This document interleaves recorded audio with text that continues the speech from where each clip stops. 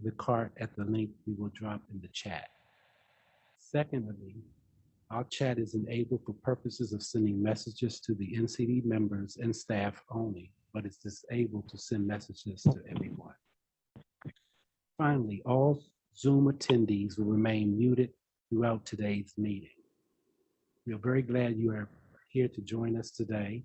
Thank you for your attention to these matters, and that concludes our housekeeping announcements. Acting Chair Kinnemer, you are all set to formally begin the meeting. Thank you, Stacy. I want to welcome and thank everybody for who's present here in DC and the council members who are live on our Zoom or whatever format we're using. I'm not quite sure. Welcome to the August 28th and 29th quarterly council meeting for the National Council on Disability. At that, I would like to do a roll call for council members present. Stacy, will you conduct the roll? Yes, sir. Vice Chair Acting Chair Sean Kinnemer. Here. Hosky Benali Jr. Here. Sasha Bittner. Ew. Theo Brady. Here. Kim Ridley. Risa Rifkin. Here. Neil Romano. Here. NCD staff. Joan DeRocha. Here. Kim Akabachi. Kimmy Ikabachi. Netery Lewis. If you can hear me, I can barely hear you. If you can turn up the volume, because I can barely hear. Present, guys. Thank you. Ann Summers McIntosh. Here. Amy Nicholas. Nick Sabula. Here. Nimgad Solomon.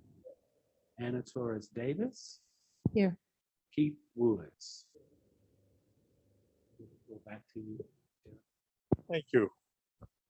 So with that, I will call for a vote for the acceptance of the meeting agenda if the council members have read it and approve. I need a yay or nay vote. I move that we approve the agenda for the August.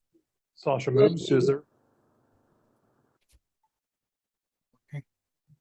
Risa or Kim seconded. I'm not sure which one, but one of those Either one. seconded. And then all in favor, say aye. Aye. Opposed? Hearing no opposed, the motion carries. Thank you. For our second vote, we need an acceptance of the draft minutes from the May 29th to 30th council meeting. Is there a motion to approve those minutes? I move. Sasha moves. Is there a second? I second. And I think Hosky got in on the second. Then all hearing a second, all in favor say aye. Aye. Aye. Is there any opposed? Hearing none, then the motion to approve the draft minutes carries. With that, I'll turn it over to our policy update with Joan. Thank you, Mr. Chairman. There are two things I'll be covering during this report. First, a brief update on our policy work since the council's last meeting in New York. And second, asking for a vote on NCD's 2025 progress report. First, since the last council meeting, we began to put pen to paper on the projects voted on as priorities for FY26, state and local emergency management and disability competency curriculum. We also intend to tackle access to courts in some fashion once we get a little further on the top two priorities, probably through a white paper. We'll hear more about this tomorrow, but we will be seeking public comment via RFI's request for information on both projects to complement what we hear from the public on it and our internal research. We have kicked off our nursing home project under the leadership of Councilmember Ridley. Ari Neman, a former council member of NCD, is assisting us with accessing some needed data from CMS and helping us analyze younger population numbers. Chairman Kettemer gave a live stream presentation at the Department of Health and Human Services 88th anniversary event that closed with a speech by HHS Secretary Kennedy. Amy drafted a letter in response to the Department of Energy's direct final rule regarding rescission of a long-standing part of DOE's Section 504 regulations regarding new construction.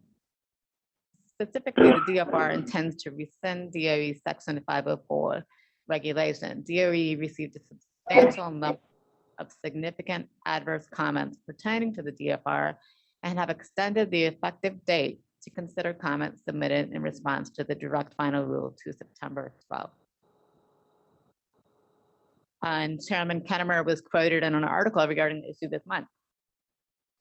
Anne, Kimmy, and Amy met with congressional staffers from the Transportation and Infrastructure Subcommittee to provide NCD comments and recommendations on a proposed bill titled Fixing Emergency Management for Americans Act of 2025.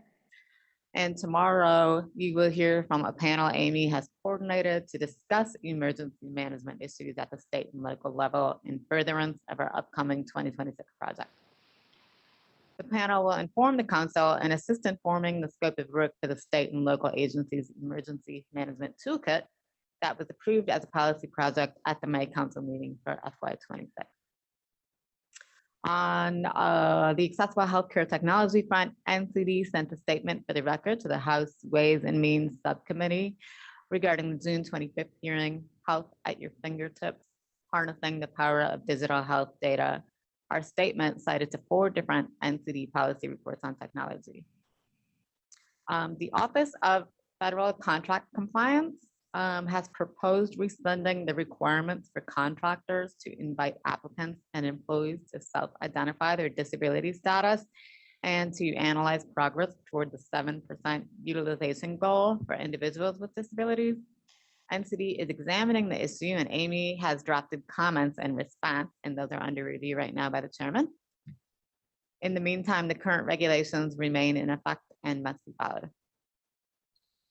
Kimmy and Amy met with the Small Business Administration to discuss a proposed bill, the Think Differently About Disability Employment Act, that would require the SBA to collaborate with NCD to improve entrepreneur and small business employment opportunities for people with disabilities.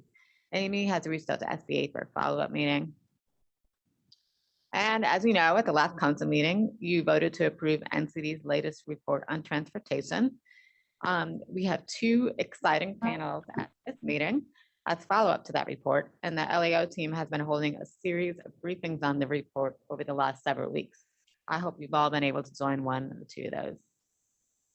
Finally, I'll now turn to the progress report, and I've asked Jed to come up and give a very brief overview, and then we'll turn it back to the chairman for you all to vote on that report. Thank you, Joan. Thank you. So this year is our 2nd year of producing the progress report in-house. As you all know, it is required by statute. And we have put together a succinct progress report that covers areas of health, employment, travel, and other areas. And we hope you will find it to your liking and approve it. Thank you. Thank you, Jed. Does anyone have any questions for Jed on the progress report before the chairman calls for a vote? Or any anything that the subcommittee members would like to say? I quickly, this is Sean. I'm drawing a blank, but which council members were involved with this? Neil, oh, go ahead, Jed. Theo, Neil, and Risa. The reason I'm asking is, sorry, my mind just went blank. I could not remember who was.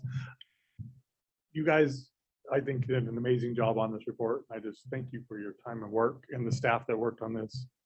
I think this is a great report. So I just wanted to put a thank you on that. So. Thank you. Neil, did you want to say something? Oh, I thought you were turning your mic on. No, I just wanted to thank the friend over there who does the really heavy lifting, and we get to do a lot of you know, knick-knack kind of revisions and stuff, but you did a wonderful job. Really appreciate Thank you, sir. Thank you. Thank you all. So thank you. Mr. Chairman, feel free to call for a vote, and that would conclude my report. Do I have a motion to approve the policy report? I make such a motion. Theo, do I have a second? Neil, second. Hearing that we have a fully authorized motion, I think we need a roll call for this, on this vote. So Stacy, will you read a roll call for this vote? Yes, sir. Vice Chair and Acting Chair Sean Kinnemer, Yes. Hosky Benali Jr., Yes. Sasha Bittner. Sasha Bittner. Theo Brady, Yes. Kim Ridley, Risa Rifkin, Yes. Neil Romano. Yes.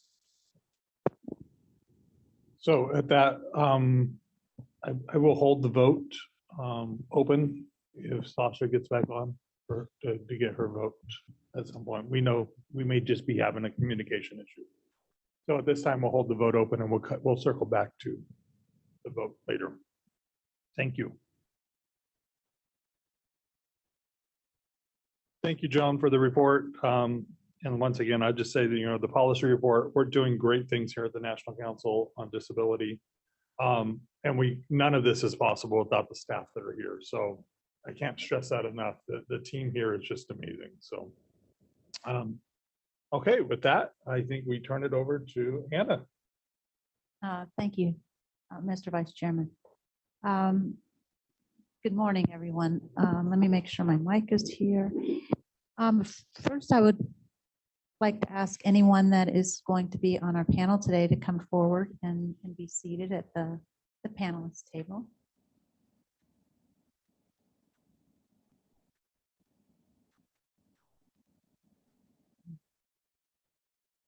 Thank you. I'm Anna Torres Davis. I'm the Executive Director of the National Council on Disability, and I'm honored to facilitate the transportation panels that we're going to have today. On July 23rd, my mic is going out. Hold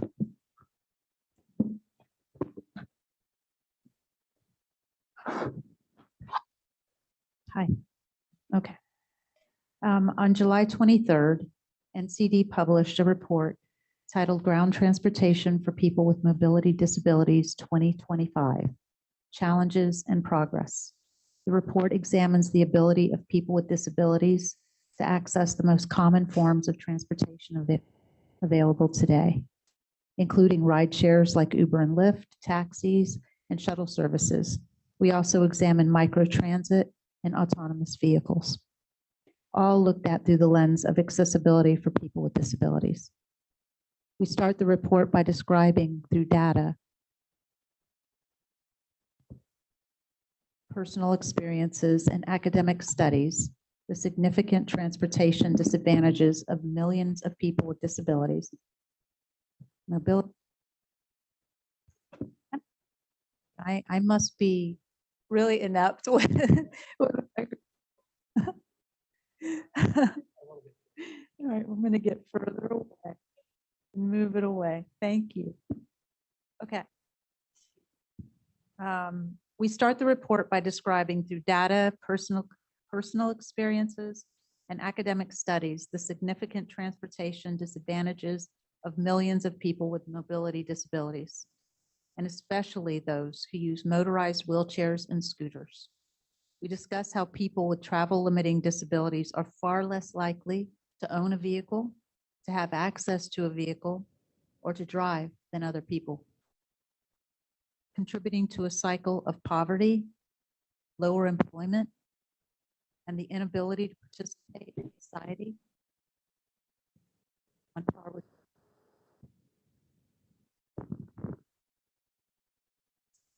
par with their non-disabled peers.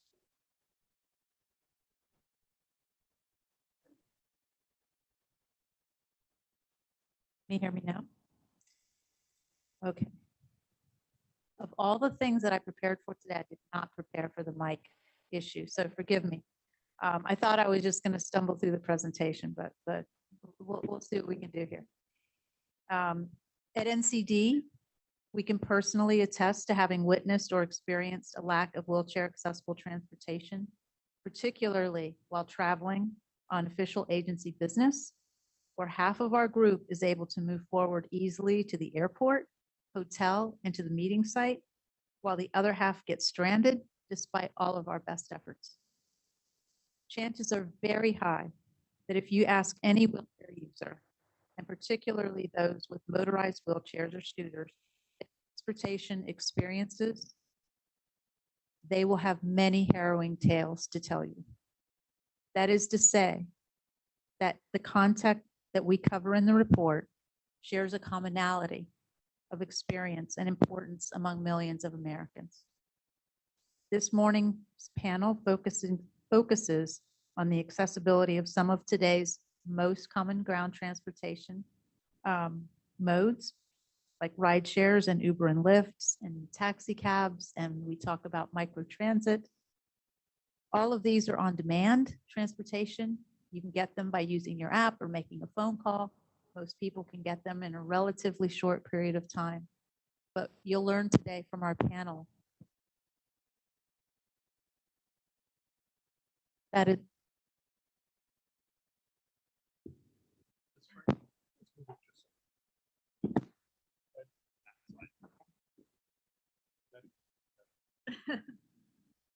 that is not the experience of many people that are trying to travel.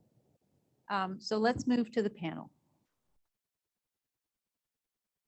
I want to say that the majority of the panelists here today contributed to our report, and we're very grateful for all of their input and for helping make this a comprehensive report on this issue. So to begin today, it's really important for us to set the stage so that we can understand what it looks like to try to travel in a wheelchair in 2025.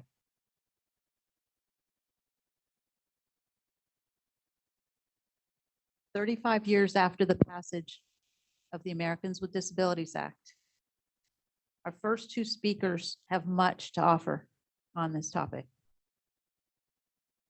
Let's begin.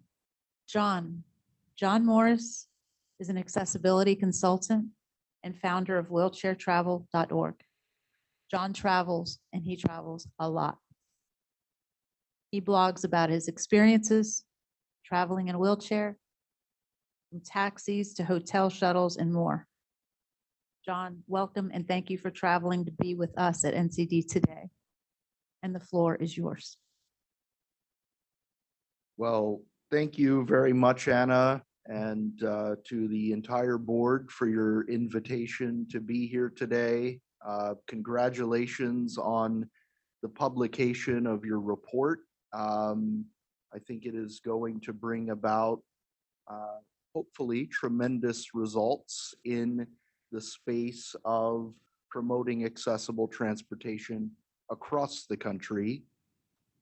As Anna said, I'm John Morris. I'm the founder of wheelchairtravel.org, which is a website dedicated to sharing information and resources for disabled travelers to be able to make the most of their travel experiences, both here in the United States and abroad.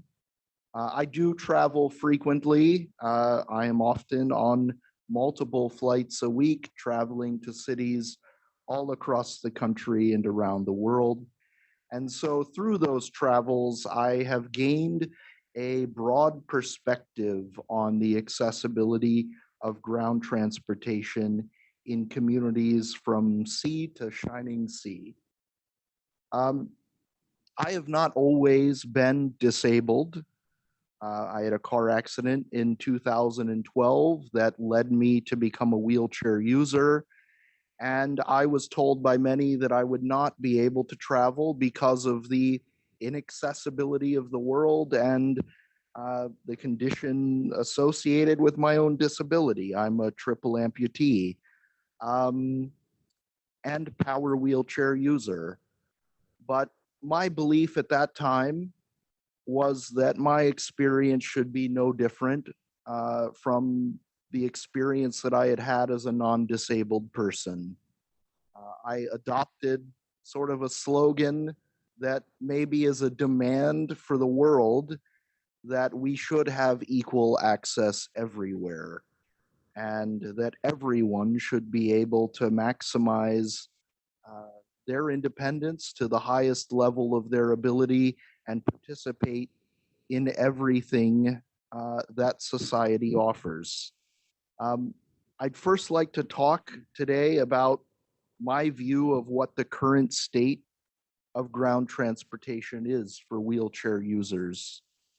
Um, some things that really stand out to me, particularly in relation to this report, are the fact that there are major US cities and airports in this country, major cities, without accessible ground transportation provided by private companies.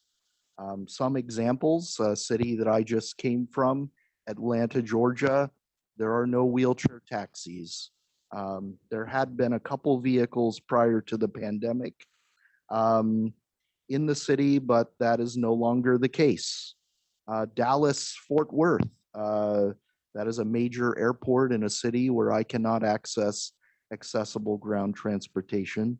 My own hometown of St. Louis, Missouri, and Tampa, Florida is one where the number of wheelchair taxis has dwindled significantly.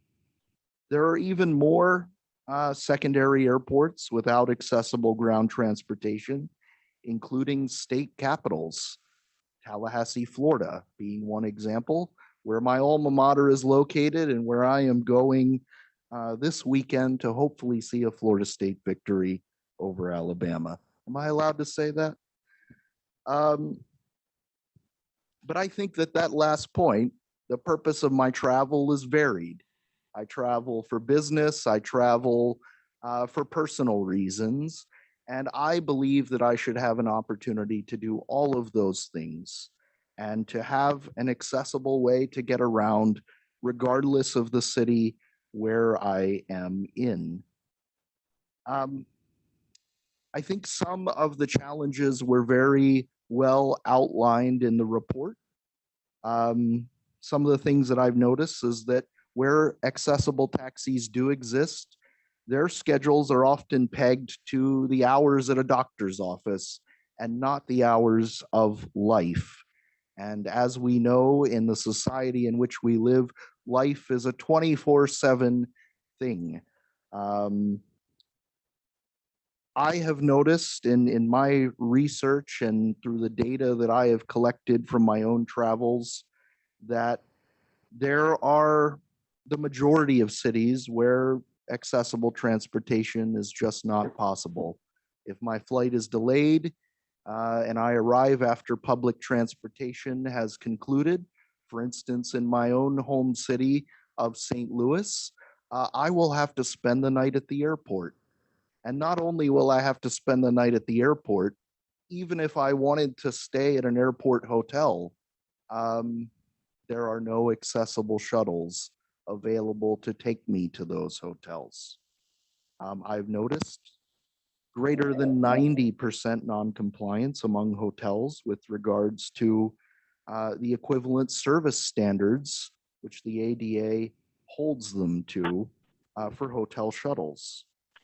The consequences of this inaccessibility are significant.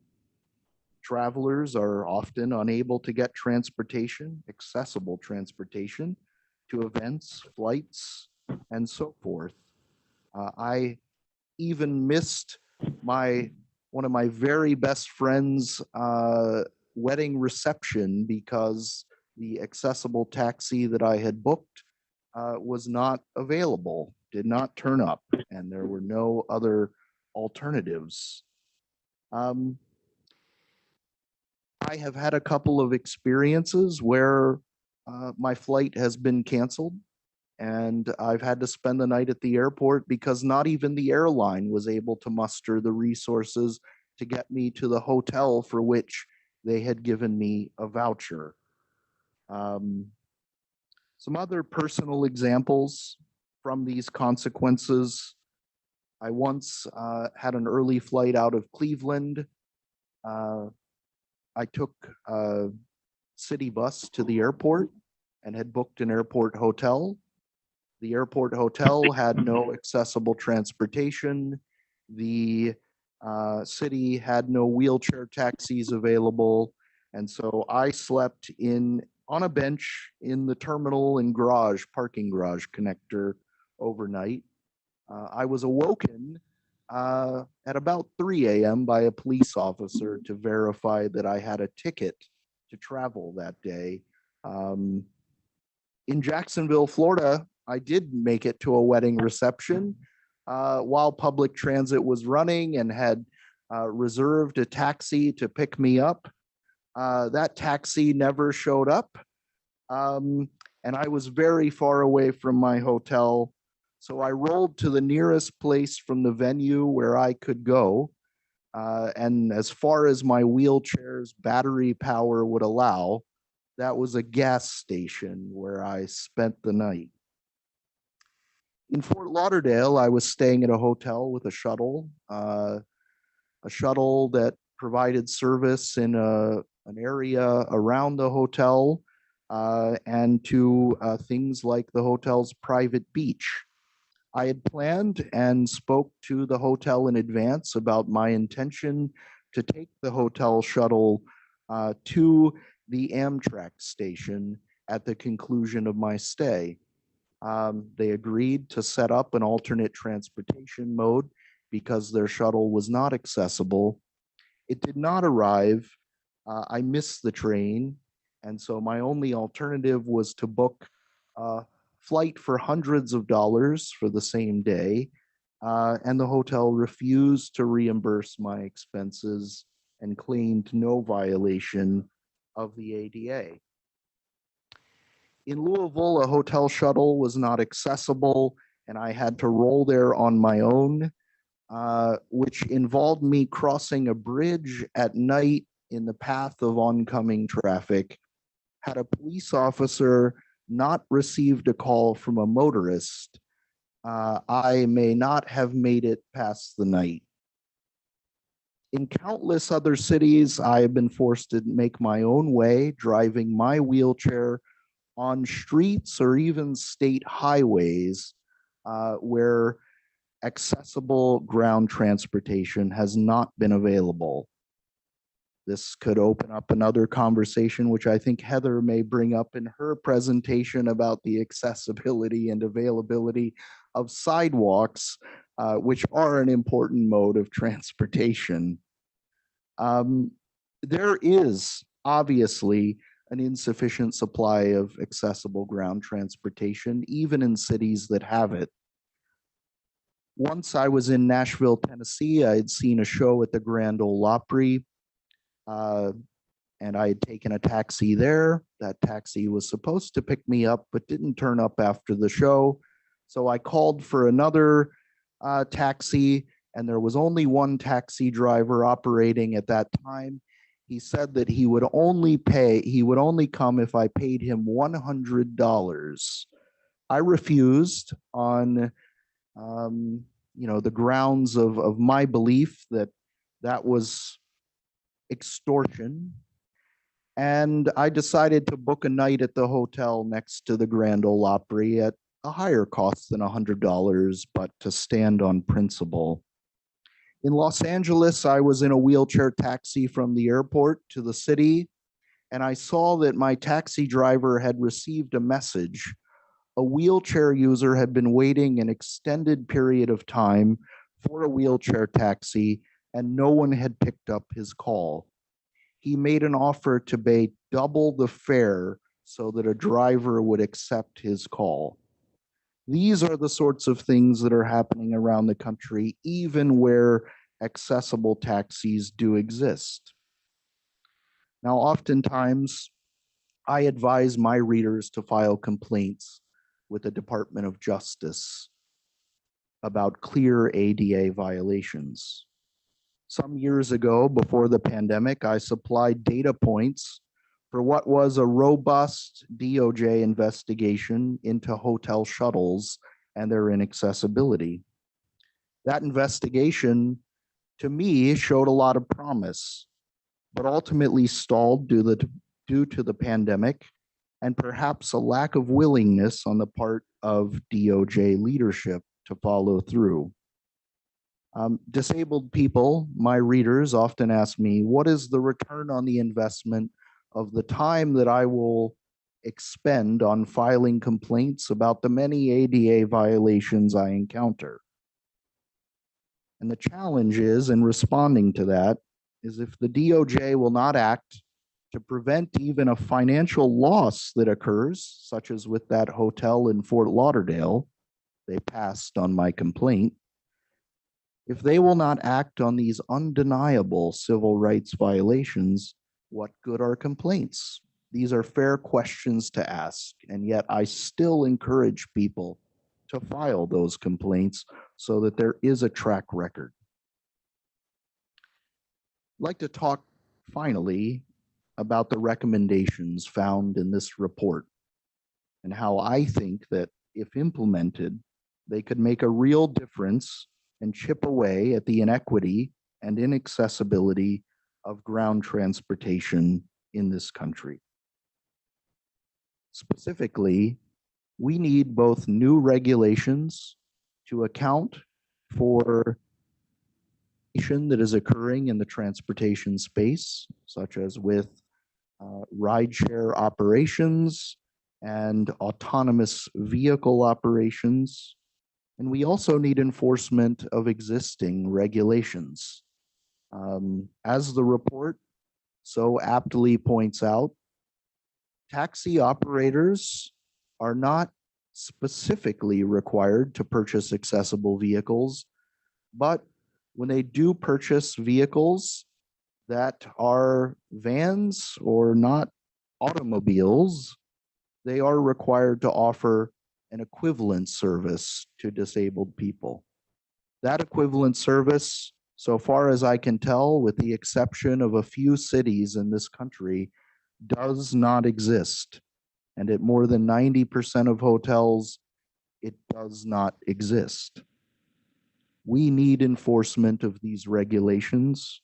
I would encourage the Department of Justice to continue forth with the investigation into hotel shuttles, because I believe that these are critical steps that should be taken to improve accessibility in the experience of disabled people.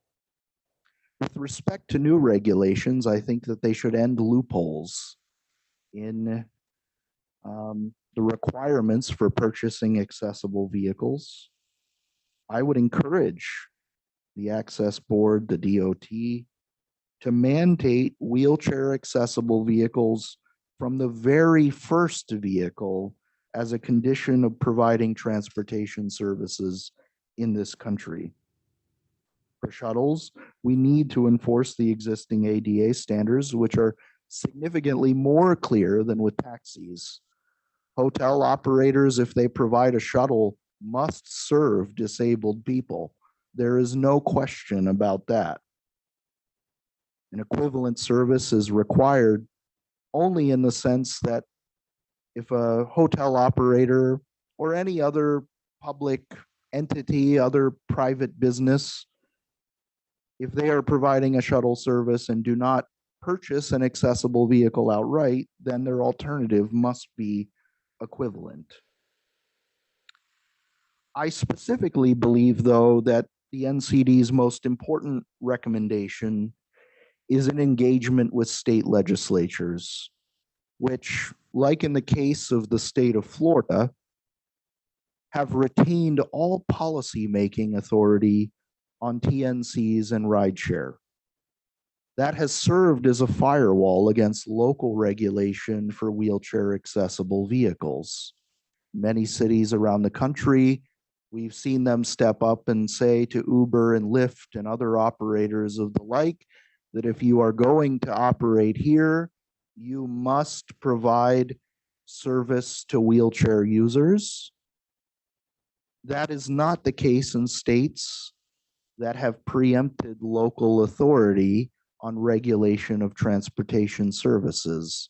Florida is a great example. I used to live there.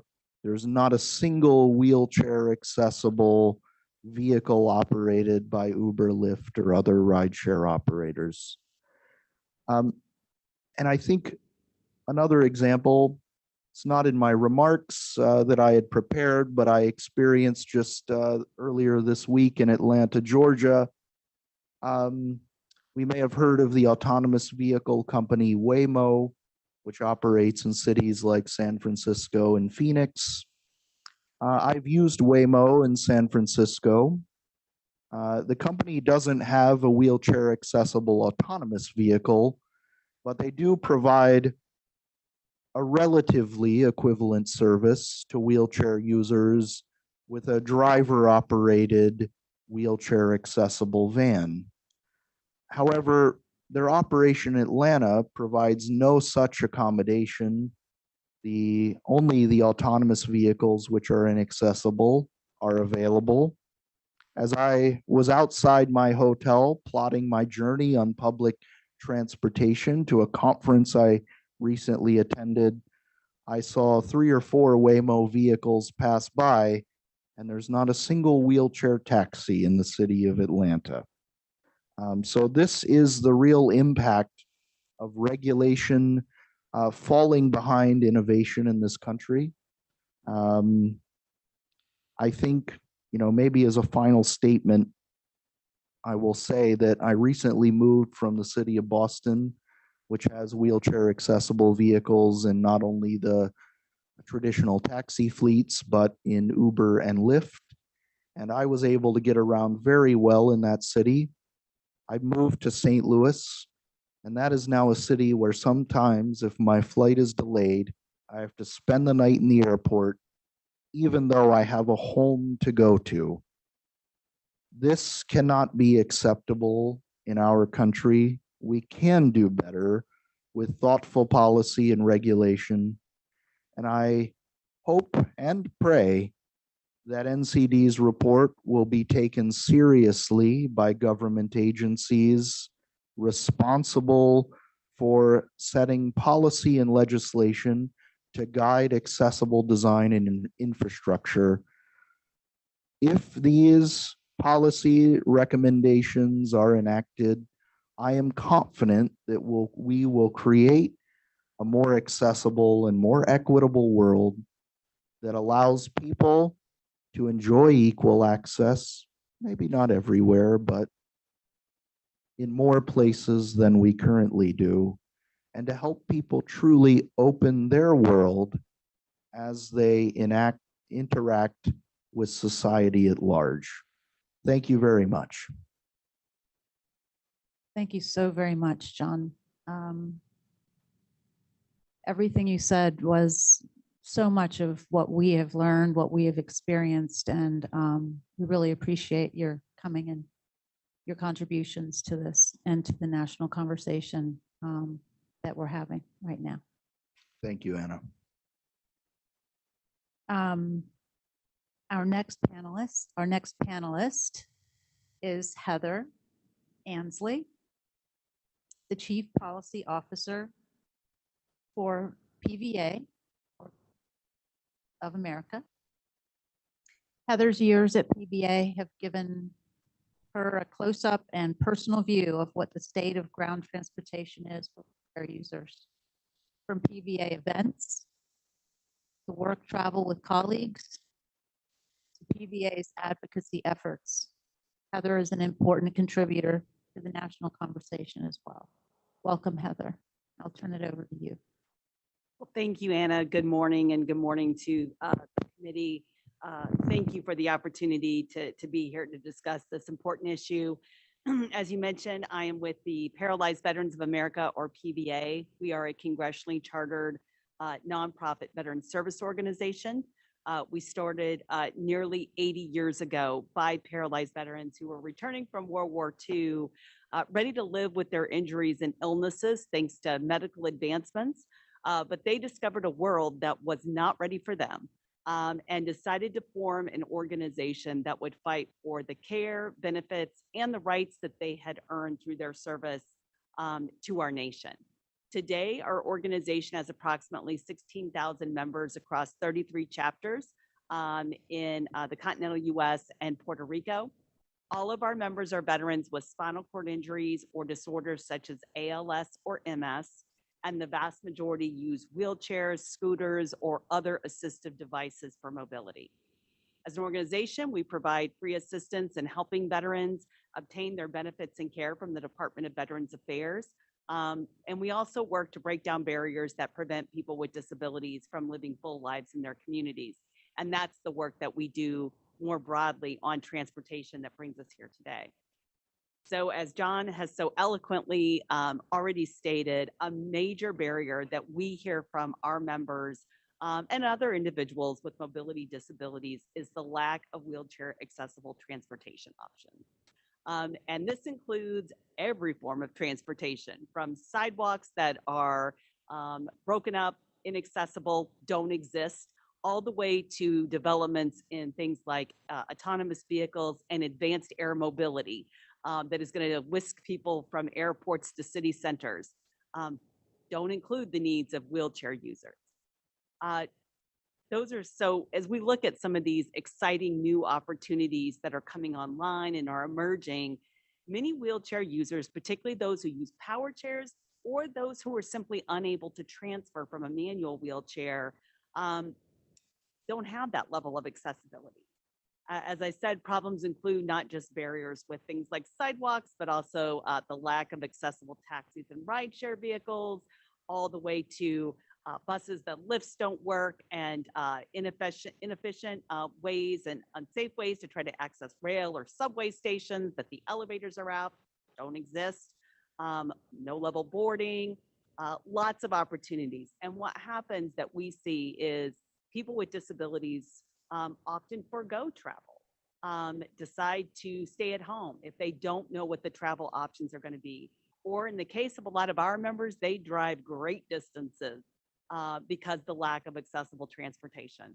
They want to know that they have their vehicle and they have a way to get around wherever it is that they're going, even if that means driving from Maine to California, which some of our members do to participate in our events. Recently, I had the opportunity to speak with several PVA members who use wheelchair for mobility. I just got back from our healthcare conference yesterday in New Orleans and took the opportunity to talk to some of our leaders who were there. And as you can expect, when I opened the conversation, everybody they didn't have a story. They had multiple stories. Can I get an amen from Theo? It was the opportunity to really get that feedback on the state of ground transportation for wheelchair users in America. So for example, our senior vice president, she uses a power wheelchair. She was the first to tell me about an experience she had trying to rent an accessible van for a business trip she took earlier this year. She knew that there were two companies in this large metropolitan area on the West Coast that rented accessible vehicles. And she called the first one. She was going to arrive on the weekend. And they said, well, we don't work weekends and we don't deliver vehicles to the airport. And even she said, well, what if I change my travel time? Maybe I'll come in on Monday. And they said, well, we also don't pick up customers who are renting vehicles. You have to call another company to get yourself to where we are to get your vehicle. She called, so then she's like, okay, thanks, called the other company. And they were willing to deliver a vehicle to the airport and on the weekend. Nearly $200 just to deliver the vehicle, over $100 a day for the rental. There's also many times mileage. If you've rented a rental car, like, a good old standard compact car, you can drive that thing pretty much wherever you want. Not the case with the accessible vehicle. So for many folks, that is cost prohibitive because that also doesn't include the parking fees and other things you're going to incur throughout the week as you're traveling around. Our chief operating officer, who travels extensively for the organization, uses a manual wheelchair. And he relayed a situation that happened just a few weeks ago. He was trying to attend a business dinner with some outside partners. Said he called every number he could find for wheelchair accessible rides, taxis, in this, large metropolitan area in a Midwest city. Because the dinner event was associated with a larger PVA event, he finally just gave up and called our colleague, who we normally have come along with the accessible vehicle, and said, "I'm sorry to impose after hours, but can you take me?" And he's like, it frustrated him that he had to do that. It frustrated him that he couldn't on his own figure out how to get to a business dinner, that he was more than capable of traveling to independently, simply because there was no transportation available. He also relayed numerous problems that he's had in attempting to rent a vehicle with hand control. He's been told that he shows up and that his car with hand controls has been rented to another customer. He always wonders how that's going to work. He's been told that his reservation can't be guaranteed because they can't guarantee there will be an accessible vehicle.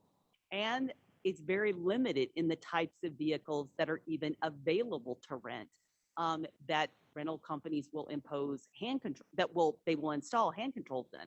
And of course, none of this is I just show up and they do it. I've had to tell them in advance I'm coming, because they also don't install hand controls on the weekends. I guess people with disabilities don't travel on weekends.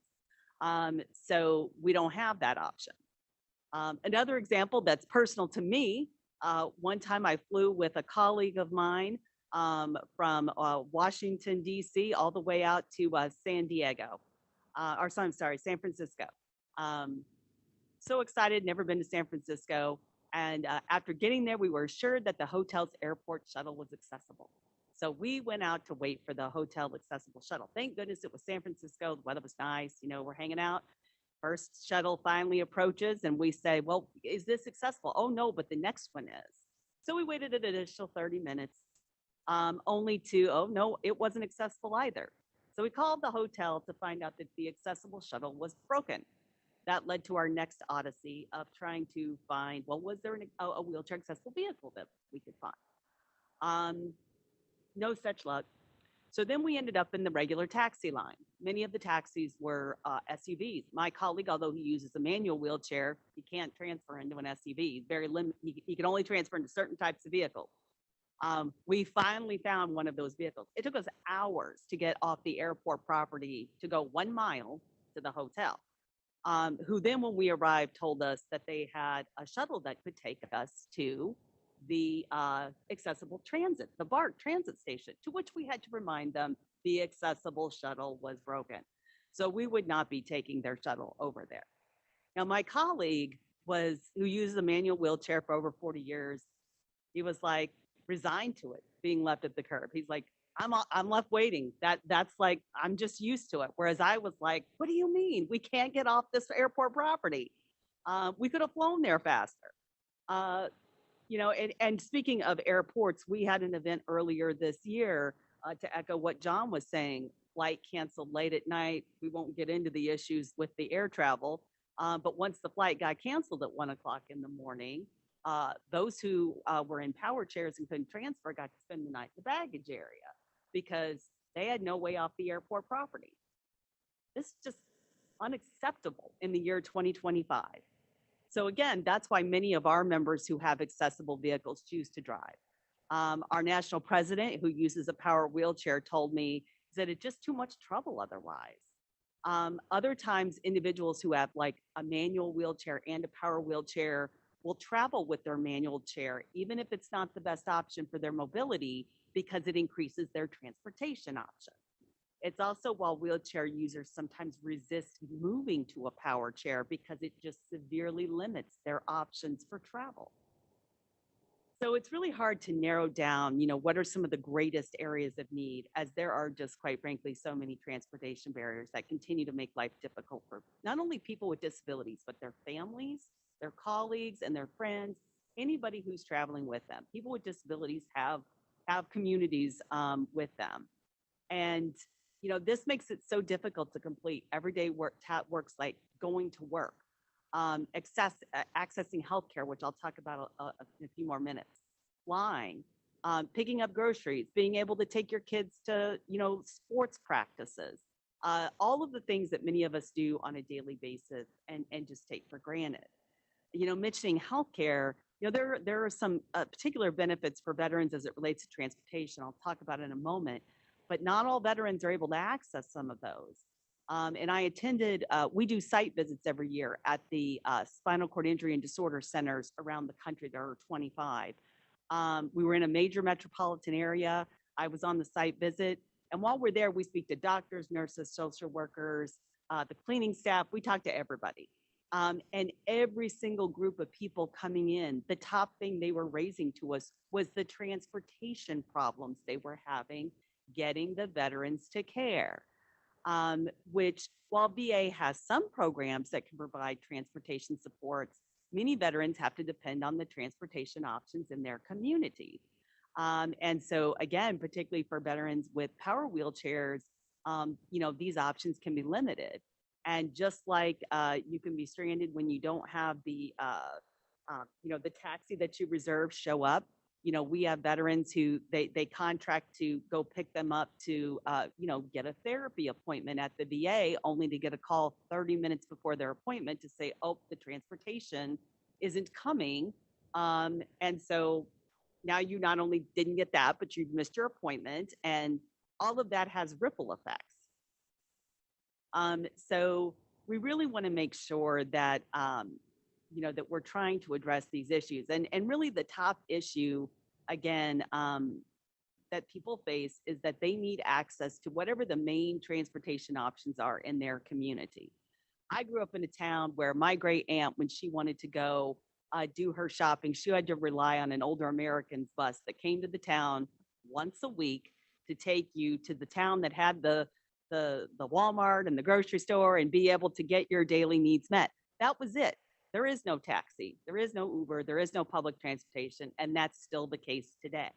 So you either need a personal vehicle to depend on something like that, or you do without. Now you can order things online, stuff like that, but sometimes that's also more expensive. So then that creates additional costs for people with disabilities. So that means we need better access from everything to sidewalks. If you've got to try to get yourself uptown to buy, whatever you can from the stores that are there, public transportation if it's in your community, ride shares, personal vehicles, whatever the predominant form of transportation is. Now, if a barrier is a violation of the ADA, we do try to work with the entity. We try to address the issue, or maybe we file a complaint with the relevant agency of jurisdiction. We'll talk about the courts in a minute. But one area that we have filed complaints in recent years is with the FAA regarding inaccessible hotel shuttles that come onto airport properties. Because we chose this tactic because, as John mentioned, the DOJ is quite frankly overwhelmed with ADA complaints. And while we encourage folks to file complaints, because I've learned if you didn't file a complaint, it didn't happen, we try to look for whatever other avenues we can use.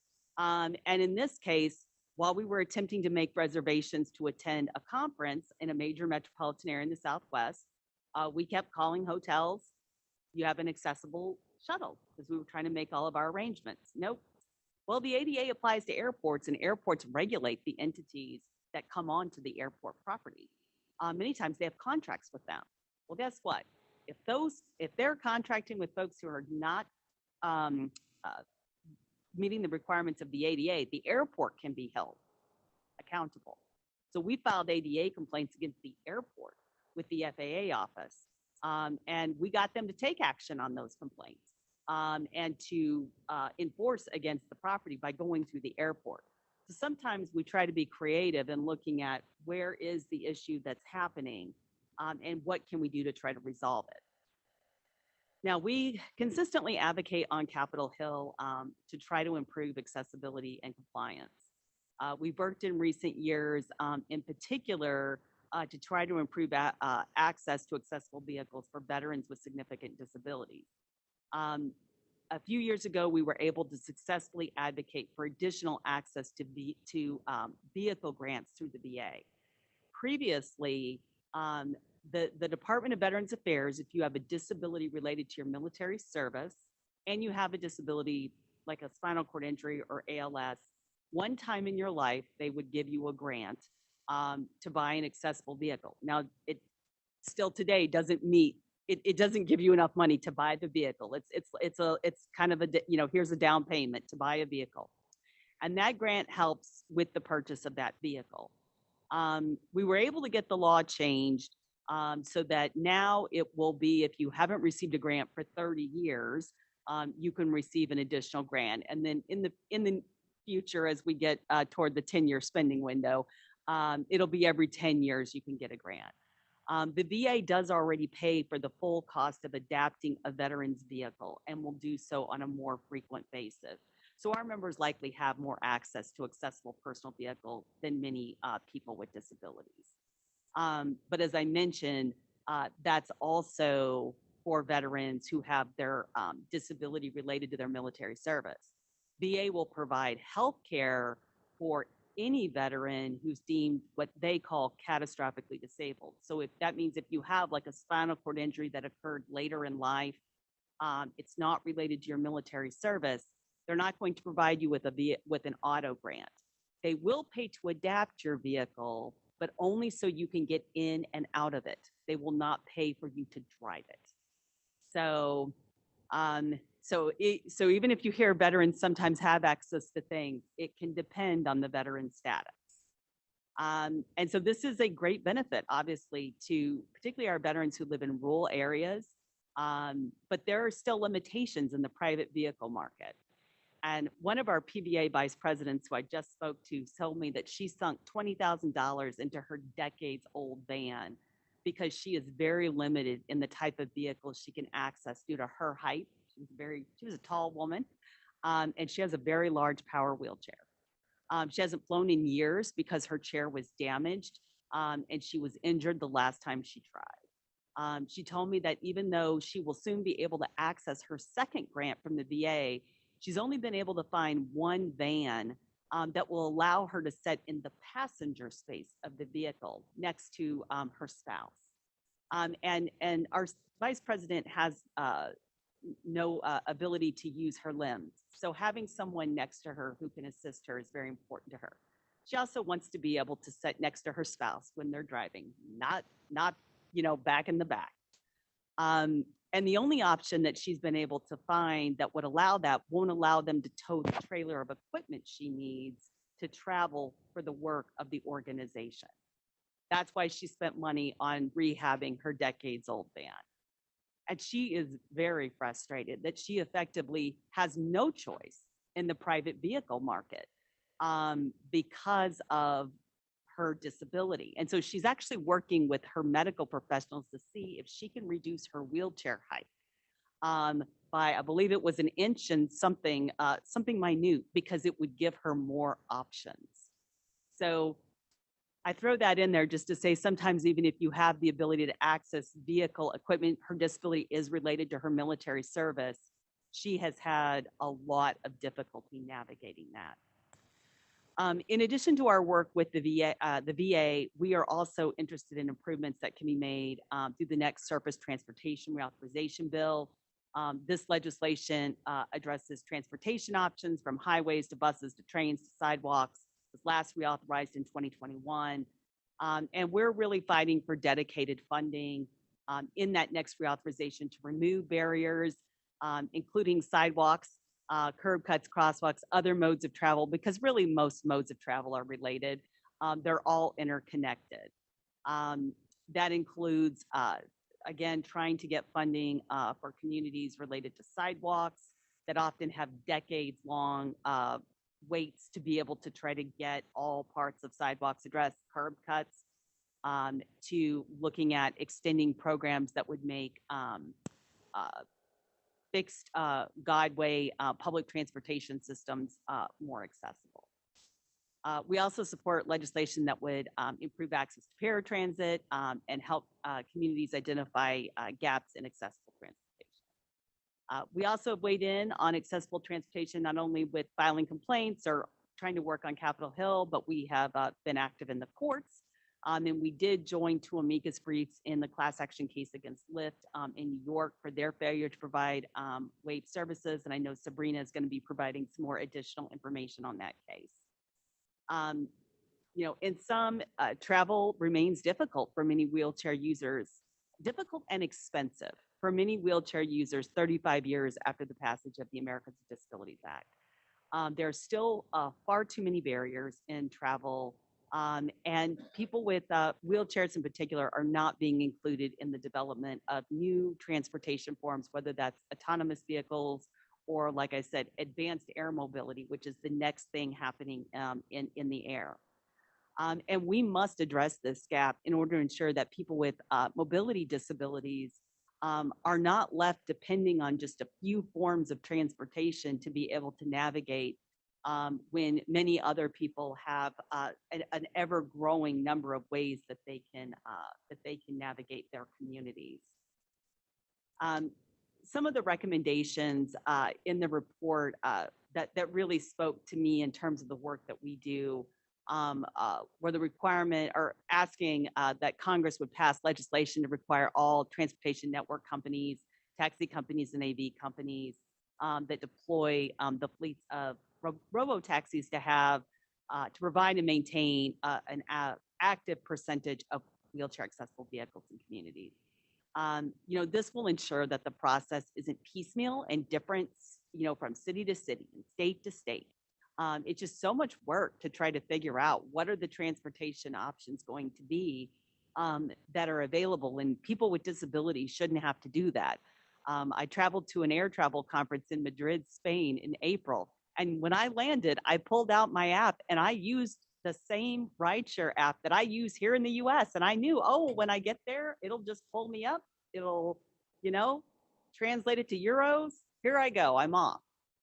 You can't do that, even in America, traveling as a wheelchair user. The other recommendations that I thought were extremely important were for the US Department of Justice and the Civil Rights Division as it relates to enforcement. Enforcement of regulations for equivalent service requirements for taxis, and also as it relates to shuttle services that are offered by hotels or rental car companies, whoever the case may be that have this requirement. Because without the possibility of enforcement action, too many regulated entities are not going to prioritize the requirements of the law. Customer service and the right thing to do only take you so far. And the example I like to get is that if you drive a car, you're more likely to let up on the gas if you see a police officer setting up there because you think I might get caught. Even my best intentions are to go the speed limit. That does give me a pause to make sure I'm double checking that speedometer. And if you don't have that in terms of the regulations that you set out, while we love carrots, if you don't know that there's a stick out there, human nature says it's probably not going to be your top priority amongst all the priorities that you have to do. So again, we thank NCD for this important report and for raising this issue. I always say when I can go into a room of our members and just throw out a question and I'm inundated with responses, that's my crowdsourcing, that this isn't an individual, oh, that part of the country. This is an everywhere, every part of the country. And we're grateful for the progress that has been made. But we are here today to say that much more needs to be done. Thank you. Thank you, Heather. That was excellent. And we appreciate you being here today and the work that PBA does every day on behalf of the American people. Thank you. So in our report,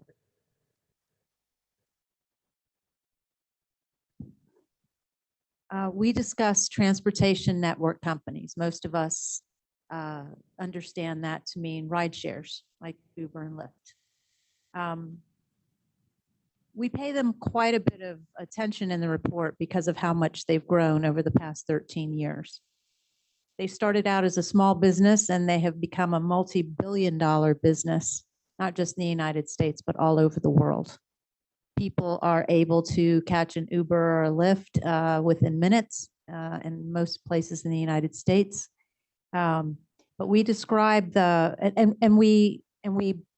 we recognize that this business model, this new transportation model built on technology did not exist when the ADA was enacted. So it wasn't contemplated at that time. So there is no real regulation that addresses them in the way that that we would like to see these entities regulated. We do describe the fact that Uber and Lyft provide wheelchair accessible vehicles in only about 10 cities in the United States right now. These are larger cities. In the rest of the country, where the majority of people live, they do not have access to those vehicles. And as we've heard from our panelists today, even when you are in a place where they may have those services, they're often not available. We describe some of the class action lawsuits that have been filed against Uber and Lyft regarding wheelchair accessibility in the report. We did invite Uber and Lyft here today to speak with us, but we did not hear back from them. But we feel like it's very important for everybody to understand the impact that Uber and Lyft have in today's transportation market and their impact on the ability for people with wheelchairs to get transportation through those services, just like anyone else. So today we are very, very fortunate to have Sabrina Marold. She is an associate at the law firm of Cohen, Milstein, Sellers, and Toll. Join us to talk about the important case of Lowell v. Lyft. And so I won't go into any details in that case, and I will leave it up to you, Sabrina. Just suffice to say, it's a very important case to people with disabilities, and we're grateful you're here. Thank you so much, Anna, for with my fellow panelists and the council. And I just want to congratulate. I think it is on, but can you hear me? Okay. Well, thank you so much, Anna, to the work of my colleagues and to the council. And I just want to congratulate NCD on this critical report and the real focus on access to ride sharing services. So my name is Sabrina Marold. I'm an associate at Cohen, Milstein, Sellers & Toll, PLLC in Washington, D.C. And as Anna mentioned, I'll be speaking today on my own behalf about ongoing litigation involving rideshare access for people with mobility disabilities. As rideshare apps such as Lyft and Uber continue to grow in popularity and displace other forms of transportation, such as taxis, cases like Lowell v. Lyft are critical forms of advocacy through the courts for wheelchair users, particularly people who use motorized wheelchairs and scooters, to have meaningful access to ride-sharing services. I, along with my colleagues Aaron Marks and Nathan Weiser, recently represented disability rights organizations in an amicus brief they filed in support of plaintiffs in Lowell v. Lyft, which Heather mentioned. Amicus briefs are legal briefs filed by individuals or entities who are not a party to the lawsuit, but who have a strong interest in the case. Here, these organizations, Paralyzed Veterans of America, the African American Advocacy Center for Persons with Disabilities, the Association of Programs for Rural Independent Living, the Center for Disability Rights, the National Council on Independent Living, the Christopher and Dana Reeve Foundation, the National Disability Rights Network, and United Spinal Association all filed their brief to support the plaintiffs in Lowell v. Lyft and continue to fight to ensure that the rights embodied within the ADA are not diminished by Lyft's refusal to provide wheelchair accessible vehicles waived across most of its service area.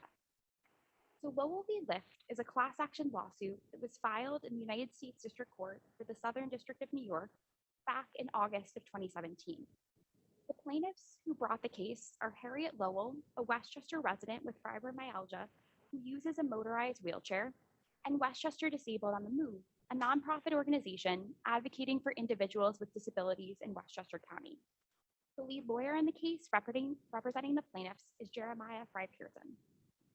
As Anna mentioned, in 9 cities in the United States, including New York City, Lyft offers access mode which allows wheelchair users to request rides through its app from Wave. But just over the border in neighboring Westchester County, Lyft does not display access mode on the app. This leaves wheelchair users unable to use Lyft to request waves. The lawsuit alleges that Lyft's policies and practices violate the Americans with Disabilities Act, the New York State Human Rights Law, and the New York City Human Rights Law. As a class action lawsuit, Lowell and Westchester Disabled on the Move represent a class of individuals who use wheelchairs in Westchester County who cannot use Lyft's app without the access mode feature. The plaintiff sought injunctive relief, seeking to require Lyft to develop and implement a remedial plan to ensure full and equal access to its services for riders who require accessible transportation. The case overcame two procedural hurdles. First, surviving Lyft's motion to dismiss the case, and then the judge granted plaintiff's motion to certify a class.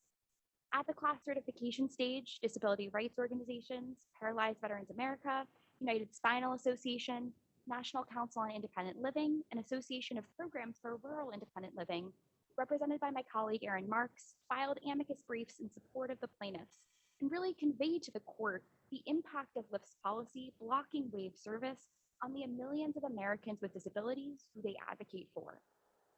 The case then proceeded to a bench trial, a trial before the judge, on the plaintiff's claims that Lyft failed to make reasonable modifications under the ADA and the New York State human rights law.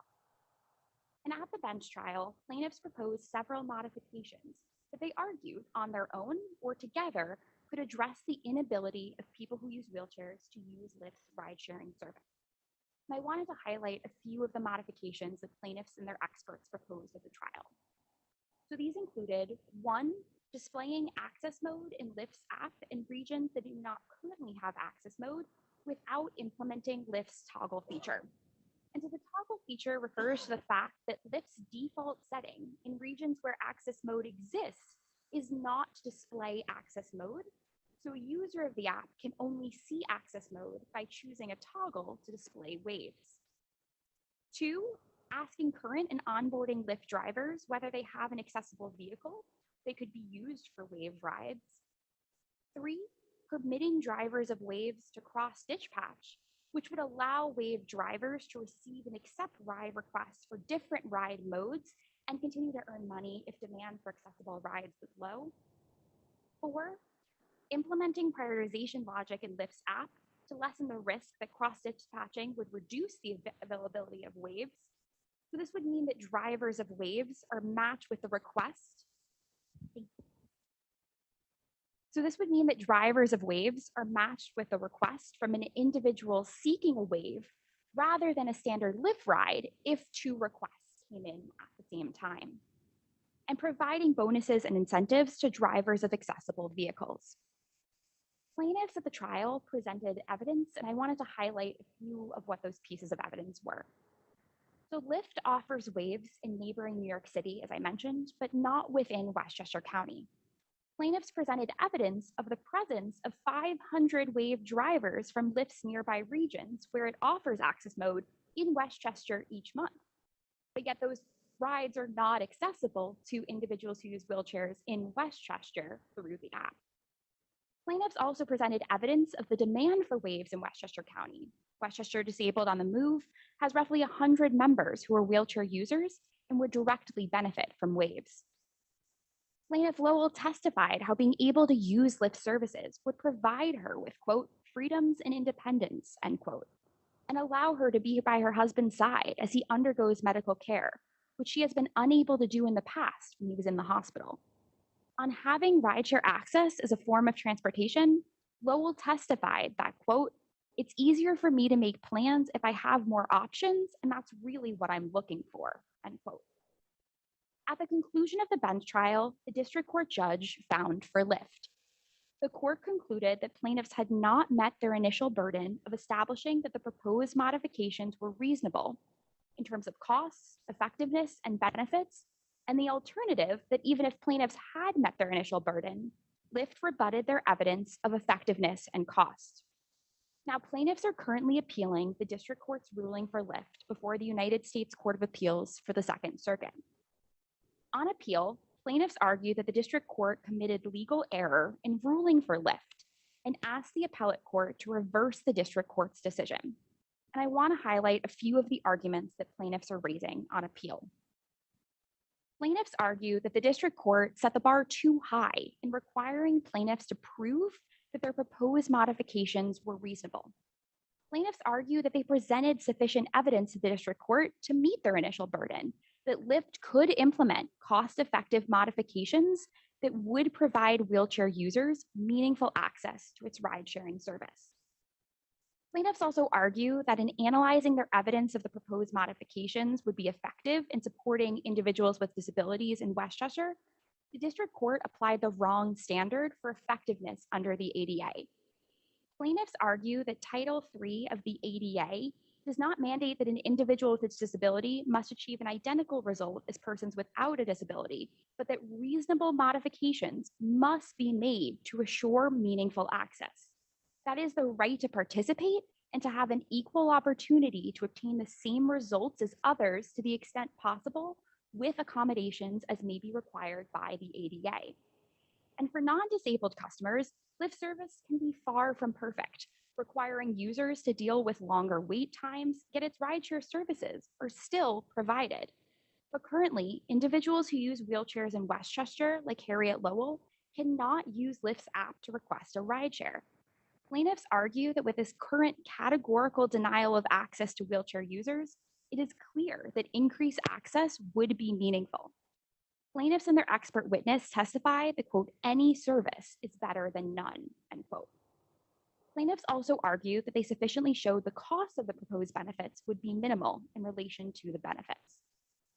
And I want to now spend a few minutes focusing on the amicus brief that I mentioned filed back in May by Paralyzed Veterans of America, the African American Advocacy Center for Persons with Disabilities, the Association of Programs for Rural Independent Living, the Center for Disability Rights, the National Council on Independent Living, the Christopher and Dana Reeve Foundation, the National Disability Rights Network, and United Spinal Association in support of plaintiffs' appeal. The amicus brief highlighted how Lyft's refusal to provide waves across most of its service areas, including in Westchester County, has excluded people with disabilities who use wheelchairs from a vital mode of transit, and how Title III of the ADA sought to address the discriminatory harms in private transportation at issue in the case. Title III of the ADA was enacted to prevent private transportation providers from engaging in disability-based discrimination. The lead sponsor of the ADA remarked that, quote, in order to ensure independence and integration into the community for people with disabilities, it is necessary to adopt comprehensive civil rights legislation. I say comprehensive because transportation is the linchpin to ensure access to jobs, access to a social life, the ability to even go to a restaurant or to participate in community activities, end quote. In hearings in Congress on the ADA before its passage, members of Congress heard testimony from disability rights advocates about how inaccessible transportation prevented people with disabilities from attending school, having a job, and participating in society. Disability rights advocates describe their experiences being unable to enroll in a four-year college and complete their degree because of the inability of the transit systems. Being a veteran, unable to travel because not every bus has a wheelchair lift. Access to employment, being dependent upon transportation. And being a teenager, unable to travel with friends because the bus was not accessible. As we have heard today, the stories of disability rights advocates seeking to access transportation prior to the ADA's passage mirror the stories of wheelchair users today, who are unable to meaningfully access rideshare services to attend work, doctor's appointments, school, social events, and take spontaneous trips. In fact, Lyft in a 2024 blog post described Wave rides as having, quote, dramatic impact on their riders' lives, end quote, and rides to healthcare centers 248% more likely to be Wave rides relative to all other Lyft rides. And Wave riders 50% more likely to end up at religious and civil destinations like the YMCA than other riders. Yet the benefits of ride-sharing services remain inaccessible to wheelchair users in vast parts of the country. Lyft's exclusion of Waves harms people with disabilities who use wheelchairs across geographic landscapes. Rideshare access is often necessary to travel in suburban areas like Westchester, where research from Pew Research Center shows that approximately 40% of suburban residents have used a ride-sharing app. And the harms of Lyft's policy are even more pronounced in rural areas where accessible transit is already scarce.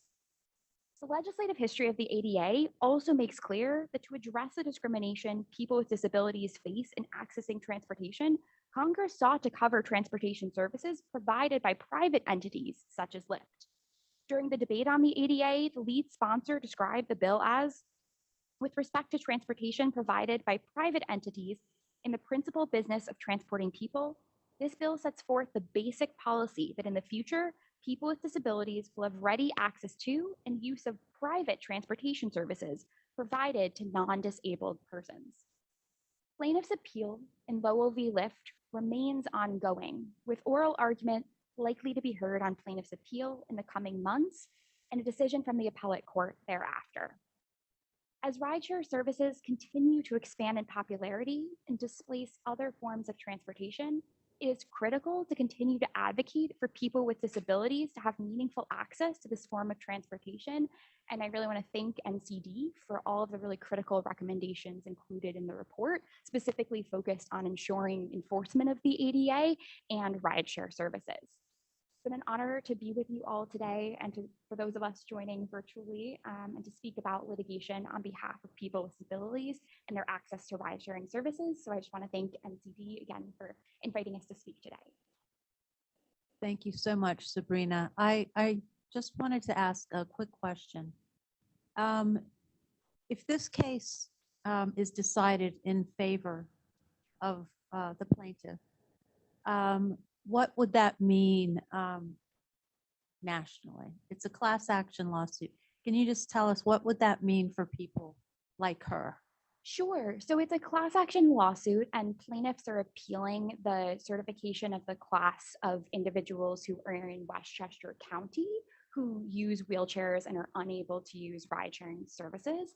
And so plaintiffs are asking the Second Circuit to reverse the decision of the district court, which found in favor of Lyft. And so that would then send the case back down to the district court where further proceedings would be ongoing. Plaintiffs are appealing the Westchester class that was certified. So if, it's likely that future decisions in the case would be specifically around Westchester. But if there was a positive decision on appeal for the plaintiffs here, it definitely could have impacts in Westchester and set precedent that could be relied on for future lawsuits. Other lawsuits have been brought in different regions in the country and could set precedent that could be relied upon as plaintiffs could bring lawsuits in other different areas challenging the denial of access to ride sharing services. Thank you so very much for explaining that. And thank you so very much for coming here today. This is an important case and we'll keep our eye on it. Let's move forward to taxis. In this report, we point out a lot of problems. We've identified so many problems with ground transportation in so many different forms. And one of those forms, we examine taxis. We look at localities across the nation, worked to develop programs to improve taxi services. We also talk about the problems that taxis have gone through with the growth of Lyft and Uber, which really caused taxi companies across, based on our interviews, to suffer quite a bit.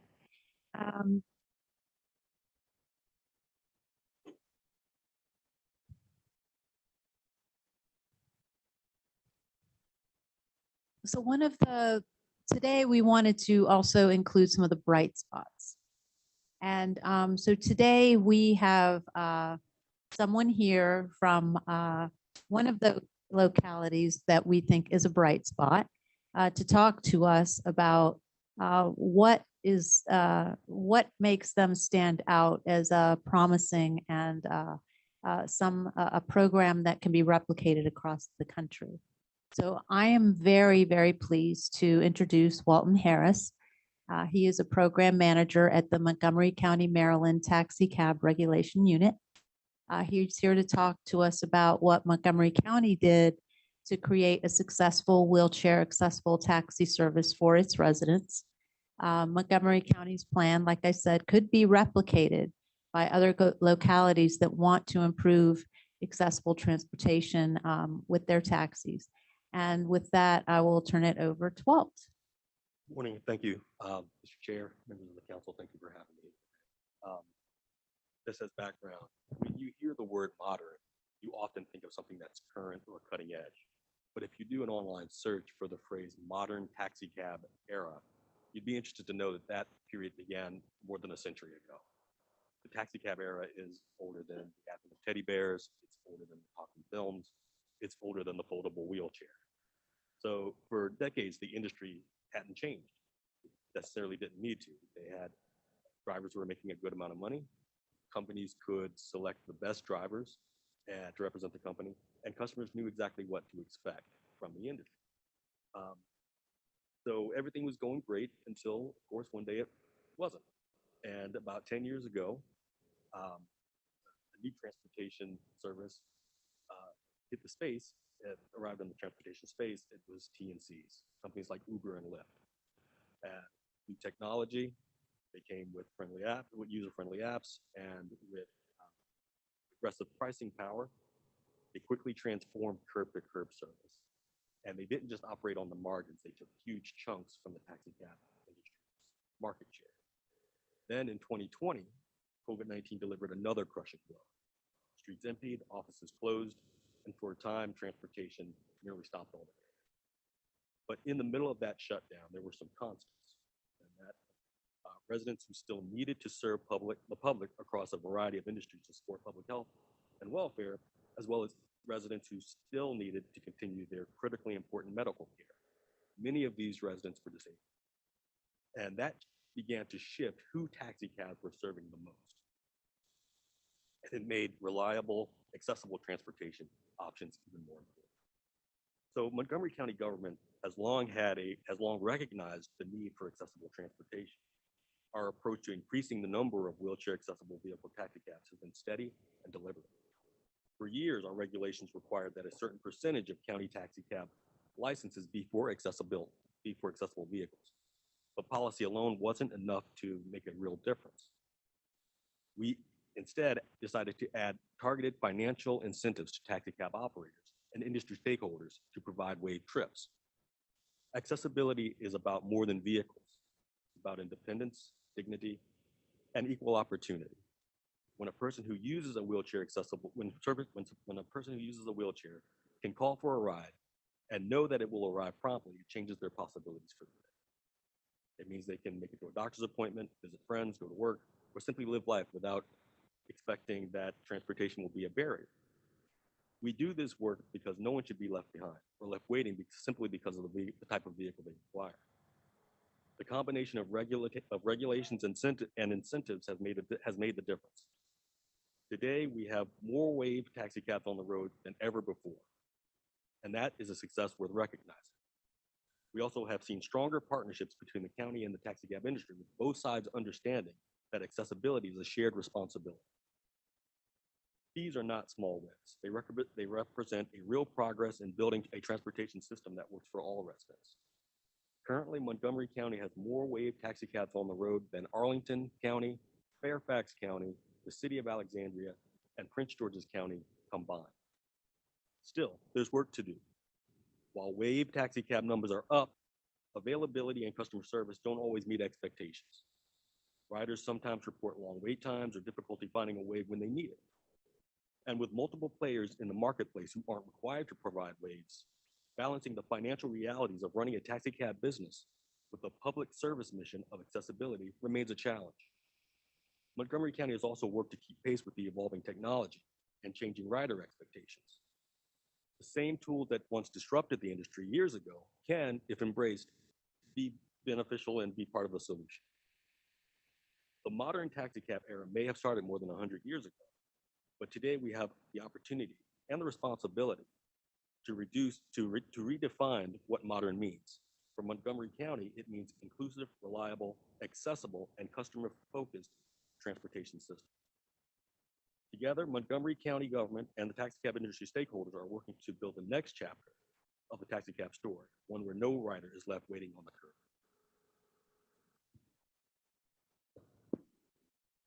Thank you so much, Walt. If you would point out how it is that you get the money to fund your accessibility fund that's given to the taxi drivers. Where does that come from and how does that work? So I actually covered this a little bit in the slide. So in 2015, the Maryland General Assembly passed enabling legislation that would permit any jurisdiction that regulated taxis to impose a 25-cent surcharge on all TNC trips that originated in that jurisdiction. Currently in the state of Maryland, there are a few jurisdictions, not only Montgomery County, that collect this surcharge. Prince George's County, Howard County, Ocean City, Maryland, the city of Annapolis, Baltimore City, and I think the city of Brunswick and Frederick County. To the best of my knowledge, Montgomery County is the only jurisdiction that has earmarked funds to address accessibility issues.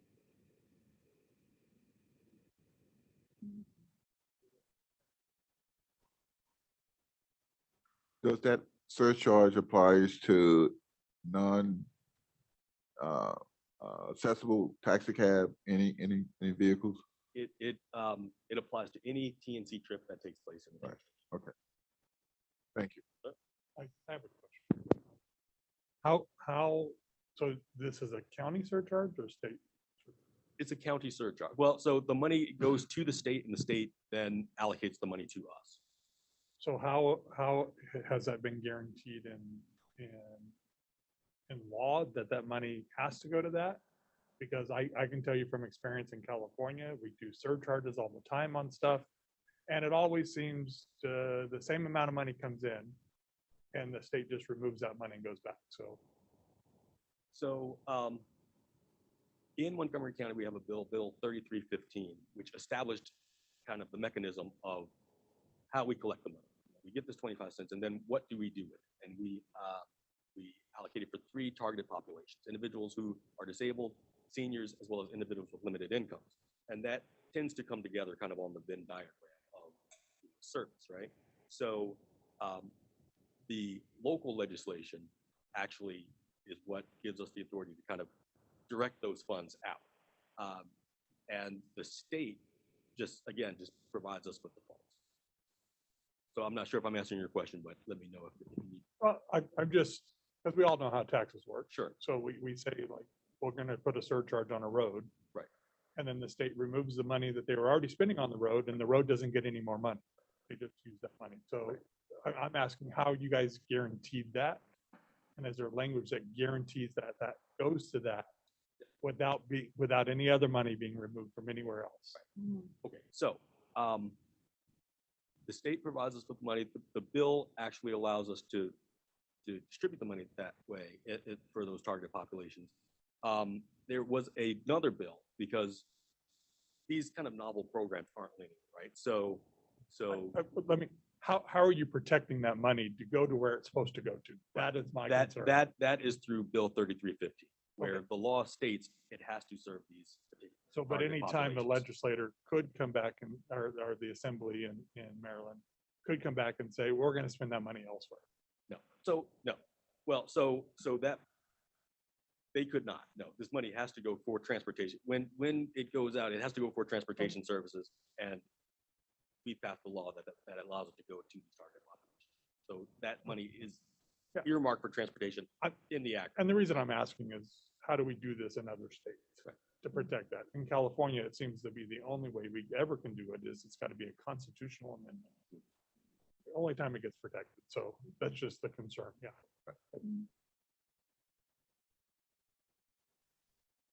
So it's Senate Bill, I think, 868 in 2015 at the Maryland General Assembly, and then Bill 3315 at the county.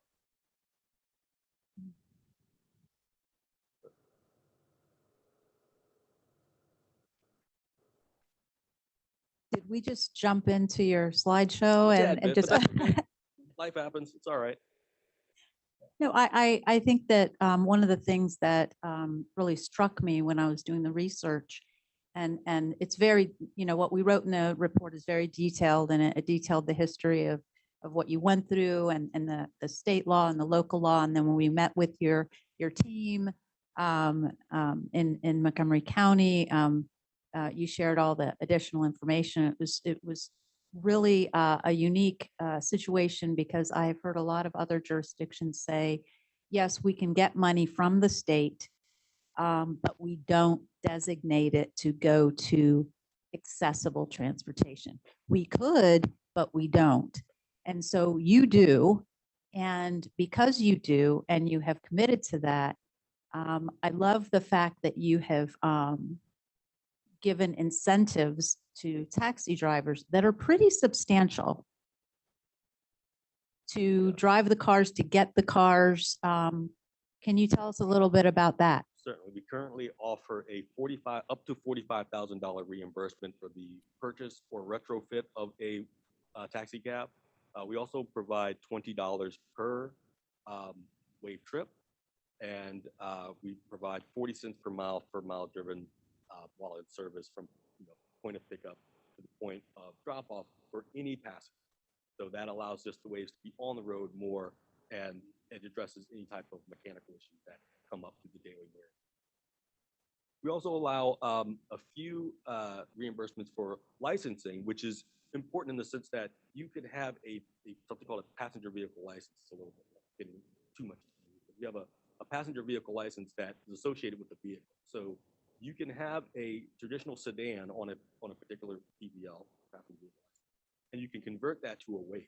But once you do that, you cannot convert it back to a standard sedan. So there's no kind of dipping your toe in both waters. And the transfer fee is substantial. It's $3,995, but we reimburse you that if you put that PVL on a wave. So it's beneficial for you to kind of convert that PVL to a wave.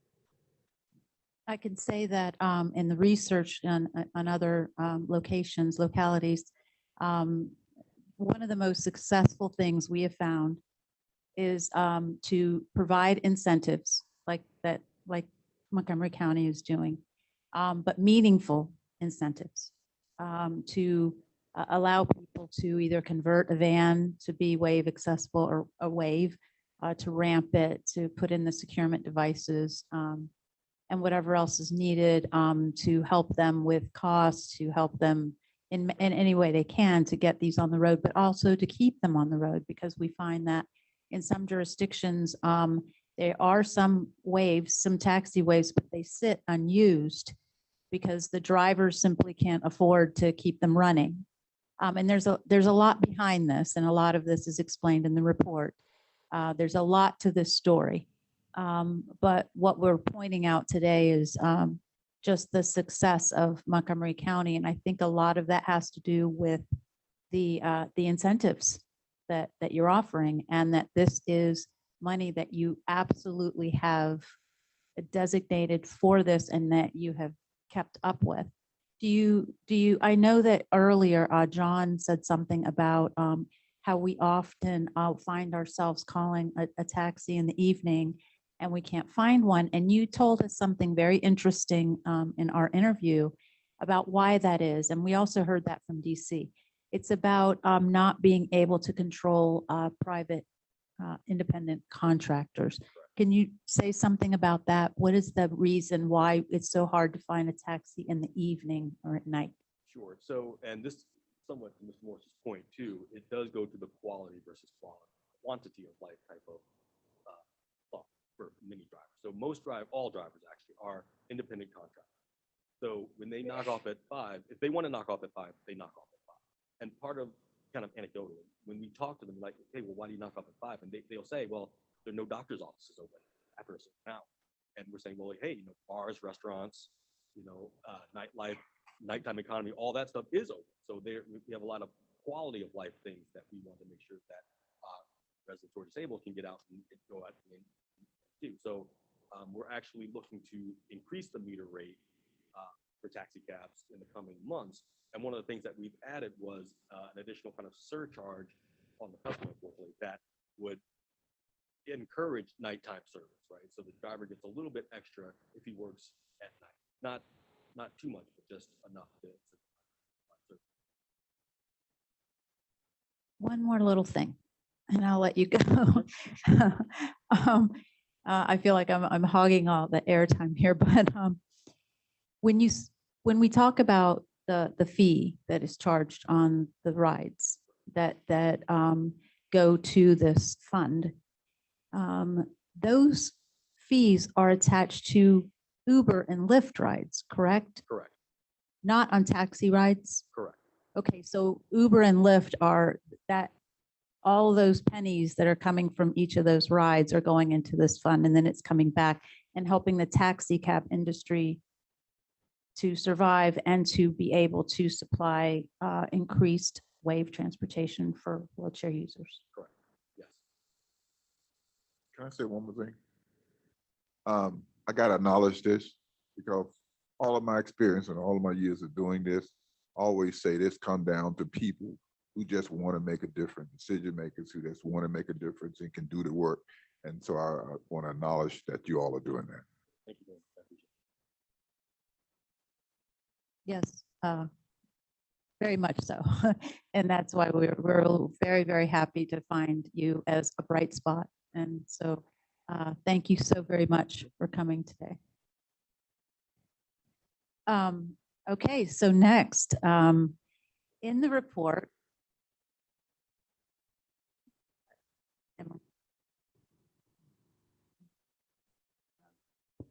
I will always remember this meeting for one, for the fabulous panelists and for this microphone that that has humiliated me all day long.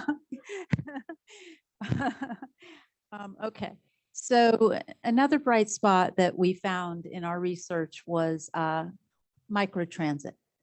And let me look at my notes here. And so as we learned more about it, it became very clear that this mode of transportation has already improved accessible transportation options in communities.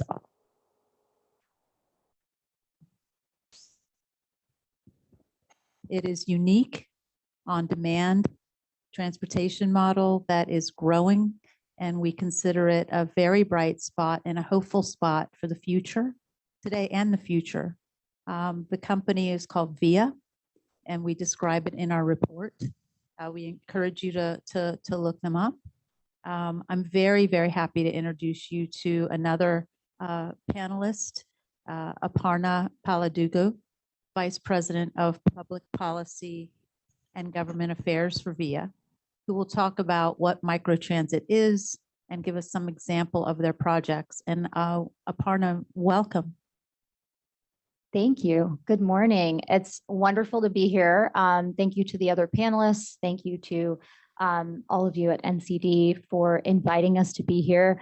As a company, we are very committed to providing accessible products and solutions. And I was very thrilled when NCD reached out to me to discuss the report and to see the final report and to see that our work was identified as a bright spot. We're just excited and thrilled to be here and be a part of this conversation. I think I'll start today by talking a bit about VIA and what we're doing across the country and around the world. I will explain what microtransit is for those of you who are not familiar. So let me get started by talking about VIA. We can skip to the next slide if that would be okay. Great. So VIA is a technology company that is focused on public transportation.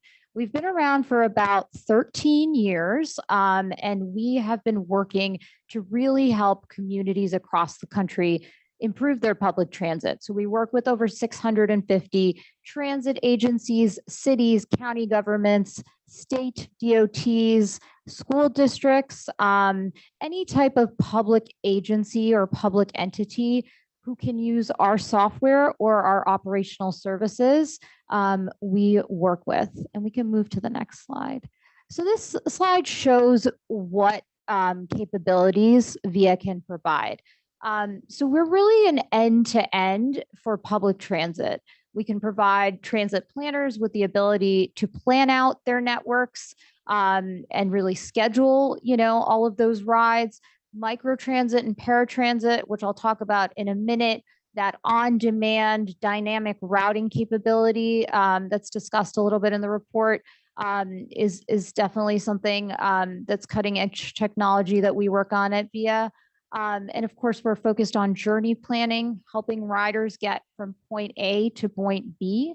And then, of course, data is really important to us. We share all of our data with our public sector partners. They don't even need to wait on us. They can access it without our help through a program, and they can study, what types of data and trends they're seeing, which we discuss with them frequently. So yes, we can also move to the next slide again. So I will talk a bit about what is microtransit. So for the vast majority of folks who've heard about VIA, we are known for the work across the country we have done on microtransit. So microtransit is public transportation. It uses smaller vehicles like minivans or mini buses, and the riders use the service on demand. So they're paired together with other riders and a driver who are headed in the same direction. So our dynamic routing algorithm helps sort of pair those riders and those drivers together. So this is not going to be your fastest trip.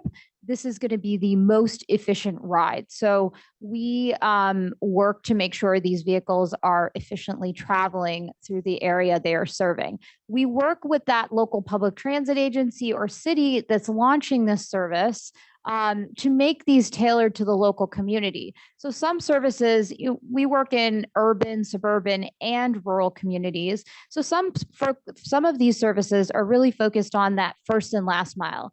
How do you get to and from existing transit where there is no bus, or it doesn't make sense to have a fixed route service because there's not enough people riding it? And then in other areas, it's to fill gaps where there is no transit. And so that's why we're providing the service. And we try to really make these services feel local. They are branded as that entity. So for example, in Montgomery County, we operate a service called Ride On Flex in conjunction with Ride On and the Montgomery County Department of Transportation. So you really wouldn't know that VIA software powers that service, but it does. So these are public transit services. Their fares are similar to public transit. We offer wheelchair accessible vehicles. In some cases, VIA just provides the software, that dynamic routing capability, so that the riders and drivers are paired together and the public entity operates the service. And then in some cases, we actually operate the service ourselves. So it's a really exciting innovation. In the last, I'd say 7, 8 years. Some of our earliest pilots were around 2017, 2018, to now where we are working with, several hundred agencies to provide these services. And we see this only growing. And one thing I should note too, is that you can request these rides like you do in Uber or Lyft with an app that you download from the Apple App Store or Google Play, or you can call in for folks who do not have a smartphone or cannot use one. We also have web booking tools available to riders as well. We can jump to the next slide as well. I kind of skipped over this a little bit, but this kind of illustrates what microtransit is. You're seeing on the left what a fixed route system would look like. You can't get everywhere on the bus, right? And for example, in Wilson, North Carolina, this is a more rural community. They had a bus system that was very limited. But instead on the right now, any resident or visitor can travel to any point within the city. And it makes what may have been an hour-and-a-half trip requiring 2 buses into maybe a 25-minute trip for riders. So it really makes a dramatic impact. We can move to the next slide. I want to highlight the accessibility and safety components that we focus on. So, a huge component of this report is focused on accessible ground transportation. And that, spans from us focusing on an accessible mobile app and alternative booking methods like the phone option. We offer wheelchair accessible vehicles in the fleet, and we work with fleet providers to procure those, retrofit them when needed, and ensure that we have the appropriate number of waves in every fleet. We study the data, we watch requests.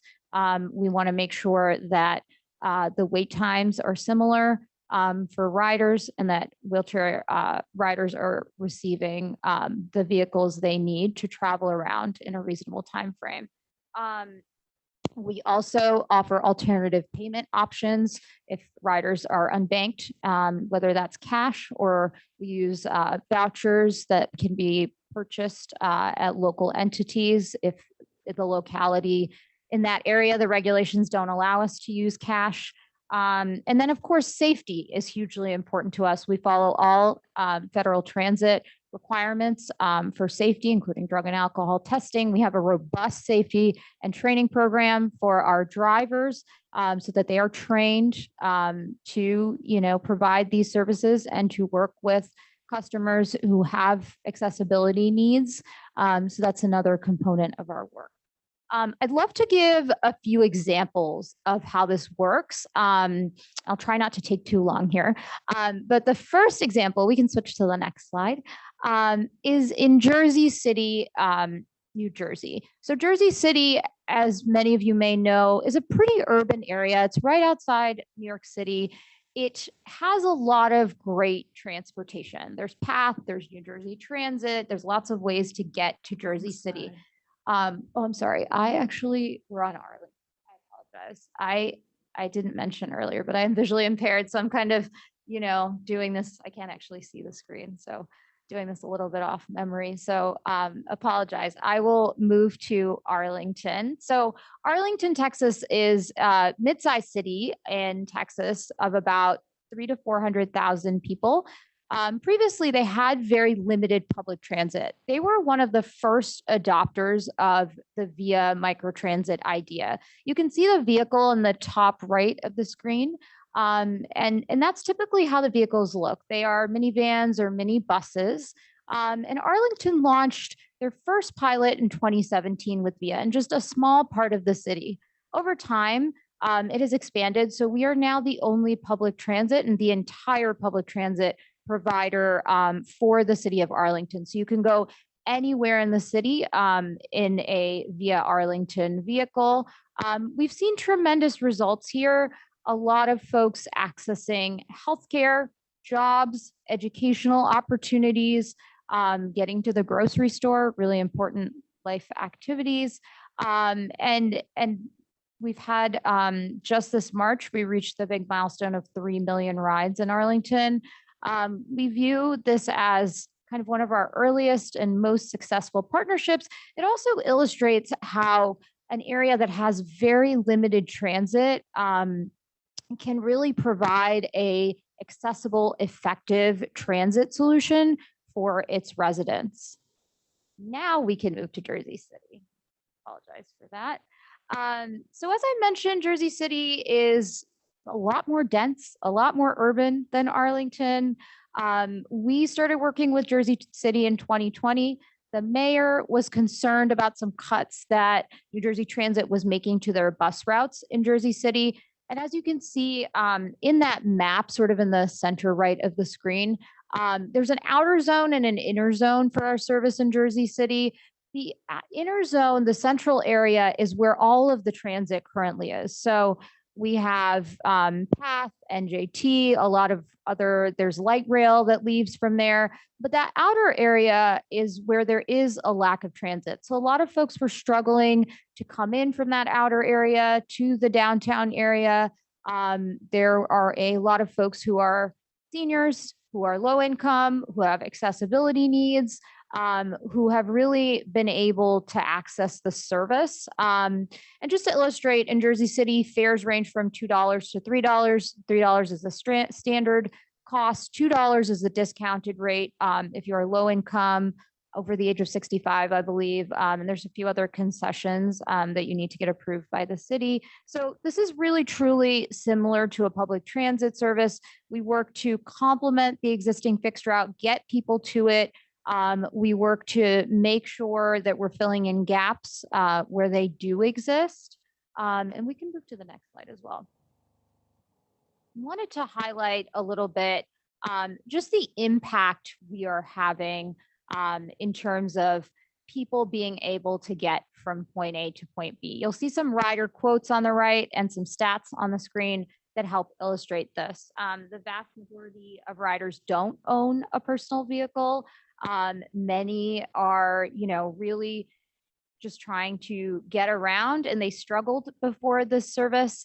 I believe 30% have a disability. And we have a lot of seniors who are riding this service. And you can kind of see one of the quotes on the top is from a rider who's legally blind. And so the impact we are having with these accessible, more flexible transit services is definitely truly important in this discussion about ground transportation. I'll just kind of as an aside say, there's a lot of discussion of TNCs and the impact they can have. That is huge if they are, provide more wave accessibility and more accessibility generally. But these services, these microtransit services that are public transit, where the fares are more akin to public transit, are more accessible to many people who maybe cannot afford a wave or taxi ride. I wanted to just mention that as well. The other area, and I think in the report we talked about this a little bit, but it's been a greater focus for us over the last few years, is really improving paratransit. We can switch to the next slide. So paratransit is hugely important for riders with disabilities, as all of you know, and we want to help use technology to improve it. There are tools, including software for routing. So we take that same routing capability of pairing riders and drivers together and apply that to paratransit to really help improve the customer experience and, the efficiency of how a transit agency runs their paratransit system. So we provide a lot of different tools for an agency when they're operating a paratransit service. So we can provide that dynamic routing algorithm and pair riders together so they either can update the software they're using. A lot of them use antiquated older softwares, or they don't use software and maybe they use pen and paper. We've definitely run across that a lot at VIA. And over the last few years, we've seen increased interest in using this technology because it helps dispatchers not have to kind of figure it out and let the technology figure out who lives close to each other, where are people headed, how can we get them there without keeping them in the vehicle, as long as they have been before. And the other important thing, very importantly, is on-time pickups. In paratransit, we've heard a lot about being given a window for a vehicle to arrive. And oftentimes that vehicle is late and riders are either waiting outside or they don't have enough time to get outside and then they're considered a no-show. We really, using this technology, have helped improve on-time performance for transit agencies operating paratransit services because we can get it down to including, traffic, thinking about the entire ride, the ride plan for a driver who's operating a vehicle. So we can really improve that there. And then we do a lot for the riders. We can switch to the next slide, which shows some of our tools.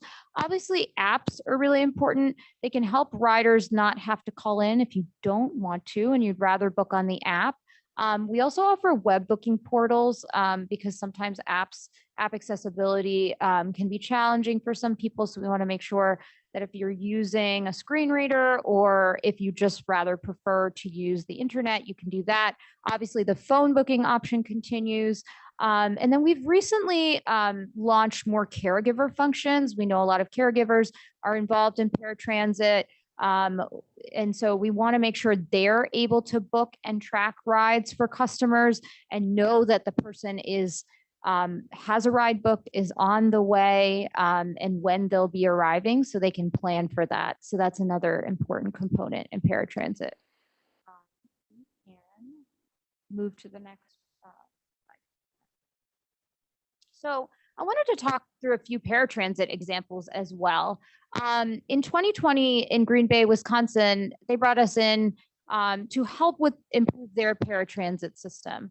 And that was really by adding that software layer. And they saw really increased improvement in on-time rides. And then later on, they asked VIA to work with them to introduce a microtransit service as well for some parts of their area. They have a lot of great fixed route, but they wanted to complement with microtransit.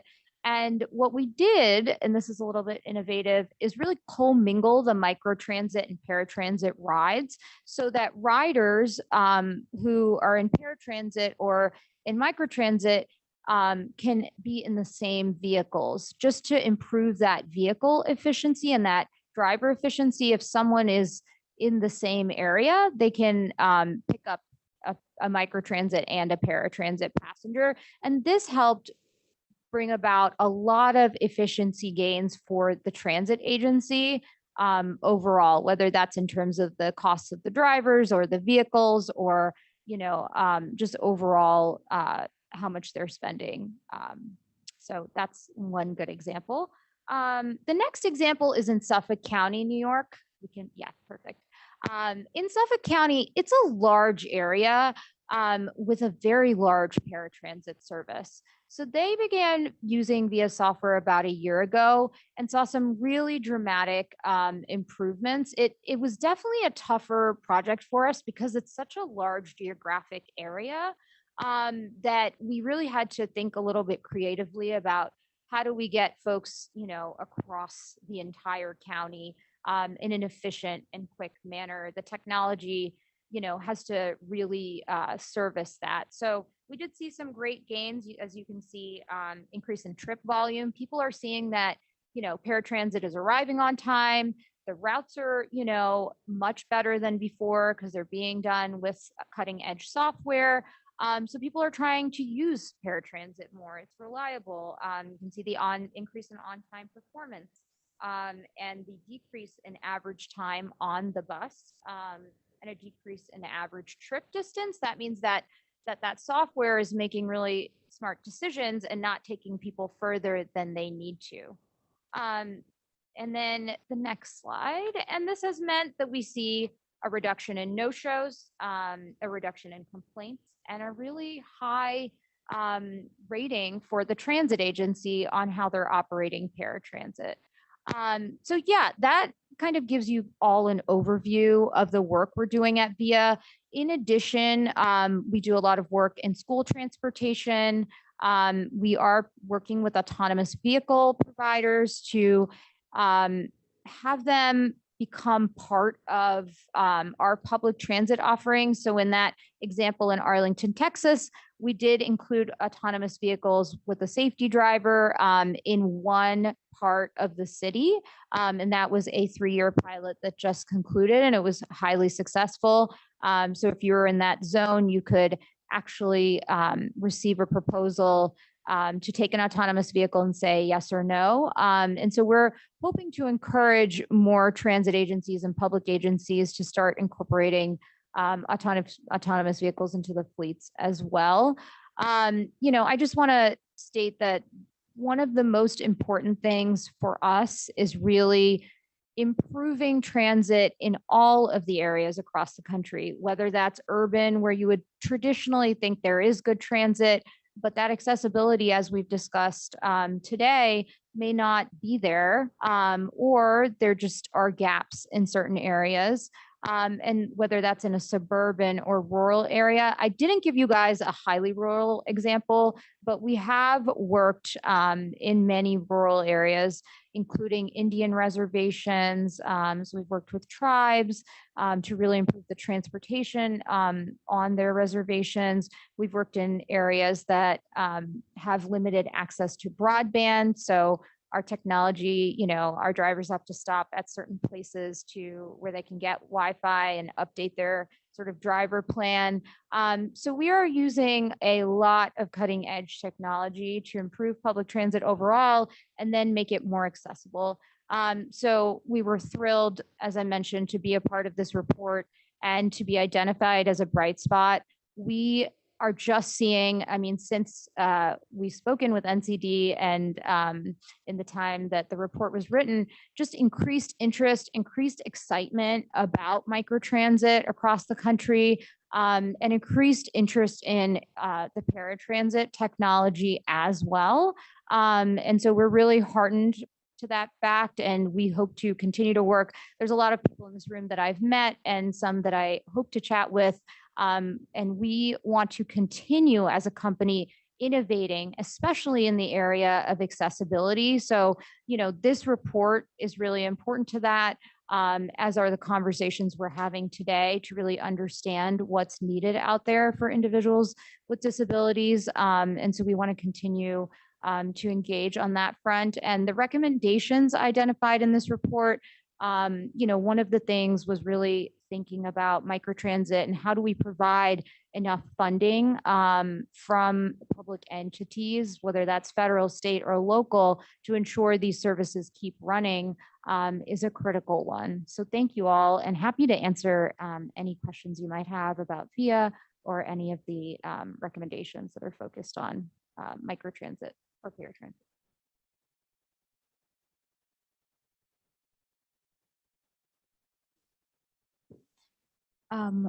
I just wanted to say thank you again. And I wanted to bring up the fact that very quickly, I know we're a little over, but we bring up in the report that how challenging paratransit is for so many people, and yet how important it is.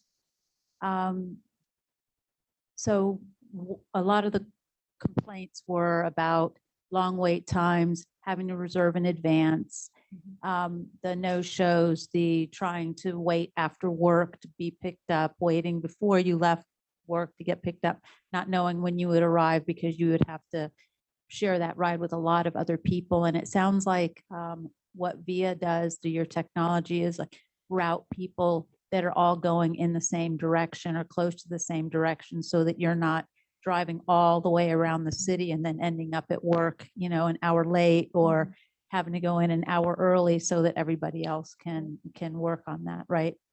Absolutely.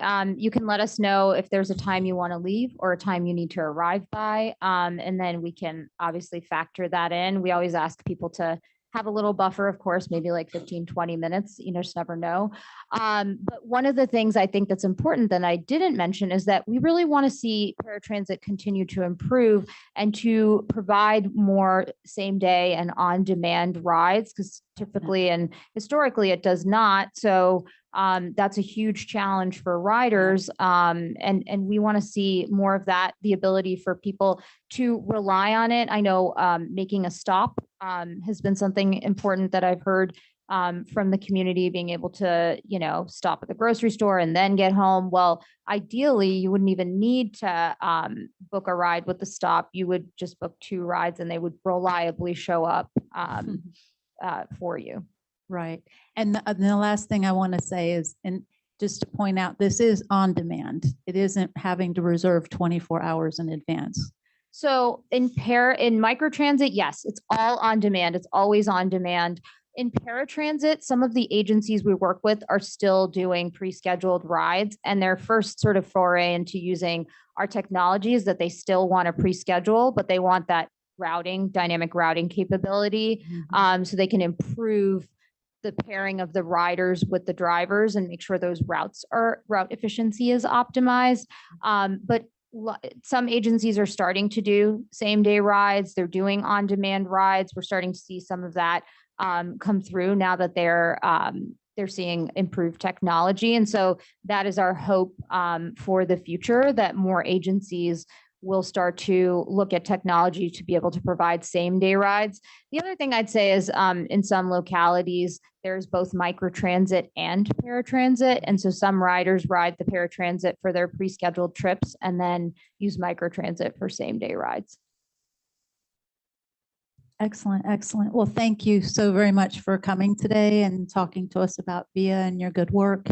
And we hope to hear more from you in the future and to watch this grow. And especially thank you for looking out and planning for accessibility for wheelchair users. We appreciate that. And with that, we are going to end the panel. I appreciate all of you being here, and I will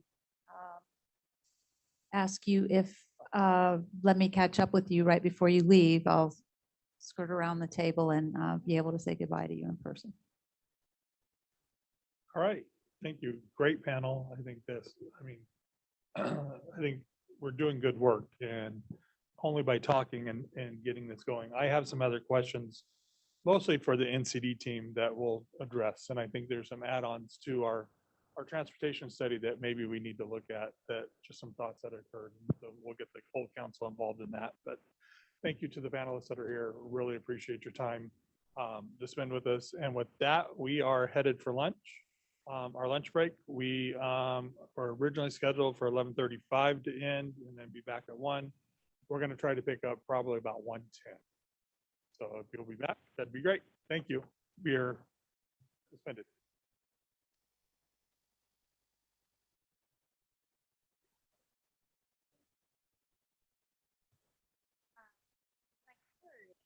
I grew up in Montgomery County, so I'm always happy to, in Silver Spring, closer to like Aspen Hill, Okay. closer to Rockville and Lily. Yeah. What about you? Are you in? Live in? Nice. Oh, And cool. our parents Yeah. are still there. So home. That's Just to go awesome. over. I love that. Well, it's so great to meet you. It's awesome to hear about the work you're doing. Yeah, I mean, there are Yeah, really are. I mean, I hear about this issue from a lot of people. And, even for us, it's transit service, so it's transit hours. So, that's an area. And I was living and way back before topic. one of the things I didn't really get to answer.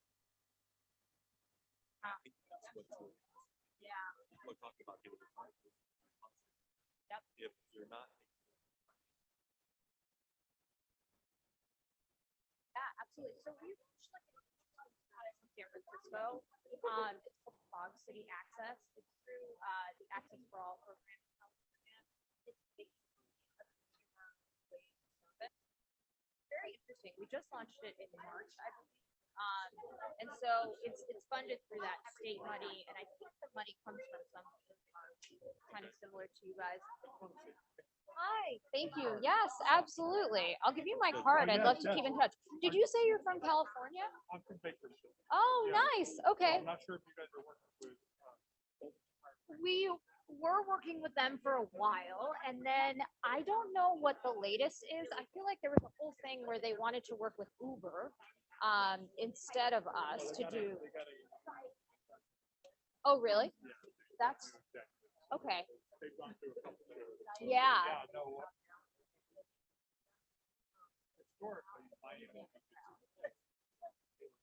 Yeah. Okay. Yeah, absolutely. I'll find out what's kind of happening there for us. Oh, sorry.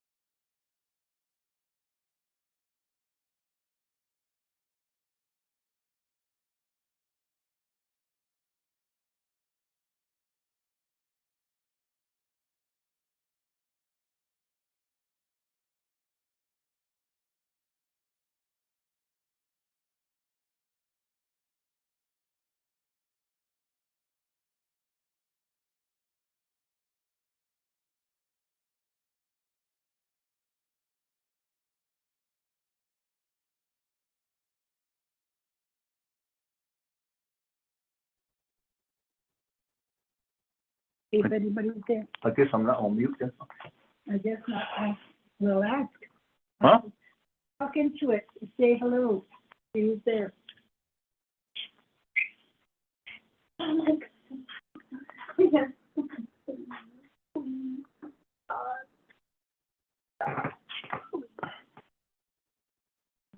can you hear me? Does it tell me about? Wait.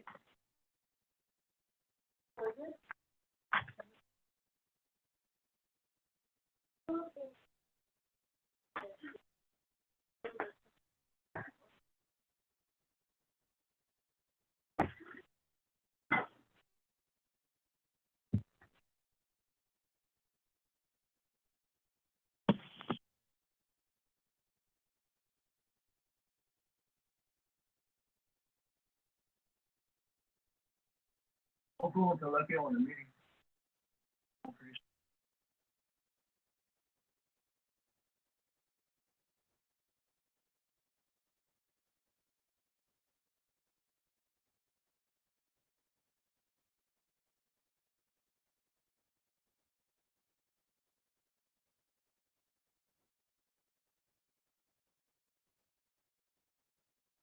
Hello?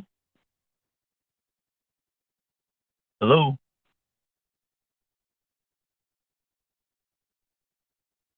Hello? 10:57 a.m. Hello? Hello?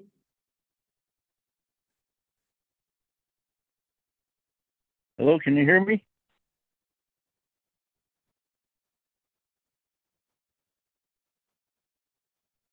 Hello?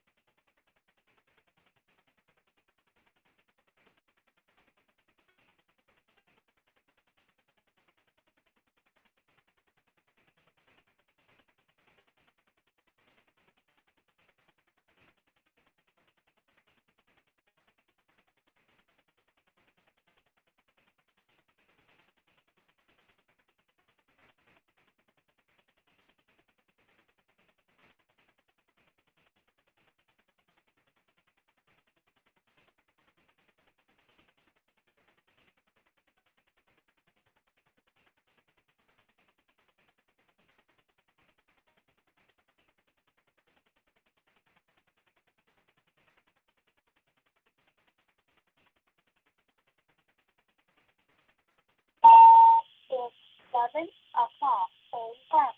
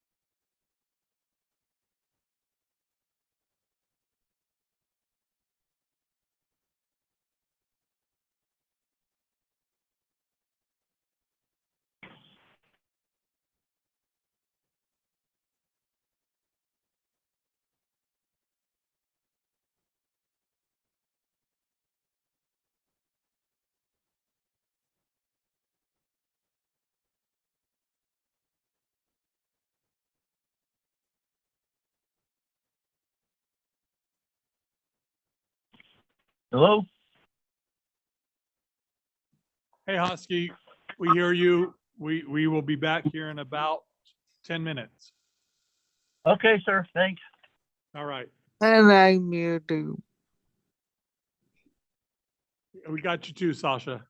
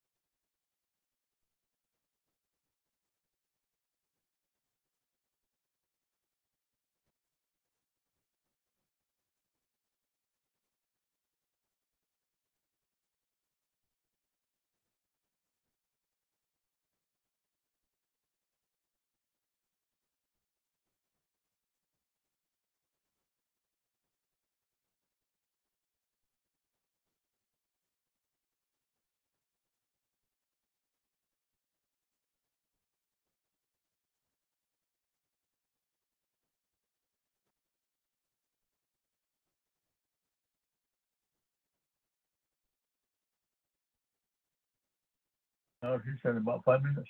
Okay, I'm gonna go to you.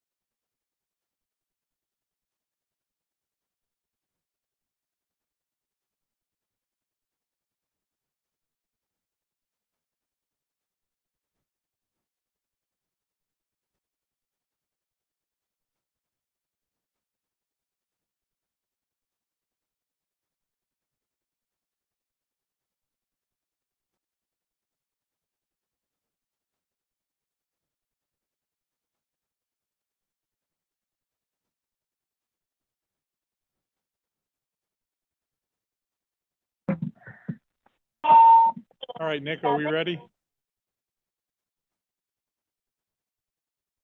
Yes. Okay, it is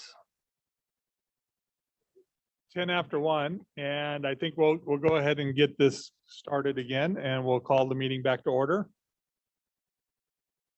Our okay, Hannah's going to get her stuff together. So, thank you for coming back to the National Council meeting for the August meeting. I really appreciate it. Our next panel, I will turn over to Anna. Hi, everybody. Thank you so much for being here this afternoon. It's great to see you all. We just came off of a panel this morning that spoke about taxis and Ubers and Lyfts and microtransit and other types of ground transportation, looking for greater accessibility for all people with disabilities and particularly to people in wheelchairs. I'm so happy that you're here. Let me start the panel now that we have.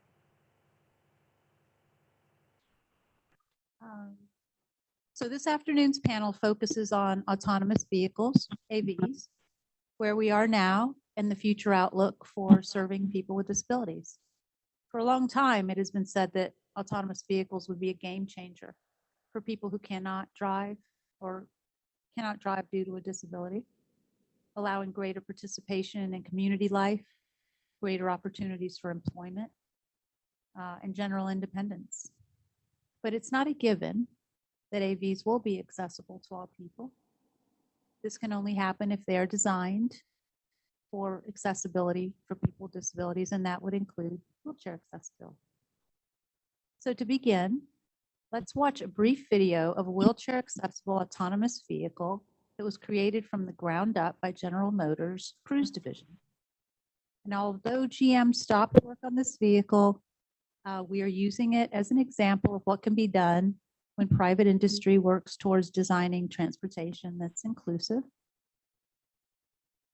Let's see if we can pull that video up. Cruise has unveiled a custom-built wheelchair-accessible robotaxi.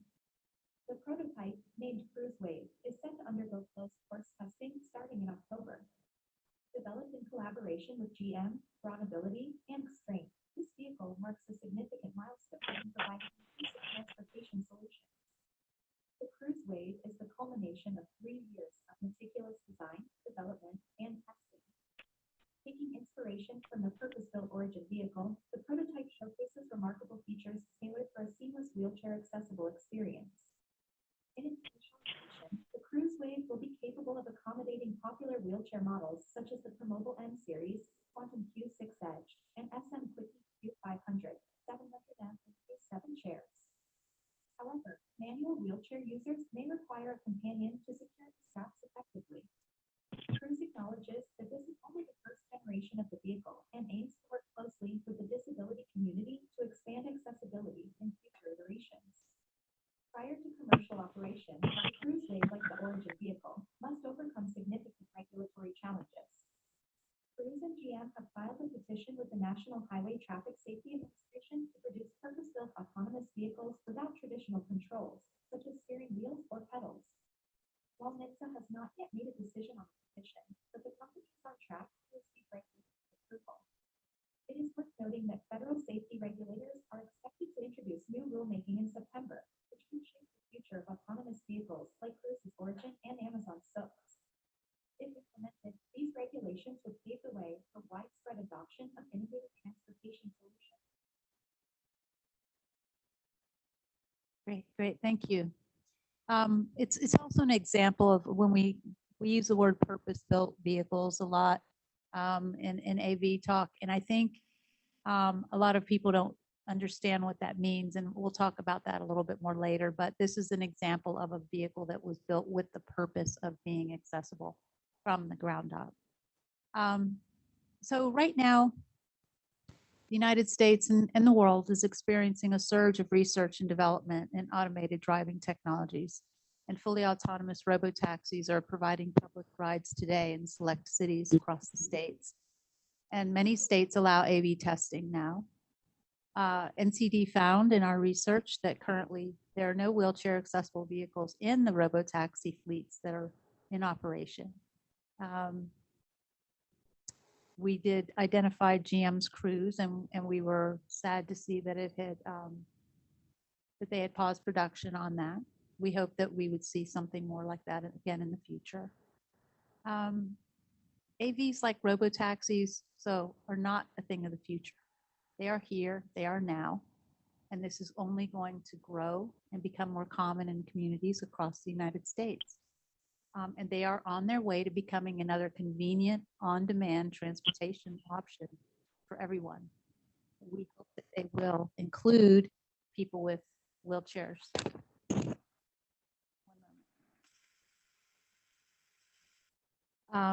Because if you don't design from the beginning, it will end up being yet another inaccessible transportation mode for millions of people with disabilities. And we don't want to see that happen. Our panelists today offer a broad range of information and perspectives on autonomous vehicles, and the majority contributed to the development of this report, and we are very grateful to all of you for your participation in that.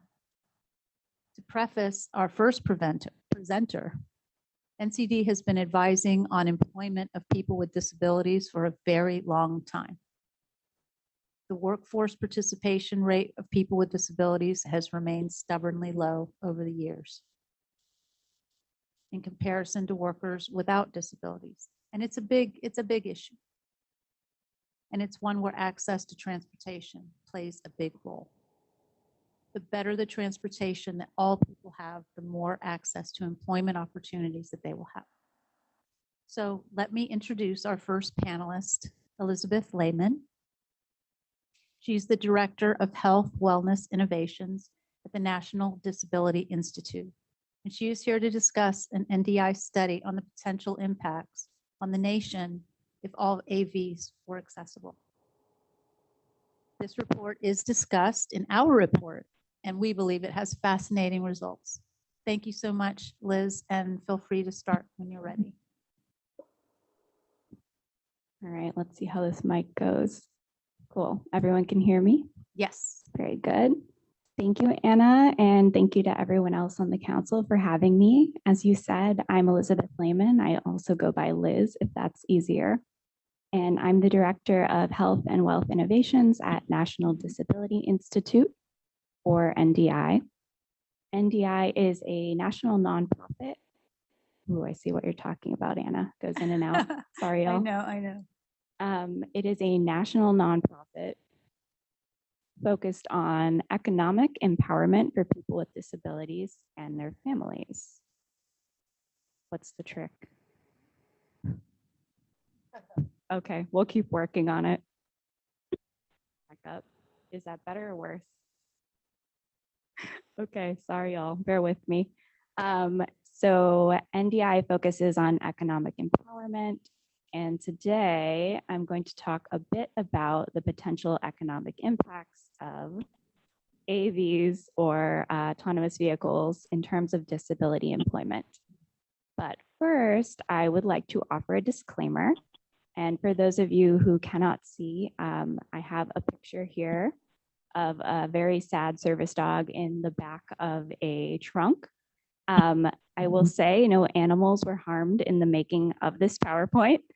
However, I did ask one of my artificial intelligence tools to create this image based on a true story, which I will share with you shortly. So I've been working in the disability nonprofit world for about 10 years. During that time, I've had the pleasure of traveling this beautiful country with many of my colleagues who have a wide range of disabilities. And I cannot tell you how many times we've been stranded due to transportation issues. A wheelchair accessible taxi that never comes, a metro station with a broken elevator, an airport that mishandles a mobility device, and the list goes on. One morning in particular, I remember my colleague and I were rushing to a conference. It was our job to make sure the live captions and American Sign Language interpreters were ready to go for the event. This was an important partnership with an important funder. And in the world of nonprofits, as I'm sure many of you know, this was a big deal. So we got dressed nicely and we called our ride early and we were waiting on the curb. I'm sure you know where this is going. And we had called a rideshare that morning, like an Uber or a Lyft. Once the car pulled up, the driver refused to take us due to my colleague's service animal. Now, this has happened to us before, and I'm sure will again, unfortunately. So we tried to remain calm.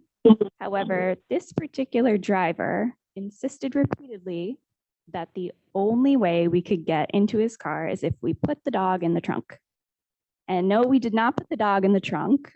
We actually found a different way to get to the event that morning. We cried about the ADA and we cajoled and we pleaded, but eventually we had to get a different option. I will pause for effect.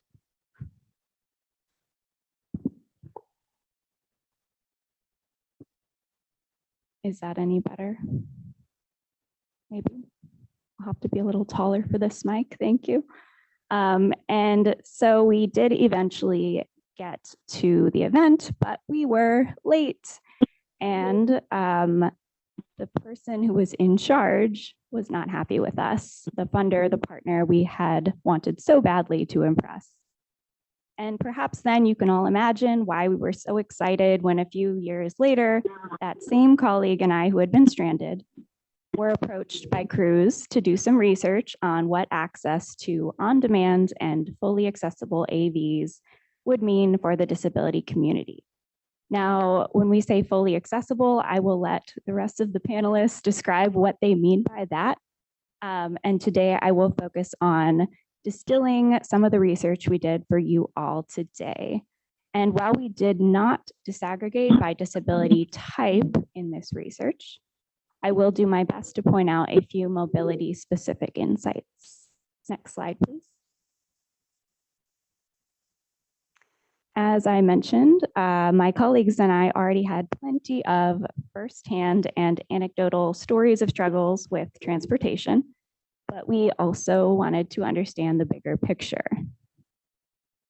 During work from home in 2020 and 2021, people with disabilities were the only group that gained labor force participation instead of losing it. And this told us something about transportation. Also, in late 2021, we were struck by some research on several hundred people with disabilities who listed transportation as their top barrier to employment.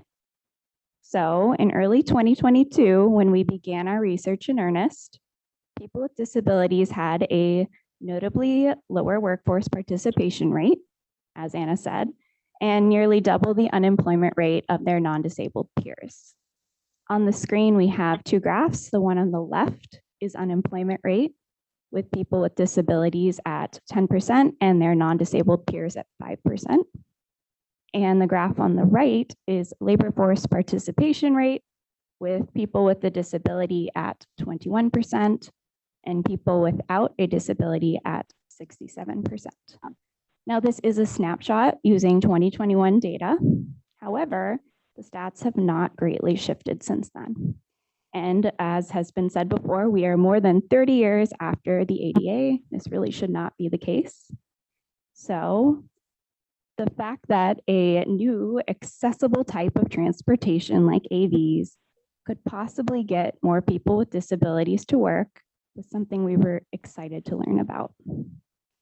My team at NDI, as well as our friends at ICF, built our AV research on three cornerstones: the literature review to examine the status of people with disabilities and transportation, a macroeconomic analysis, and a set of over 30 interviews from experts and people with disabilities in the community. If this sounds familiar, as Anna said, it may be because NCD has kindly cited our research in their recent report on transportation, and we're very grateful for that. Next slide, please. So here are a few highlights for those who maybe have not read the report. We ran the numbers for the macroeconomic analysis at 3 levels: low, moderate, and max. We chose the moderate scenario in our final report because otherwise the numbers frankly felt too big. From this analysis, the adoption of AVs could create 4.4 million jobs for people with disabilities, and those are just direct jobs that are filled by people with disabilities.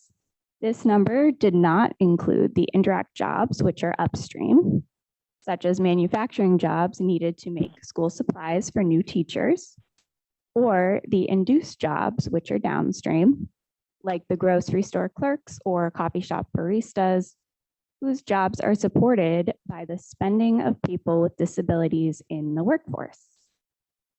If you combine the direct, indirect, and induced jobs created by the adoption of AVs, it would amount to 9.15 million new jobs for our analysis.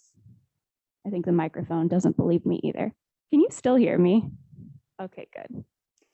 In that first year of accessible AV adoption, again at the moderate level, our analysis predicted there'd also be an increase in GDP by nearly $870 billion and an increase in economic output of $1.6 trillion.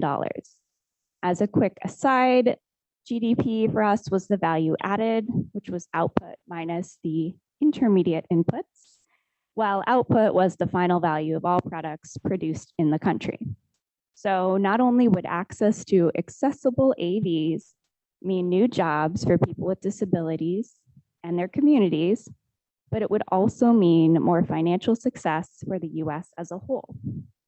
There are several other interesting numbers in the final report.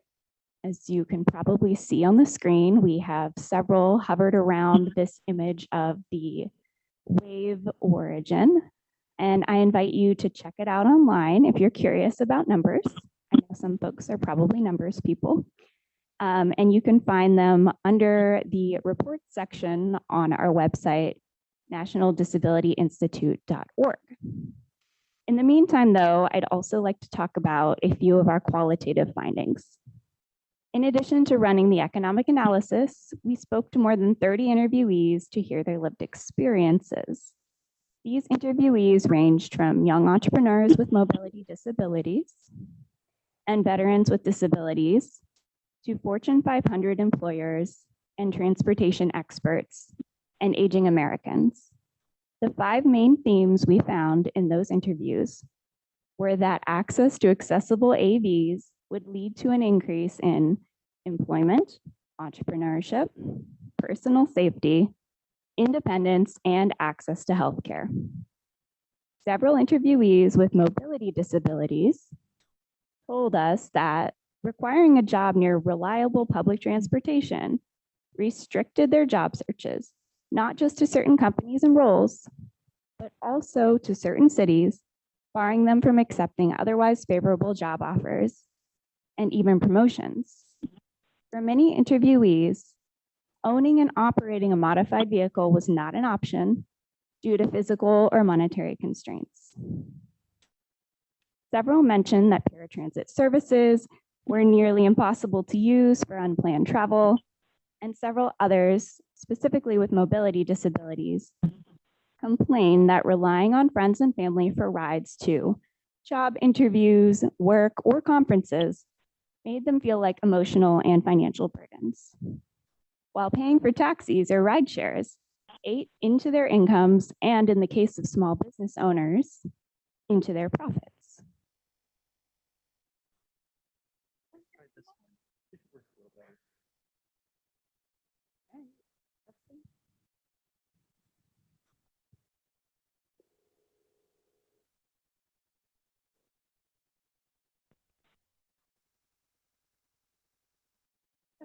Testing.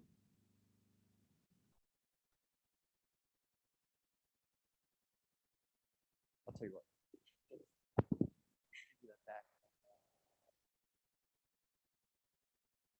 Closer? Farther? How's that? Better? Okay, I'll try not to move. All right, let me see where we are. Hold on. All right, So based on past NDI research, we knew that a higher percentage of people with disabilities start small businesses versus that of their non-disabled peers. For that reason, we allotted 1/3 of our interviews to entrepreneurs with disabilities. Many did not. Testing. Yeah? Oh, too deaf for this. Okay. Based on past NDI research, we knew a higher percentage of people with disabilities start small businesses versus that of their non-disabled peers. And for that reason, we allotted 1/3 of our interviews to entrepreneurs with disabilities. Many did not have brick and mortar stores, and for them, having access to on-demand accessible AV meant that they could more easily carry their heavy wares in addition to their mobility devices to market and pop-up events independently. The interviewees also told us that having the ability to travel spontaneously was especially paramount to sustaining their small businesses and their overall financial health. I am rounding the corner here to the end, which is I will close out with a quick story. One young entrepreneur had started her own business with her mother when no one else would employ her due to her disability. She'd started packaging and sorting coffee supplies, and then expanded to roasting beans in small batches and directly selling cups of coffee to her community. She was now employing a staff of about 24 people with disabilities when I talked to her. And she told us that getting her rapidly growing staff together was invaluable for team meetings, networking events, and retreats, but it was also a logistical nightmare. There were just not enough accessible, available, and affordable transportation options for half a dozen wheelchair users and a handful of service animals, unless she'd planned very far in advance, which was not always possible. She was excited by her business's growth, but frustrated that transportation was limiting herself and her colleagues. During our research, we spoke to dozens like this business owner, and the story was always the same. Access to accessible AVs could mean the difference between landing a new job, maintaining a current one, getting a promotion, building financial security, starting a business, or impressing a new funder. It is no question that people with disabilities contribute to GDP and output and jobs and strengthening the US economy. But people with disabilities cannot do that if they are literally left at the curb or having their service animals shoved into trunks. So I'm hopeful that accessible AVs will become an important piece of the larger transportation puzzle. I'm very excited to continue down this road with you all. Thank you. Thank you, Liz. Thank you. And you see, I'm still experiencing the same thing you are, so it's okay. It's okay. I just really appreciate it. We appreciate the great work you did on this report. It's very enlightening. And I think it really goes to show, you know, what transportation can do for employment. You think of all of the people in rural areas that already don't have very good transportation opportunities. And so any additional ground transportation that's accessible would be fantastic. Thank you. And I'm delighted to introduce, if you can still hear me, Jeff Farah is the Chief Executive Officer of the Autonomous Vehicle Industry Association, or otherwise known as AVIA. AVIA does share the belief that autonomous vehicles offer an opportunity to enhance mobility for the elderly, the disabled, the disadvantaged, and as well as make roadways safer. Jeff, we are so very glad you joined us today, and we would love to hear all about the state of AVs and mobility and safety. So the floor is yours. Anna, thank you very much. Appreciate the opportunity. Thank you to NCD. I hope everybody can hear me okay. Otherwise, I might be borrowing Liz's backup microphone. It was her third microphone. So I have a number of slides here. This is a title slide just with the title of the presentation talking about the need for autonomous vehicles to enhance mobility and roadway safety. And if someone could advance the next slide, I would appreciate it. I want to give a little bit of a sense of who we are and who we represent. This is a slide that has the various members of our organization's logos on it. I'm not going to read all of these, but I think what I can do is provide a little bit of bucketing of some of the main categories here. We do the best we can to bring together the entirety of the autonomous vehicle industry. And so there are a number of companies out here that are pursuing things like robo-taxis, and people are beginning to take rides in a variety of American cities. You see companies like Waymo and others that are up here. There are also logos for a variety of autonomous truck companies. This is something where a bit of a separate discussion from today, but certainly when it comes to a lot of the supply chain challenges that are out there, there are autonomous trucking companies that are really trying to make a big impact. There are also a number of logos here for traditional OEMs, traditional car manufacturers like GM, obviously that was mentioned before in the context of the Cruise Origin, Ford Motor Company, and some others. And then there are more logos here for companies that can probably best be described and bucketed as being end users of autonomous vehicles, companies that are looking to integrate autonomous technology ultimately into their business. And then if someone could go to the next slide, please. We do not do this work alone. We are very strong believers in partnering with a number of allied organizations that share our enthusiasm for autonomous vehicles. There are a variety of logos on this screen. I would like to give a special call out to my friend Kent, who's on the panel here today with us, and his organization, United Spinal Association. There are a number of other organizations here, such as National Federation of the Blind and Mothers Against Drunk Driving and Blinded Veterans Association. Don't want to leave anybody out, but just wanted to give you a little bit of a sense of the types of groups that we tend to partner with. And these groups all have their own stakeholders in mind in terms of why they think that AVs are going to be so impactful in the future. Next slide, please. And you can just go to the next one. Yeah. So I wanted to talk a little bit about the state of autonomous vehicles. To Anna's point, a quick commercial that we produce an annual report called literally State of AV. It is available on our website, which is theavindustry.org. This report tends to come out in the spring, and it came out in May of this year. We do a lot of things to profile the progress of the industry, talk about different things that our partners and our members are engaged in. One of the things that State of AV always does is it comes out with only of its kind data about the autonomous vehicle industry. We do surveying, for example, of CEOs of AV companies to talk about sentiment, what their challenges are in the market, and how it is that they are advancing these vehicles. But one of the things that we do each year is we track the total number of autonomous miles driven by our members on US public roads. So this number does not include closed track testing. It doesn't include simulation. These are vehicles that are sharing the roads with everyday drivers. And a year or so ago, that number was 70 million.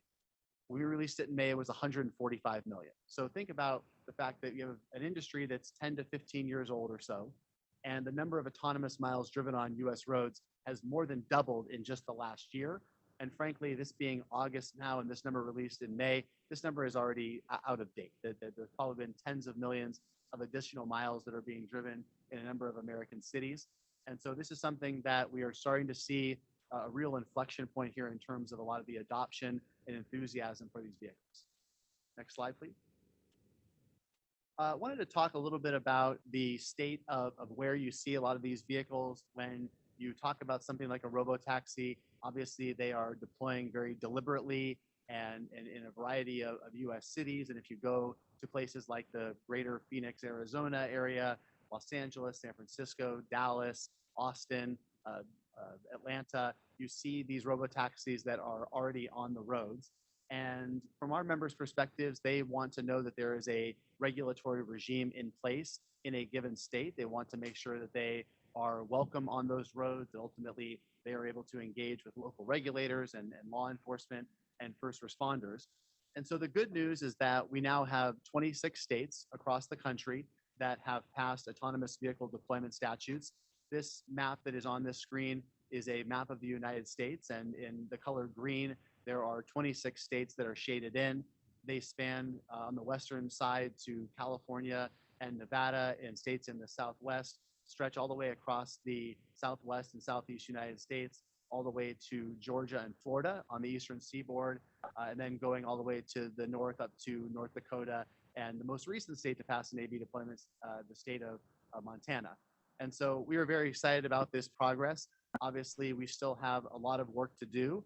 This 26 states that I mentioned, they represent more than 57% of the US population. And so obviously we have a lot of work to do, that nearly half of American citizens do not live in a state where an AV manufacturer or a developer has an AV deployment statute that's in place. And so especially when you think of a lot of the population centers in the mid-Atlantic and in the Northeast and whatnot, that is an area that our industry really needs to tackle. Next slide.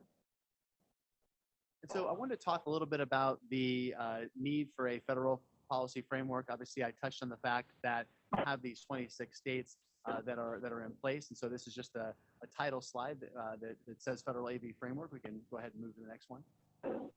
And so I want to talk about why it's so important to have a federal policy AV framework. And I think that the video that was played before that talked about the cruise origin, it really tells a story that is an incredibly frustrating one for our industry, and it's very tragic in a lot of ways.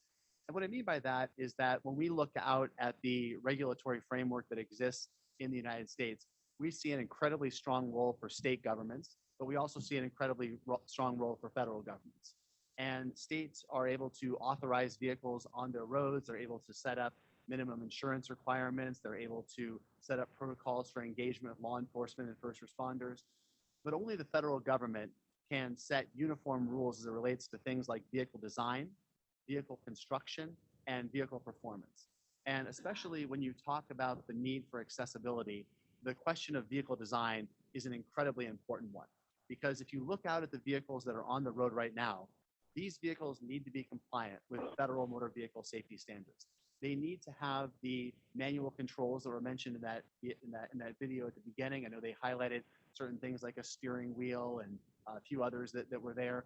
And so when we think about the need to build purpose-built, accessible vehicles from the ground up that can be able to accommodate wheelchair users and others that you saw in that video, there are core vehicle design issues that need to be overcome.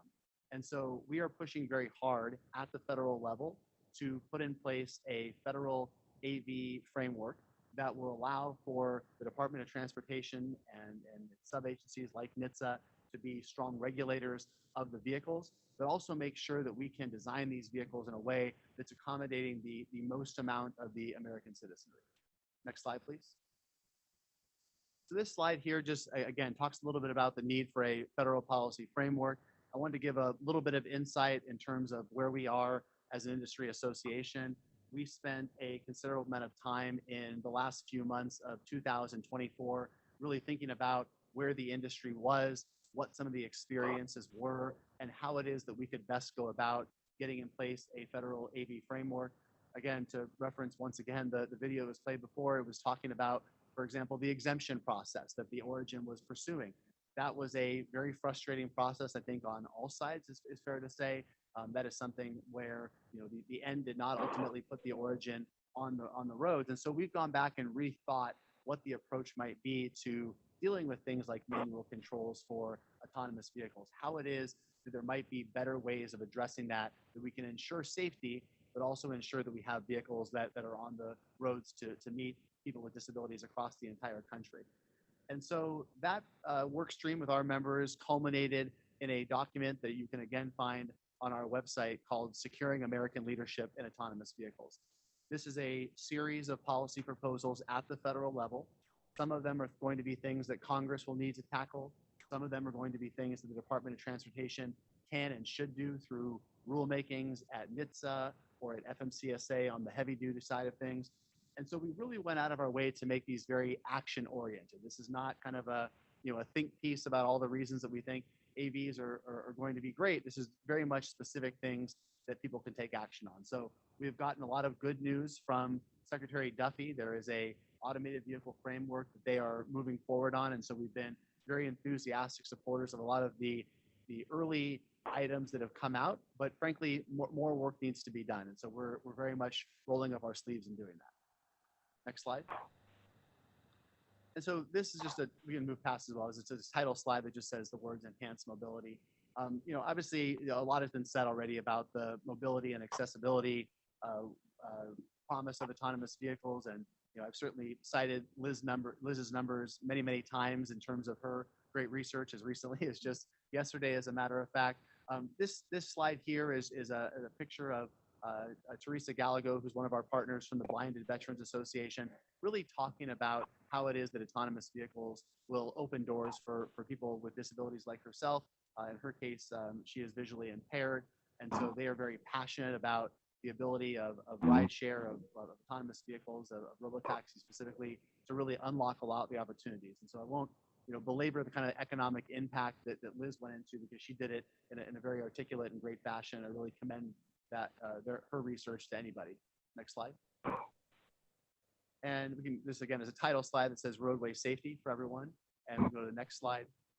I wanted to just spend a moment talking about really one of the driving forces of autonomous vehicles, which is the reality that we lose far too many people on our roads every single year. I know that many people know this, but we lost nearly 40,000 people that died tragically on our roads just last year. To put that in context, that's about the entirety of Nationals Park, the baseball stadium here in Washington, D.C.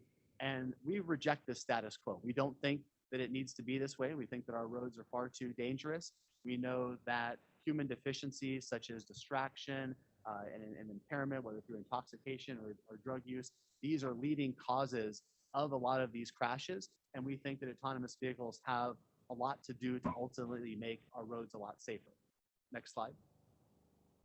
And so I just wanted to level set with everybody and explain a little bit about how the technology works, because I think that these days there's a lot of confusion about different levels of autonomy and different types of technology that is out there. For a lot of people, they are familiar with the various levels of autonomy that begin with 0, basically meaning no technology in the vehicle at all, ending with level 5. And so for a lot of Americans, they are either passengers or buying vehicles that have enhanced levels of technology in them. And so when we talk about some of the driver assist features that are commonly in new vehicles today, those are referred to as level 2 vehicles. And the important thing to understand about those vehicles is that they can have a lot of safety enhancing features, but ultimately they need an attentive human to be at the steering wheel at all times, ultimately being able to take over the dynamic driving task. But when we talk about autonomous vehicles, truly autonomous vehicles, we are talking about level 4 vehicles where insofar as there's a human in the vehicle, that person is merely a passenger. There is never an expectation that they need to take over the driving task. So how do we do this? I always think of autonomous vehicles as being a marriage between hardware and software. This slide here is a picture of a vehicle, and it has a number of sensors that are there. The hardware that's in these vehicles, it tends to be a suite of 3 different types of sensors that are pointed out in this picture: LiDAR, radar, and cameras. And we are strong believers in our industry that each of these sensors play really, really important roles in ultimately feeding information into the autonomous driving system. And we use all these types of sensors because they all make up for deficiencies in each other. Cameras do a really great job at kind of replicating what humans are seeing. Radar can see very effectively through building. LiDAR can see and judge the distance of objects. They all have advantages and disadvantages, but they work in concert to ultimately see a lot further, to be able to judge things a lot smarter and much more advanced notice than humans could ever hope to do. And so that's why we're so enthusiastic about the ability of these vehicles to be able to take a gigantic step forward in terms of roadway safety in the United States. Next slide. So that is the entirety of my presentation. I'm happy to explain anything else or answer any questions. Again, I want to thank NCD for the opportunity here. This is something we're very enthusiastic about this and appreciate the excellent report that came out. Thank you so much for what you're doing and your efforts in the area. We hope to keep in touch and follow what you're doing in the future.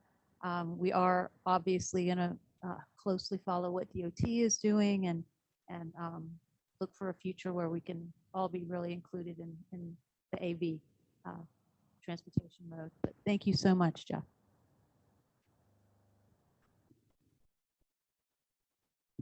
Okay, so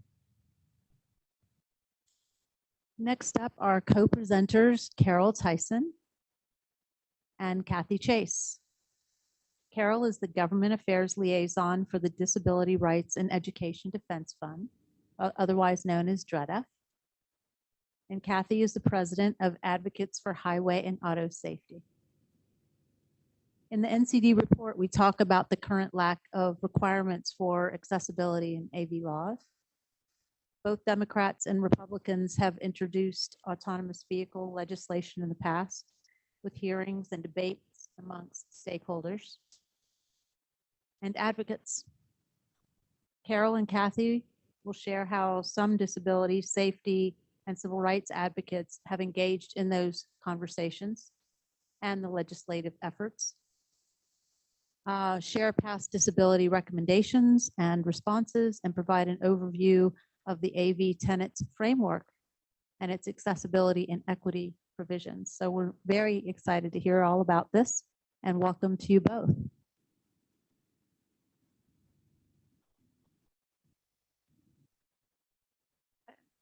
Tell me that too. Yes, we hear you now. We I hear you am, now. okay, good. I'm not gonna worry about it, you just tell me. Okay, so, hello everybody, and hello everybody who's watching, who's not in the room. Thank you to Anna and to all of NCD, to the council, for having me here. It is really an honor, and I mean that from the bottom of my heart. Thank you for all the work that you do, and thank you to the staff who's supporting us to make this possible to be live streamed. I really appreciate that too. I'm going to post these remarks on the DREDF website in the coming days. So we don't have slides. So bear with me as I just read because my nerves are shot. So first I need to make an acknowledgement before I talk about autonomous vehicles. Because I live here in DC, just north, about 4 miles north in DC proper, I need to acknowledge that DC sits, the District of Columbia sits on the ancestral lands of the Nacotchunk or Anacostans and nearby Piscataway and Pamunkey peoples. DC residents, as I think people in the rest of the country know, are currently being occupied by increased military and law enforcement from around the country.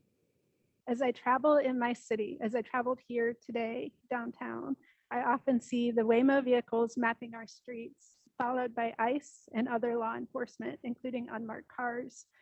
My neighbors, literally next door, are being arrested. Checkpoints are routinely deployed. Please consider learning more about what is taking place here in the neighborhoods just north of downtown. DREDF has issued a statement, and we hope you'll read it. Thank you. Now my remarks about autonomous vehicles. DREDF demonstrated an early interest in the development of autonomous vehicles policy in its drafting of the 2015 National Council on Disability Report, Self-Driving Cars, Mapping Access to a Technology Revolution. That was written by my colleague and mentor, Marilyn Golden and Susan Henderson. I do this work in her honor and memory. And we've continued to participate in the Consortium for Constituents with Disabilities Transportation Task Force efforts in this area. In 2022, DREDF published a brief from Ian Mora on addressing disability and ableist bias in autonomous vehicles. We continued that advocacy, calling for assurances from the industry that autonomous vehicle software can recognize people with disabilities, especially wheelchair users, outside the vehicle on the U.S. Department of Transportation's Transforming Transportation Advisory Council all of last year. There's a final report that was published, and we talk about those issues in the report. And the main issue is that the vehicle that Jeff so kindly shared how it works, there's software that also teaches the vehicle how to recognize the people and different objects outside the vehicle, and there's data sets.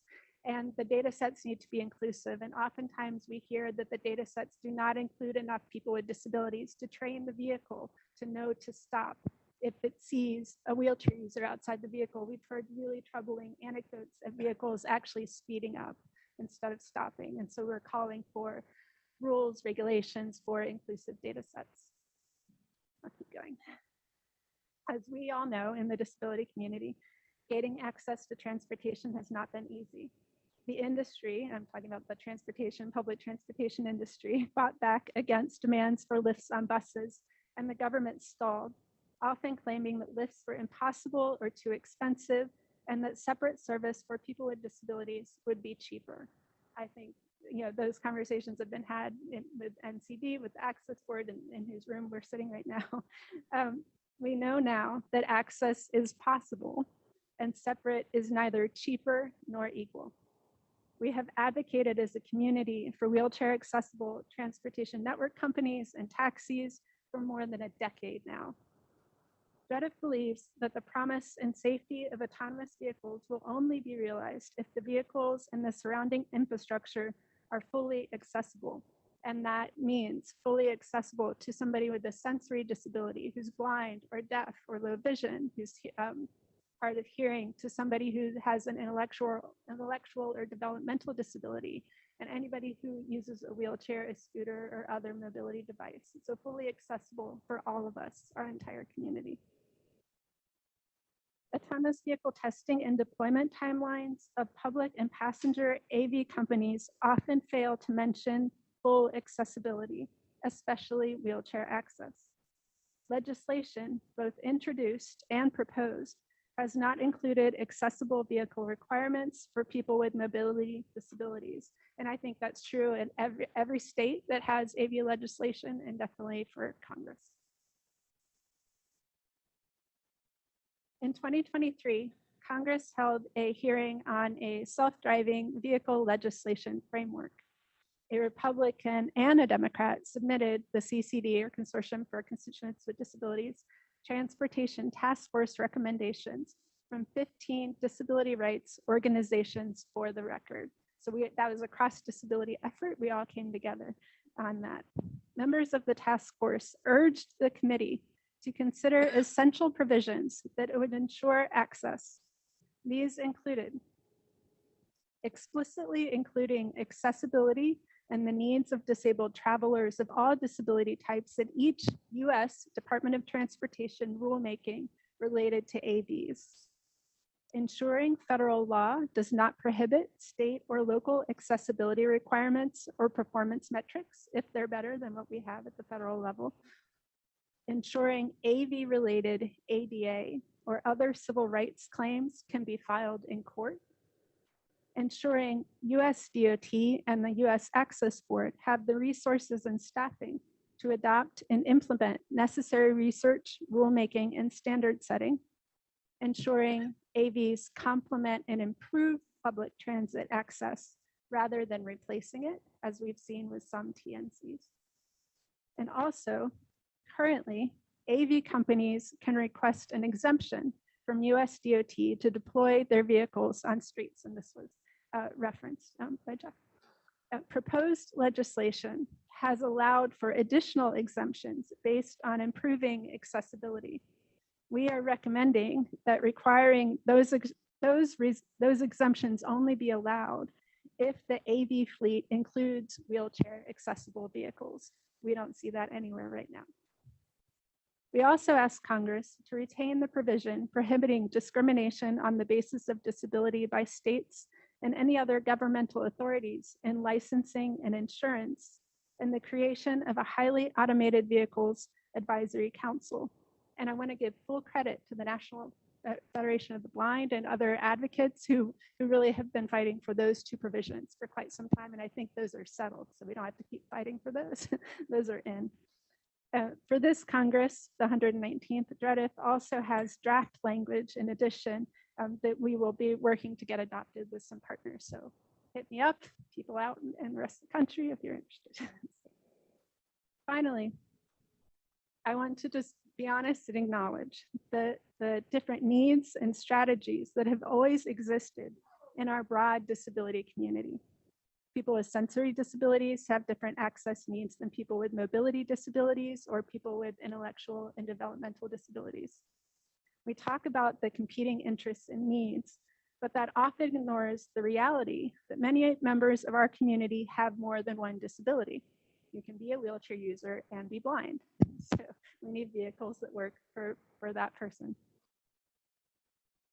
And while we can have an impact on the inside, Dredif is concerned that the industry has used the potential for AVs to increase access as a talking point, sometimes paying for research, sometimes having us on their advisory councils, while not prioritizing deployment of wheelchair accessible vehicles. Dredif has chosen to work with safety, consumer, and civil rights advocates in drafting and advocating for the AV tenants framework that Kathy is going to talk about as a guide for Congress. We do not believe accessibility will be provided unless it is required. We urge our fellow disability advocates to join us in holding the industry accountable in all of our partnerships. Thank you. Good afternoon. Can you hear me? Good afternoon. My name is Kathy Chase. I'm the president of Advocates for Highway and Auto Safety. It's a true honor to be here today before this board. Thank you, Anna, for the invitation. Thank you, Carol, for giving me a few moments of your time. I really appreciate it. I really value our ongoing and years-long partnership, maybe decade at this point, partnership. For those of you who aren't familiar with Advocates, we're a nonprofit organization headquartered in Washington, D.C. We work in state legislatures throughout the country, as well as in Congress and the U.S. Department of Transportation, in furtherance of safer vehicles, safer road users, and safer roadway environments. I just want to lay out some safety facts. Jeff mentioned one of them, which is about 40,000 people are killed every year. Also, 2.4 million people are also injured in motor vehicle crashes.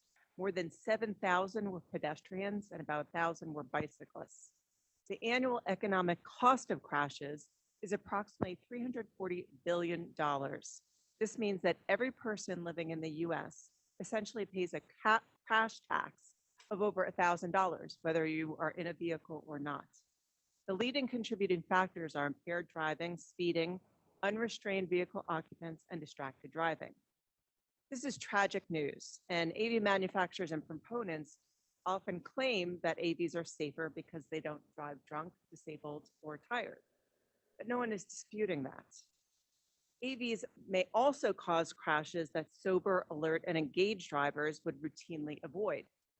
AVs, which are essentially billion-dollar pieces of equipment with years of research, should not drive better than only our worst drivers on the road. Another fact that AV proponents frequently assert is that AVs have driven mileage equivalent to between the Earth and Mars. But just to be clear, in the entire totality of AV testing and operations as of May 2025, these vehicles have driven 145 million miles, which is 0.004% of what humans drive in a single year, just so you know what's happening. This all said, Advocates is not for or against AVs. Rather, we've been working to make sure they are developed and deployed safely for all occupants and all road users, and to deliver on the numerous societal benefits that have been promised. We believe that a proactive approach is needed to ensure the laudable outcomes rather than accepting what is ultimately offered. In that vein, we've been advocating for minimum performance standards for proven vehicle safety technologies. From 1968 through 2019, NHTSA, or the National Highway Traffic Safety Administration's safety standards, have prevented more than 860,000 deaths, 49 million non-fatal injuries, and damage to 65 million vehicles. What most people probably don't realize is that there are no safety standards for newer safety technologies. Minimum standards are essential because they ensure that auto manufacturers all have to meet a baseline of safety by a certain date. These upgrades can help protect those inside and outside the vehicle. Additionally, these technologies are the building blocks for AVs. An AV will need to detect and respond to all road users, vehicles, and infrastructure in all conditions. That's automatic emergency braking, or AEB, to monitor and react to blind spots, which is blind spot detection with intervention, to stay within its traffic lane, which is lane keeping assist, to follow speed limits, which is intelligent speed assistance, and to know if the vehicle is occupied, which is occupant detection, among other responsibilities.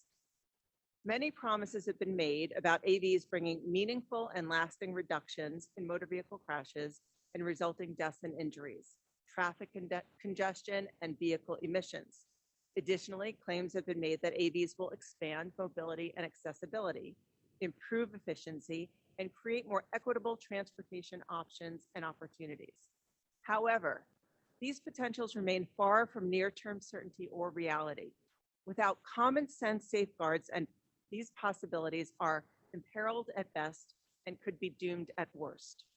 Additionally, the absence of protections could result in adverse effects, including safety risks for all people and vehicles on and around the roads, job displacement, degradation of current mobility options, infrastructure and environmental problems, marginalization of certain users, and others.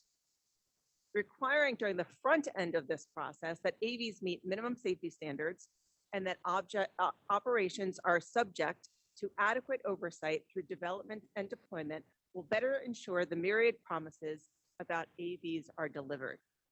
This is why we developed the AV tenets. I brought copies of the tenets on the table in the back. There is also, for those of you not in the room, they're on our website, which is saferoads.org. The AV tenets are a blueprint of how these goals can be achieved.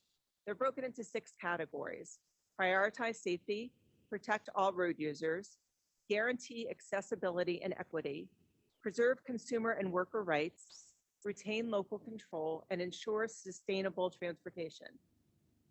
We are not subject matter experts on all these areas, and so we collaborated with a number of other organizations, including DREDA.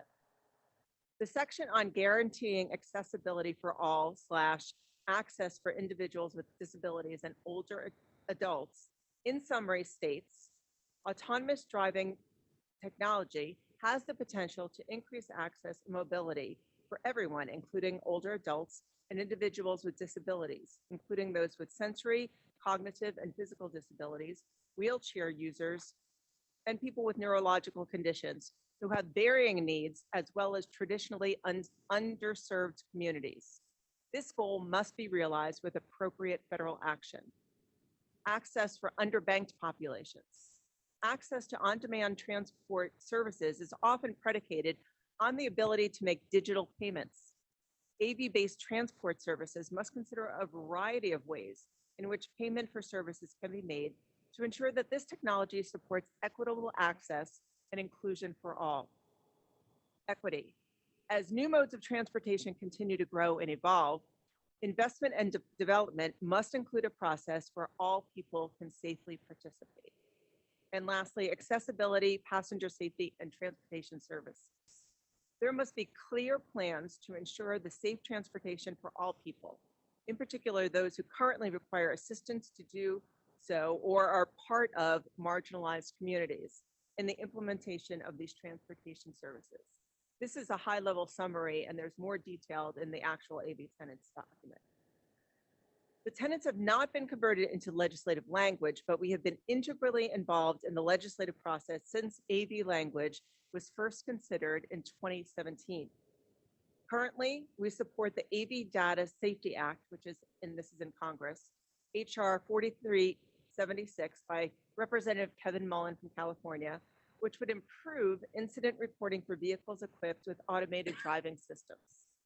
We oppose 2 bills that are currently in Congress. The first is the AV Acceleration Act, S 1798 by Senator Loomis from Wyoming, which would modify existing safety standards to support mass deployment of AVs, as outlined in a 2016 Volpe Center report called Review of Federal Motor Vehicle Safety Standards, or FMVSS, for automated vehicles.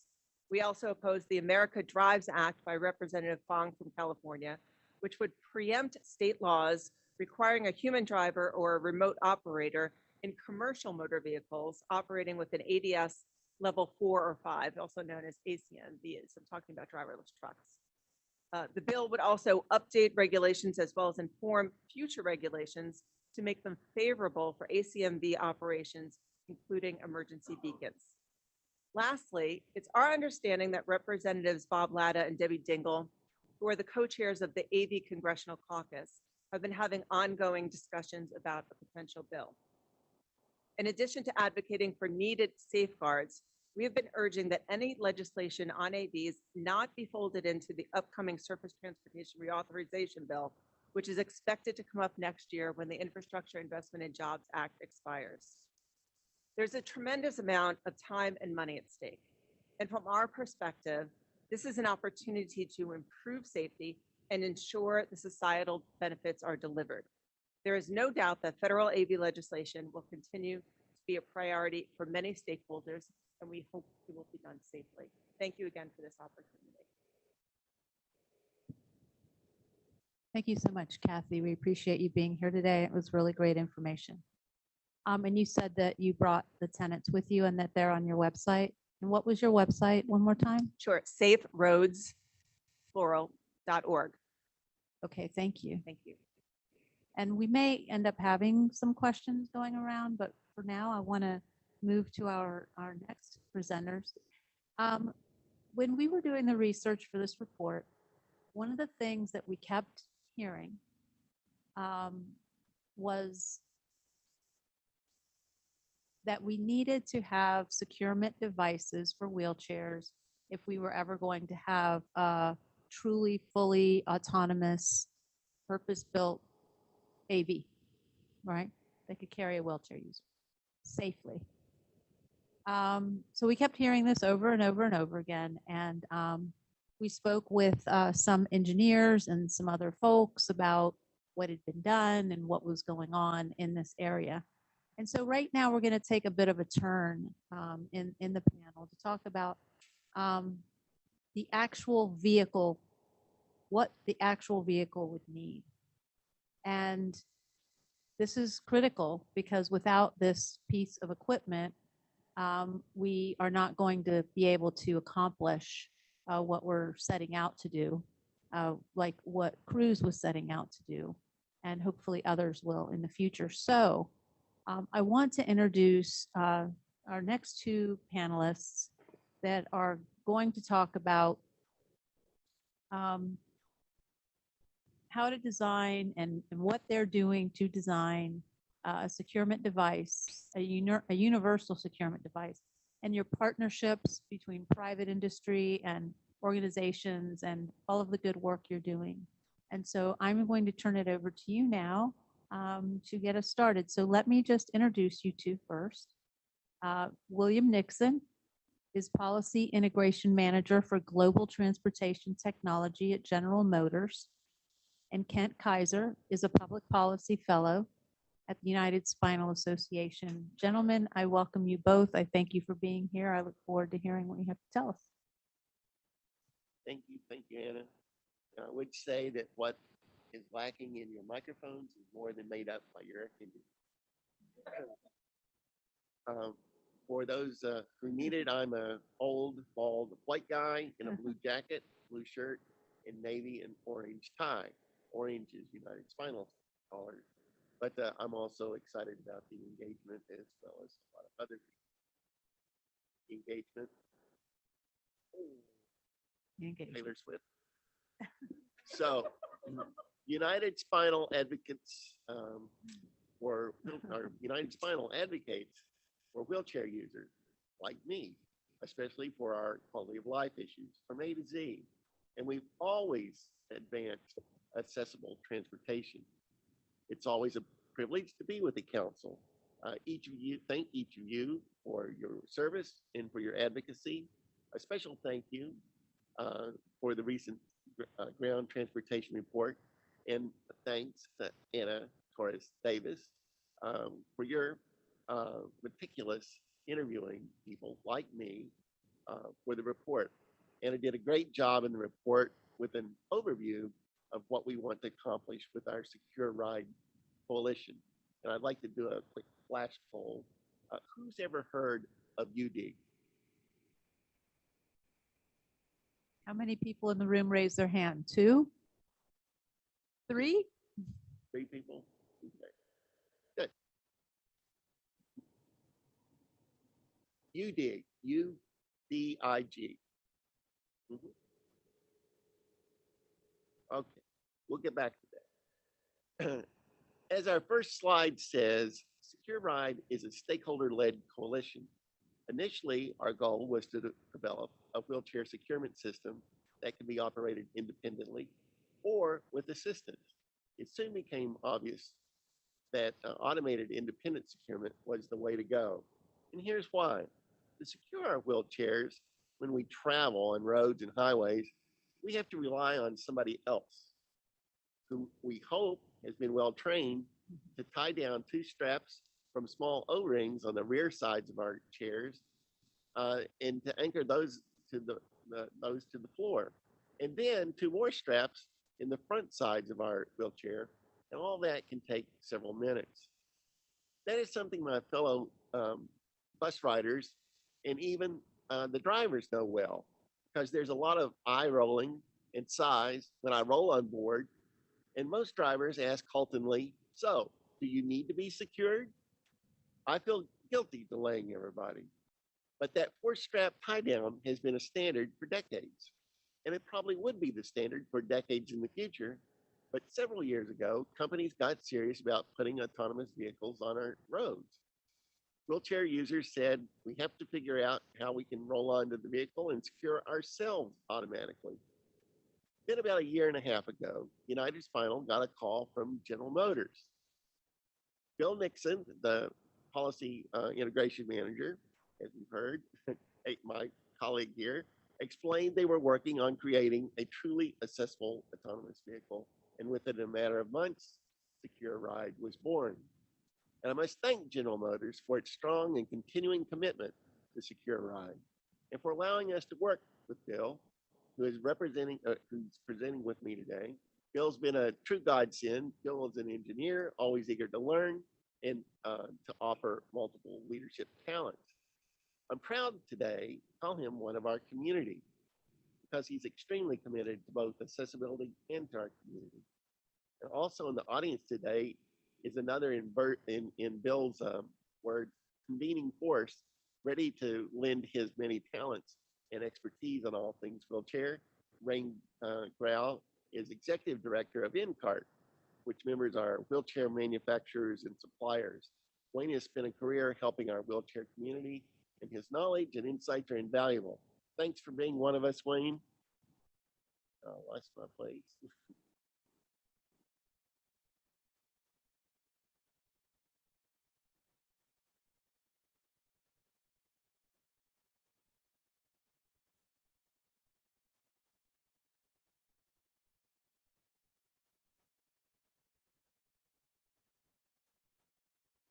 Another point on our slide is we did not want to reinvent the wheel when we've been working to build on existing work to develop securement system standards designed for more seamless multimodal transportation. That way, wheelchair users can more quickly travel from paratransit to a bus and then to a train and back again. An automated securement system would save me almost an hour on a round trip like that, having to have different people to tie down 48 straps in 6 vehicles. So our vision is imagining a world where wheelchair users can use a single attachment feature to move independently across transportation modes to get where we want when we want to go, without having to worry if someone is correctly securing us. Our securement would be safer. We'll be able to quickly know that we are properly secured, and the whole trip becomes much more efficient, and that saves time and money. From the start, we made every effort to make sure that the attachment feature on our wheelchairs has minimal impact to the regular use of the chair. That means it can't weigh very much. Extra weight means extra work for manual wheelchair users. And adding extra weight for some people means they may not be able to make it up a ramp. And it means we do not increase the footprint, the size of the wheelchair. I know that in my tiny little townhouse, you add an extra inch to the length of the rear of my wheelchair, then I probably would not be able to make the sharp turn I need to get through the front door. Finally, it means maintain our ground clearance. Most of the current independent systems have a post on the bottom of the wheelchair that catches on the door thresholds or cords or anything that's raised in our pathway. While we initially focused on securement in autonomous vehicles, it became obvious that the need was not just for the vehicles of tomorrow, but that it would work well for the vehicles today.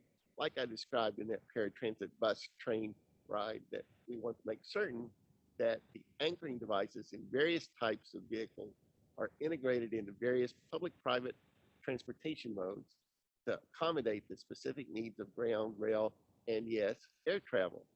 Importantly, a single solution for multiple transportation modes will speed adoption of its increase in scale. And I'll now turn it over to Bill. Thank you, Ken. Good afternoon, everyone. I'm Bill Nixon, a middle-aged male with brown hair, wearing a navy jacket, gray shirt. I work in the Advanced Technology Policy Group at General Motors, but today I'm here with my colleague Kent and Wayne to discuss the Secure Ride Coalition. Before I get started, I'd like to thank Anna and the council for inviting us here to discuss this important topic, and thank you for all the valuable work they do in advancing accessible transportation. So Kent's done a great job, I think, of describing why we pulled together the coalition. Now I'm going to spend some time letting you know who we are, what we do, and how it can apply to autonomous vehicles as well. So let's start with who we are. So if you go to the next slide, please. So we recognize that this challenge that Kent described couldn't be solved by any one company or any one industry. In order to drive the changes required in policy and funding, it require a coordinated and cooperative effort from manufacturers, standards organizations, vehicle upfitters, transportation providers, and most importantly, advocacy groups. So if you, across the top here, we broke it down right from the start into 3 different phases. The first stage was to develop a concept design that could be supported by all the manufacturers and the stakeholders who would have to deliver on that design, whether they were primarily the party that had not been as engaged yet were the wheelchair manufacturers, surprisingly. So we needed to try and get the solution that could be applied broadly across different chairs, different types of chairs, power, manual, front wheel drive, rear wheel drive, all with different characteristics. And really the best experts for how that attachment could be integrated is the wheelchair OEMs. So we involved them as well as the user group like United Spinal. We had another vehicle partner here. You can see Volkswagen. But if you read across and NCART, as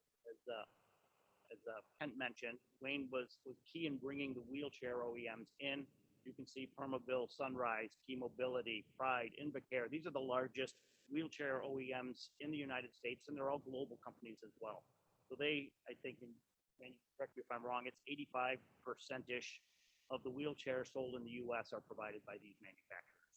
So we really do have the group that can tell us what the chairs are capable of. Once we got that around, and I'll talk a little bit more about the work that we've been doing over the last year and a half, we realized that we really need to get the whole ecosystem involved to develop and publish and test the standards and get the advocacy groups in there to support the regulatory and the policy changes. And that's going to take a much bigger team, but we wanted to make sure we had a core of a solution. So that was the stage 1. Stage 2, you can see we've started to involve additional groups. NMEDA, who is the association that does vehicle conversion for wheelchair users, it converts the vehicles, along with a number of other transportation providers, and then a lot of the partners you can see listed here with PVA, MDA, Spina Bifida. RESNA is the standards committee that does wheelchair securement standards and wheelchair WC19 compliance testing and standards, and we're constantly growing on this. So one point to make is while we didn't start with the UDIG, we began by evaluating all the different options as well as their strengths and weaknesses. We had workshops to brainstorm new ideas and evaluate a wide range of solutions and debate them among the wheelchair OEMs to make sure that what we were going to put forward could be delivered by industry. The things that maybe had been considered before didn't meet our criteria of broadly addressing, a broad range of wheelchairs in a secure manner and independent securement and so forth. And Ken pointed out many of the shortcomings, I'll say, of some of the automated systems that are out there today. We talked about robotics. We talked about airbags. We talked about a whole range of things. And really, when we boiled it all down, the UDIG was the most functional option However, it didn't, because of all these other considerations, really address all our needs. So what we've done is to go and modify the UDIG standard to fit the new wheelchairs and develop the technical requirements and designs to move this forward. Yes. Remind me again what UDIG is. Yes. Is that it was part of Ken's the quiz. the securement that's typically used now with the straps? No, and all that? it's actually a standard. It's the universal, universal docking integrated geometry. So a lot of letters, and really what it comes down to, and I'll show you a picture in the next slide that'll help. And it's a standard that's been on the books, on the residence books for about 20 years or so, but never commercialized. It's had extensive testing. UMTRI is one of the leading, it's a University of Michigan Transportation Research Institute, has done, repeated testing of different wheelchairs with this kind of securement against the standards that are out there for wheelchair securement. It performed very well. It, in many ways, exceeds and does a better job than the 4-strap system because of where it, I don't want to get all engineering on you, I know technical, but way it grabs the chair instead of, and much more robust manner, that it does a better job for protecting the occupant during crash event. So if you go to the next slide, I'll jump right to the picture here. So what you see down at the bottom, and then I'll back up to the top. This is a great question. Is the two vertical posts that are shown on the back of this wheelchair is really what the standard's all about. Is locating those two posts in space on a broad range of chairs so that you can have a device that can reach out and grab those two posts and hold the chair securely. So you're not counting on strap angle and strap tension, and did you attach it to the right spot on the chair, which is the challenges of a 4-strap system, much less the fact that it's not independent. You've got structure built into the chair similar to the WC19 hooks that are loops that are on those chairs today. The things that we had to change is you can see the bright yellow arrow to make sure everybody understands those don't stay out there all the time. They're deployable so that they're not, they maintain a good center of balance. They're not in your way. They don't interfere with the rest of the 95% of the time you use your chair that's not in a motor vehicle. And then the anchor device itself is the other piece of it, and you can see a couple pictures of how it hooks onto those two vertical posts to secure the chair. So it's truly an independent, the wheelchair user backs into it, those two hooks on the anchor device go out and secure it. And this has been in standards and test standards and proven out for over 20 years, but not commercialized because in every case except the upcoming autonomous vehicles is you had someone there to secure. And then what this opportunity was here is the US DOT last year sent out a couple of SBIR, Small Business Innovation Research Loans or grants, and awarded them to 2 different companies, one of which we knew about in advance that had worked with. They were each awarded a phase 1 concept, 6 months, $200,000 to develop the concept work that you see here. We worked, the Secure Ride Coalition reached out to them, worked with them on developing their solutions and incorporating the modifications that we believe are necessary to really make this a viable approach. They then developed the concepts you see here, develop the recommendations and the changes that we recommend to go into the next generation, I'll call it the UDIG, and they submitted them as a phase 2 commercialization proposal. Those proposals have been accepted, but they don't have all the paperwork signed, so contracts are not final, so we know how some of that business. But the award, if it follows all the way through, is $1 million over the next 2 years to each of these companies, one to develop to commercialize the development of the wheelchair anchor, and then the other to do, the wheelchair attachment, and the other to do the vehicle anchor. So we're working all the wheelchair OEMs, and as you saw, we have securement OEMs, original equipment manufacturers, also as part of our coalition, working with these companies to make sure that the concepts they're developing really fit into the general industry. Next slide, please. Does that help everybody kind of visualize and understand the UDIG concept? The great part of that is you can see it's a mechanical solution. It's independent.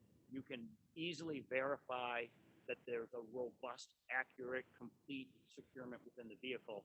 Those are all things you don't really get with force straps, and it avoids the compromises that come along with the other docking stations that are available on the market today. And they're great, but we call them kind of one chair, one vehicle solution. It's modified for a given chair, for a given vehicle, and can't be shared among users.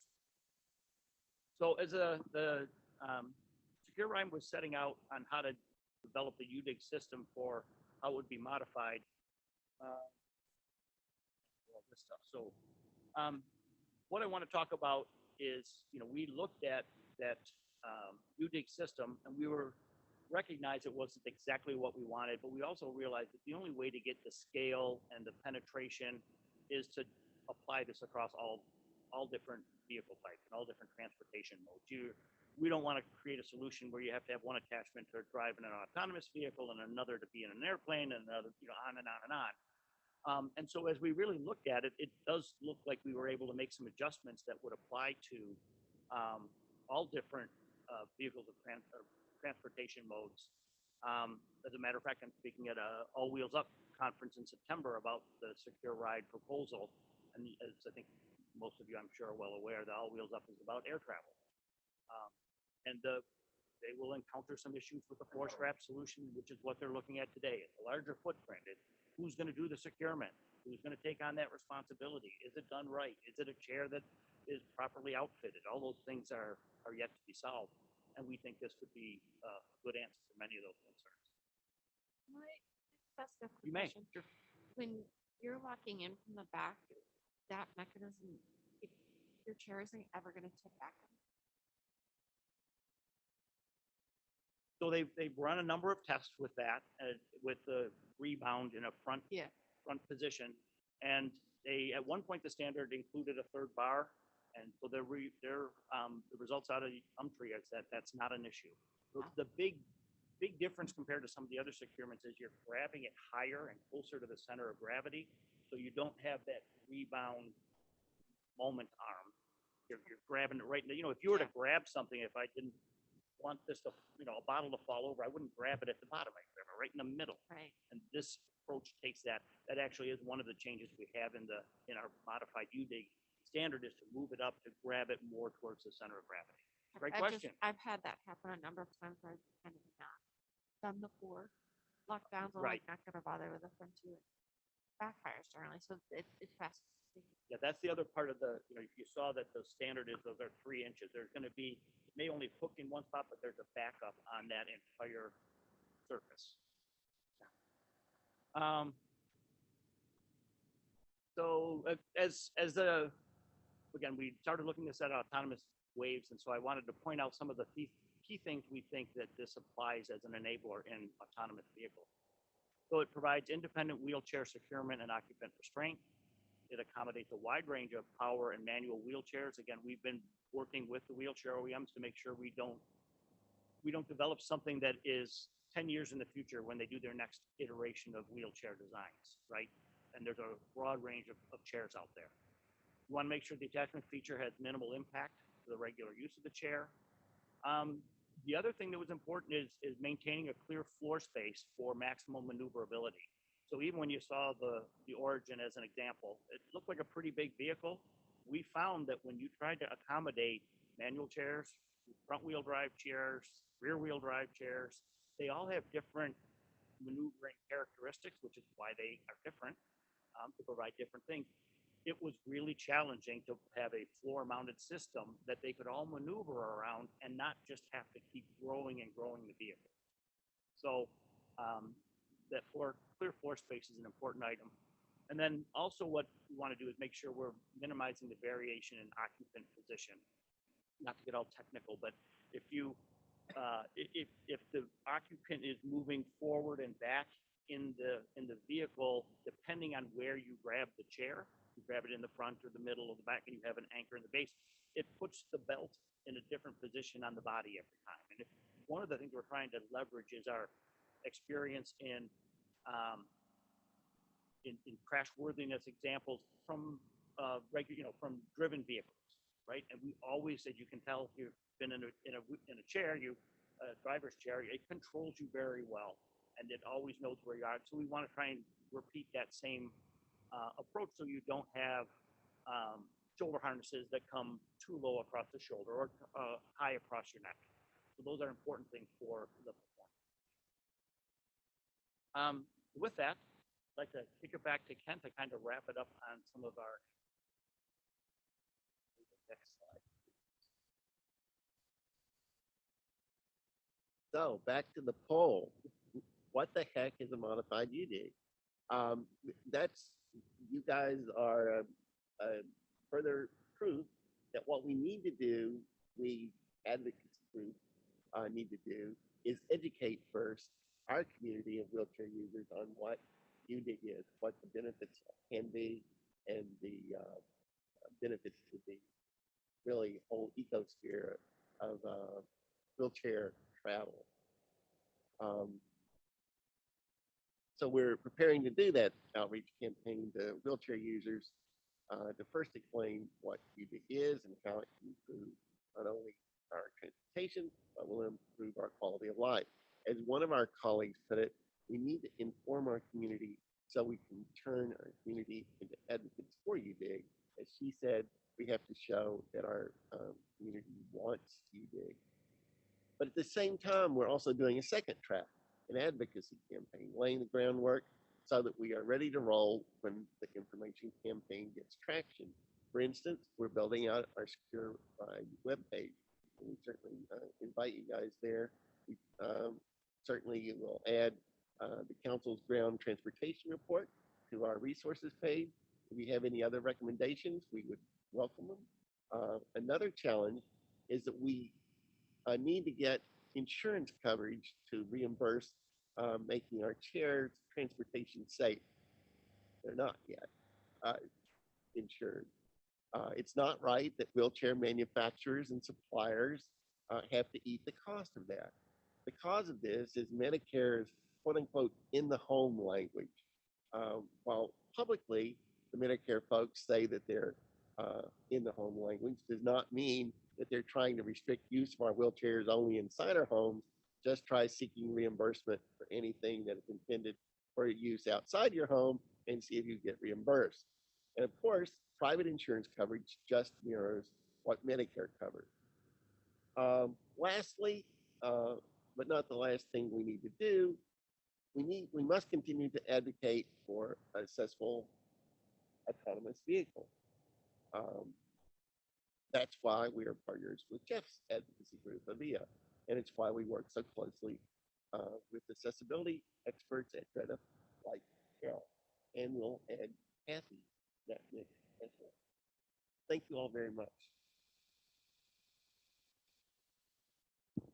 Thank you so much, Kent and Bill, for that great presentation. I wanted to just, I know that we are just in the first iterations of autonomous vehicle development, right? And we're testing and we're trying different things. I wonder if I could just throw out there, you know, what you think. Anybody can join in. You don't have to answer this if you don't want to, but I'm wondering, what do you think the future holds for accessible AVs? You know, what is needed to achieve it? What are our biggest barriers right now? Is it cost? Is it this technology that we need to develop? Is it coalitions? Is it federal regulation? What are all the things, or is it a group of things that have to come together for us to achieve some more accessibility? Good question. Yeah, and there, I think the quick answer is it's going to be a whole range of things. I think Jeff's probably in the best position to follow up on the regulatory side of the business, but what we're trying to focus on with the Secure Ride is, even once that happens, if we haven't addressed independent procurement in the autonomous vehicle, then we really haven't gotten it right. We don't have the full solution. But So Anna hit the nail on the head when she said the critical issue is securement. That absolutely has to be done and ironed out before we have access. And a second one is battery placement. And Jeff can do the technical thing on this, but in AVs, the designs that we've seen, the batteries are going to be at the floor where we need to put a ramp. So the battery placement becomes all important. How do you get a ramp into the vehicle so we can use it, which also could help other people, especially seniors, and we're getting a lot more of them, I know, because I'm one of them. But those two issues are absolutely critical. And to paraphrase Dr. Roy Cooper, who loves to quote the council, we have to be prepared now for tomorrow. So that's the short version. And oh, sorry. No, please. No, please, you go. I insist. Okay, well, I have a question for you then, Jeff. If we're playing ping pong here, so first of all of you, thank you so much for this very informative panel discussion. It's been really great. You know, Jeff, I was actually thinking along the lines of Anna here in terms of your association. You know, what are, if any, of the commitments that your partners have made for accessibility in AV? Is that part of the discussion? You know, just thinking in light of you referenced that amazing video in the beginning that prominently featured a good friend of mine, Michelle, but concludes and kind of closed up their shop in terms of their work. What is happening, and how is the association part of that?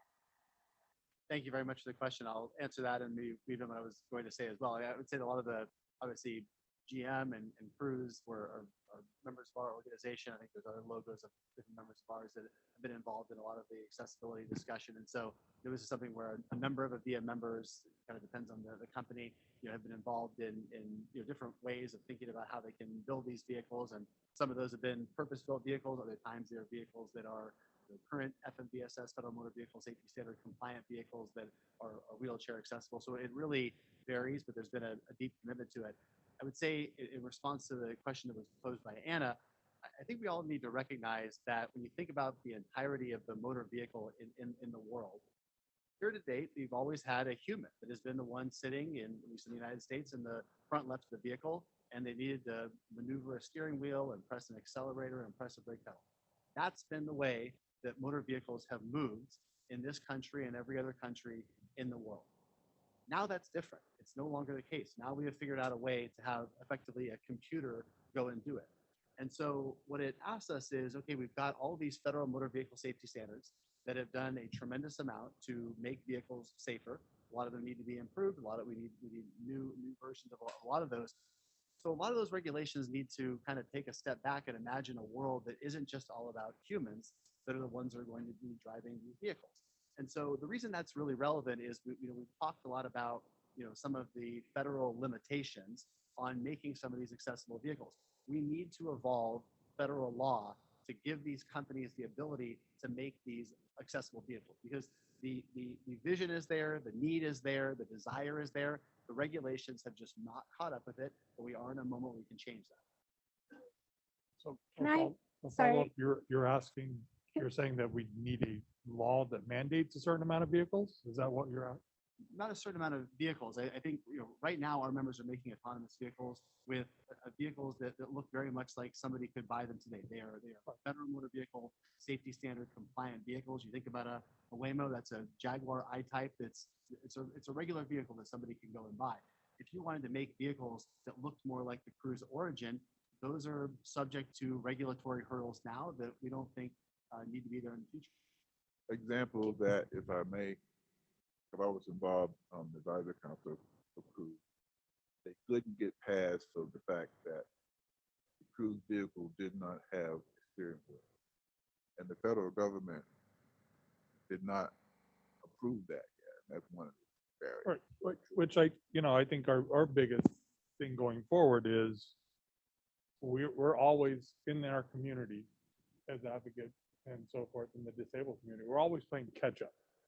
We have to be looking at what's going to look like 30 years, and it needs to start with being accessible now for 30 years. So like as you develop. So I'm gonna say, so one of the issues I will tell you, even in my own, I've run a private nonprofit, securing vehicles that have accessibility has to go through second and third parties a lot of times. And then whatever vehicle we choose, they don't make a lot of them. And so the cost goes up and up and up. And I can tell you, we get Department of Transportation grants to serve disabled populations. And those grants are sometimes, well, I can tell you, we're waiting on vehicles that we got a grant 5 years ago. And we've got 3 other grants in the process. We're still waiting on vehicles that have gone every other year. So it has to, that's why I'm asking, does it need to be policy for the federal government to say, you have to make a certain amount? You make 1 million vehicles, you have to have a certain amount of those be wheelchair accessible. Or so, I mean, we govern that and everything else. I'm just wondering, and where's that our role as a national council? So it's an interesting topic. Carol, please. Sorry. Fighting into it. Yes, please. What you just said is what Dretta believes needs to happen. That we will not have wheelchair accessible autonomous vehicles, passenger vehicles especially. We already see the shuttles and the buses. We will not have them unless it is required. I firmly, and I've been doing this for 10 years now. I've worked with a number of companies, been very excited at the beginning about all of their leadership and being all in, and had amazing discussions, people I'm just so grateful for.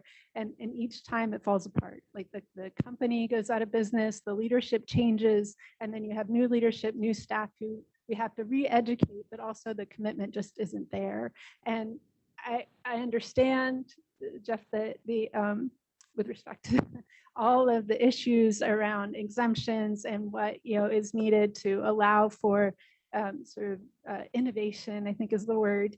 But we just, from my perspective, having been very involved in this for the past 10 years, I do not see that push with USDOT to try to put a wheelchair accessible vehicle on the road. And if I saw that, I would be there and asking, and that's something that we're asking for. And the exemptions is, if you're going to ask for that on accessibility, make sure there's wheelchair accessible options and that they're safe. Yeah. So that brings me to my other question I had actually from a previous, and I think we had a panel when Andreas was here. We talked about autonomous vehicle before, correct? And I asked the question, and I think we had GM and Ford representatives. Is there any legislation that you know of, or should there be legislation that the more autonomous vehicles you have on the road, just like plane safety, the planes are talking to each other, but the companies aren't talking to each other when they're on the road. So the more autonomous vehicles you have on the road, if they can talk to each other, you actually get safer roads, right? This is the future. We're going to autonomous vehicles. I think, the driver's out, but is there anything, are these companies talking about installing those types of technologies where the cars are talking to themselves, so you can have a 2-inch bumper gap, even on a freeway, doing 150 miles an hour, and they're safer than any human driver could ever be? I could just respond to that. And I want to respond to the first one too. But vehicle to vehicle communication is a base deal. Yes, they do want to talk. I want to have wheelchair to vehicle communication. There's one study that suggests that wheelchair users are 35% being killed in auto accidents than everybody else. And it's primarily, I think, because of the low height. We're just not seeing. And with SUVs, it's even worse, right? But back to the first point, just to fine tune your question, United Spinal doesn't support fleets. We think that accessibility helps everyone. So we don't want a number of waves, wheelchair accessible vehicles. We want the entire fleet to be accessible. And maybe that day will come, maybe it won't. The city of London mandated accessible cabs. They have all kinds of manufacturers that produce accessible cabs for the city of London. look at their contractor list, approved vehicle list, I guess is what it is. They're dozens on the list. So these are possible. But Yeah, I'll just share that, I tried for the first time. I was in San Francisco last week, tried to use a Waymo. I didn't fit in the Waymo. If you don't know, I'm 6'7". I'm a big person. I couldn't get in the car that they sent. So, so it's not just wheelchair accessible, but I think as we move forward on the future, Kathy, did you have a statement? I did. I first wanted to support what my colleague Carol said, that if these are not required, it's not going to happen. I think it's essential that we learn from what happened with TNCs. Let's not forget. I know no one in the room has forgotten that. But then I also want to respond to something that Jeff said about getting rid of federal safety standards. Some of them. That's not what I said, Ms. Chase. I'm sorry. I said that federal motor vehicle safety standards need to evolve now that we are in a world where we have autonomous vehicles that are operating alongside it. Okay, thank you for the question.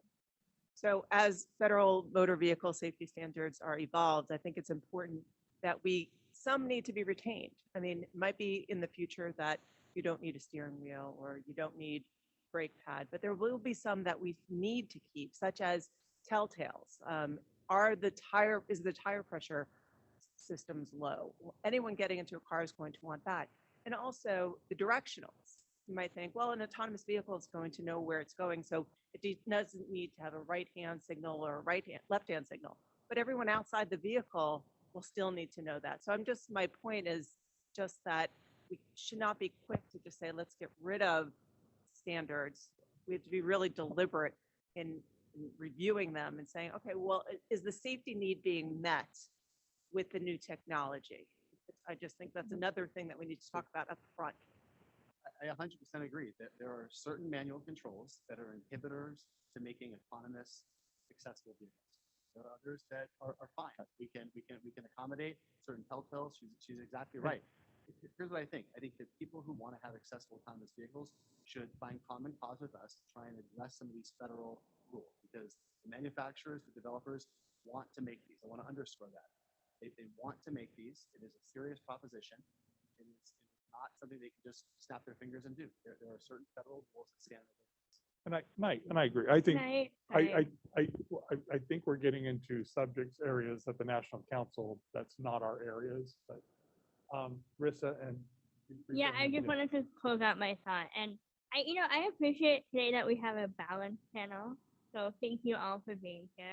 I imagine there's dynamics going on. And I think we'll see it play out. But I just wanted to, Sean, and thank you for adding that around like the context. My original question, Jeff, is because I'm wary, but I'm excited about potentially being able to jump into an autonomous vehicle someday. I don't drive much, so that would offer more opportunities for transportation. But I'm also a realist, as a disabled person, so often we're left behind. And so, policies and legislation, I feel like always have to catch up to where innovation can happen. And so that's why I was asking, is there commitment as part of the association? Because innovation can help push policy. And I think we have opportunities as a council to make recommendations for what policies would make sense to expand independence for people with disabilities. And so it would be, incredible to have associations like yours also make public commitments that help push along policy. We just wanted to make that clear. Neil, I know you were also jumping together. Thank you. And thank you all very much. Thank you very much. And I just wanted to say that safety is always the ultimate. Safety can also be the impediment. And I think that when it's an impediment, and I mean it's an impediment in minds of people, it's not an impediment in reality. I often hear people who are very, very concerned about autonomous vehicles. What does this mean for the safety of? And I have heard disability groups who have said, this could be very dangerous for our people. This could be very dangerous, and all very true. So, I mean, you reach a point where you have to, though, try and reach a degree of consensus about how do we move forward with those realities. and understanding that in life you can bubble wrap. You can do everything you can do. Okay, there's going to be something that we're A, are not going to ever think of, and B, we have to only figure out, sadly, through finding only most information safety is. So I think it's I think one of the things that's incumbent on the council is to continue doing the kind of thing we're doing. By saying, 8:30, 9:30, let's 10:30. continue doing. Thank every one of you here for doing that. But part of the component that I would suggest that you do too is more education. More education across the board to the constituency that you think you know very, very well. And sometimes don't agree with you, but they may sound like they're agree. But they're frightful. I mean, I can tell you there are a lot of people. I know you can't tell. I know you think I'm in my 20s, but I'm a deep senior, and there are people who are senior citizens who are terrified of this technology. Terrified. They're afraid they're going to get run over. They're afraid of this. They're afraid of that. And that's what I mean when I say sometimes safety is also the impediment, but it's in our mind as much as anything else. So it is a matter of communicating. I mean, I've been talking about this for 40 years. And we also have to educate wheelchair users because they too are, not everybody like you and I are on board with it, but there's a lot of concern in our community about trusting getting on a autonomous vehicle. Kent, that's exactly what I'm saying. I was just telling someone that in Lake Nona, where I live now, we have autonomous buses. I'm going to tell you, people won't use them. They're terrified. They're always looking when they're downtown that they're going to get hit by this bus. Meanwhile, the thing goes about a mile an hour. Well, I mean, I have neuropathy and can't walk, and I get out of the way. But the fact of the matter is that's all of our responsibility, and that's the council's responsibility. That really is. We have to be more about communicating with our constituents. The potential benefit well outweighs. I mean, I love your presentation about employment. That has been my key thing for almost 40 years. I mean, that's the answer. That's the big part. But and so it's incumbent, I think, on all of us to just educate. And by the way, if it sounds self-serving for our group, for our company, for our our business, our organization, so be it. As long as it's okay. Let's not be shy about saying this is a good technology, and we should figure out what the instead of just thinking that we're all singing from the same thing. We're not. If I could put in an ad for an organization I'm on the board of, PAVE, Partnership for AV Education. They're trying to do just that. So maybe the council would like to talk to them. May I, Chairman? Before Theo, I'll let you go. I think Hosky was trying to chime in. Hosky, did you have a comment?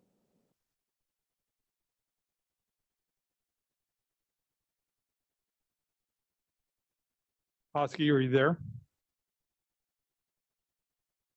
No, I accidentally raised my hand.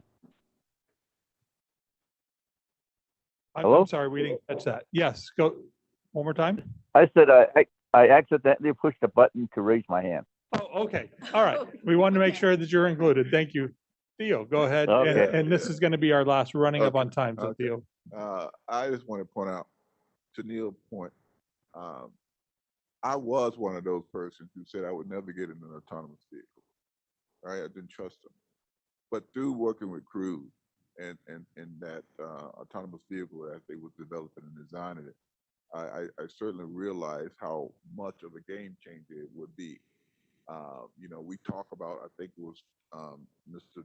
John, I forget his name, first that talked about transportation working in regard to hours of life, right? And that term hit me because, most of the stuff that we're talking about don't work within, that immediate, life is quick, right? And so we can try to improve transportation all we want. But if we don't have an opportunity, we don't have an opportunity to do something like autonomous vehicle, wheelchair accessible autonomous vehicle that is quickly on demand that we can use in our everyday life, then we're always going to be behind. And so, yeah, we got to look at innovation. We got to look at safety and all of those things. But I still believe wholeheartedly that autonomous vehicles, wheelchair accessible autonomous vehicle is the answer. Of our, those hours of life that people with disabilities don't have right now. And so, I always see all of these other things like Lyft, Uber, that really, can cater to people with physical disabilities, but not people with wheelchairs. So that is available already. But no one is dealing with people with motorized complex wheelchairs. And I believe that autonomous vehicle is the answer. So I'm really behind you, and I'm also the executive director of the National Council on Independent Living, and they want to see this happen. So whenever I can lend a hand, please call them. Excellent. Thank you.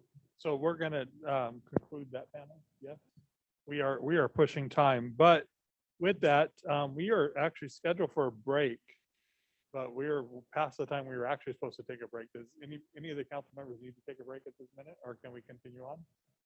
All right. With that, we'll go to public comment period then. And is Risa leading that? I just want to say thank you to this panel. This was very enlightening and very, very energetic. I don't think we've had one quite as energetic, Thank you. which Just is voices need to be heard. Everybody needs to be heard. So, if we take all a right. minute to transition. Yeah, let's take 5 minutes. We're going to take 5 minutes in transition and then we'll come back.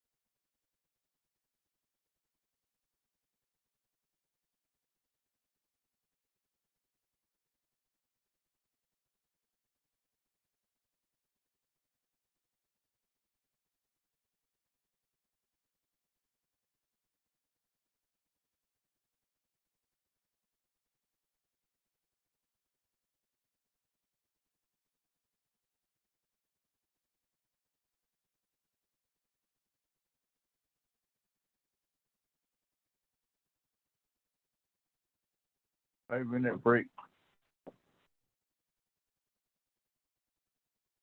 Push, push. You in here, Spock, son? Yeah, I love you.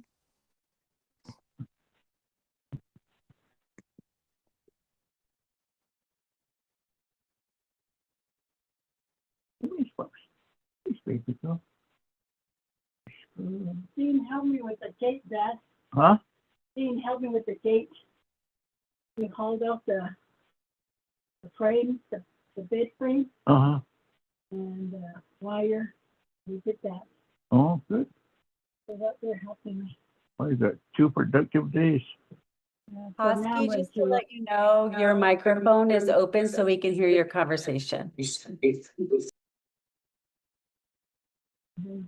now we're gonna haul away the other.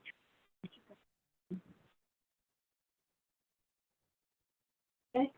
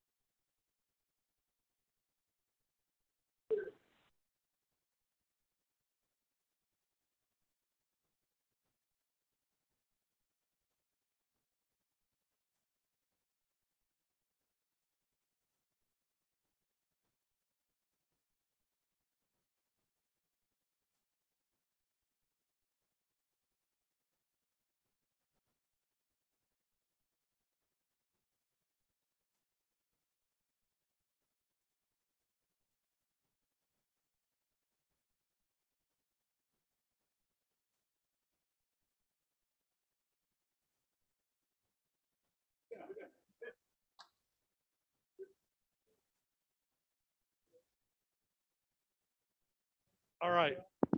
Let's try to get this going. We have a few more minutes. I believe our next item and our last item for the day is public comment and our comments. So, Lisa, I will turn that over to you. Thanks, Sean. Today we are soliciting your comments on 4 topics, all of which are open projects that we currently have underway. Those topics include improving the outcome of people with disabilities during and after disasters, disability critical competency training for healthcare provider training programs, ADA accommodation during court proceedings, and youth and younger adults with disabilities in nursing homes. We will call on everyone in the order we received your registration. Anyone who did not pre-register but would like to give comment here in person is welcome to indicate a desire to give comment by raising their hand after we finish with those who pre-registered. We will adhere to a strict 3-minute limit for any comment. I will prompt you when you have 30 seconds left. Once called on, please state your name, your organization affiliation, and proceed to provide your comment immediately. Thank you.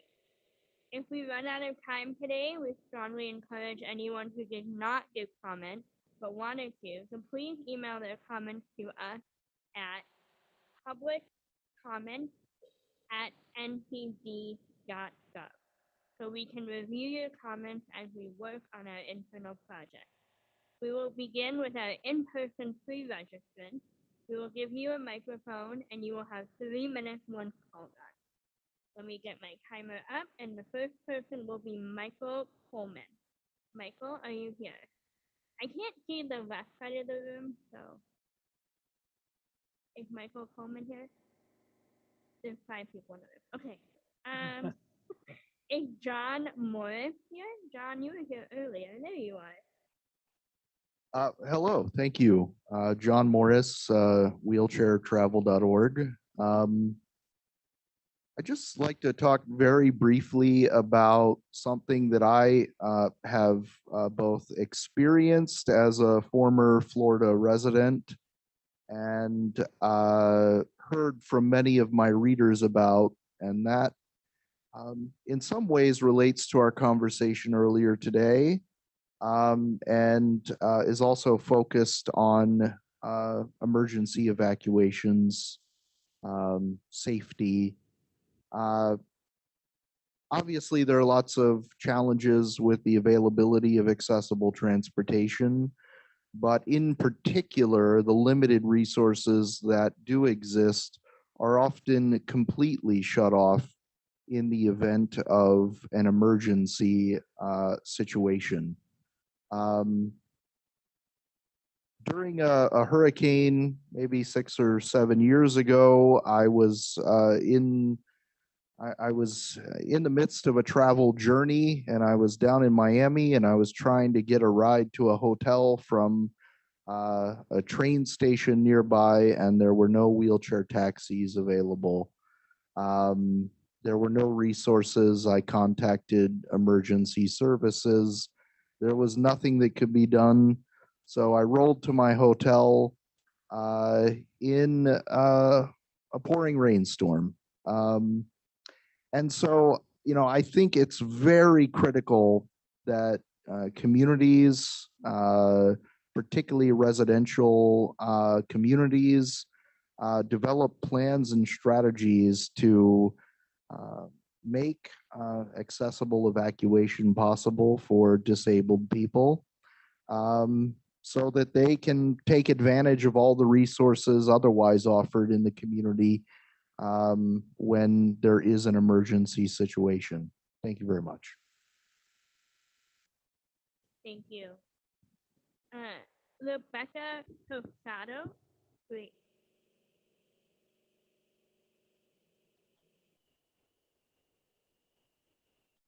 Thank you so much. My comments are Sorry, Rebecca, just trying to spell your last name. Can you spell your last name for us? yes, it's Tosado, Tosado.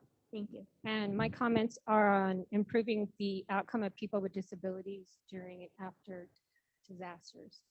Thank you, Chair, members of the council. My name is Rebecca Tosado. Until earlier this year, I worked at the U.S. Department of Homeland Security in the Office for Civil Rights and Civil Liberties. I'm speaking for myself today, not for the department. My position and the position of all of my peers was eliminated earlier this year, even though the functions of the office are mandated under the Homeland Security Act. It was my office that was responsible for ensuring compliance with Section 504 of the Rehabilitation Act and all of the programs of the department, including in disaster response. Some of my colleagues and I made a protected whistleblower disclosure to Congress to bring attention to the consequences of eliminating the office. Don't worry, I'm not here to talk about anger about losing my job or the cuts. I'm really talking about the need for oversight in this area. The team I led in this office for more than 10 years worked to integrate disability requirements into FEMA's own programs. Whenever possible, we did this in coordination with leaders and staff at FEMA, and always listening to the voices of people with disabilities and organizations like the Partnership for Inclusive Disaster Strategies and World Institute on Disabilities. What ended or ceased? Eliminating our positions meant the department's external disability program was completely wiped out.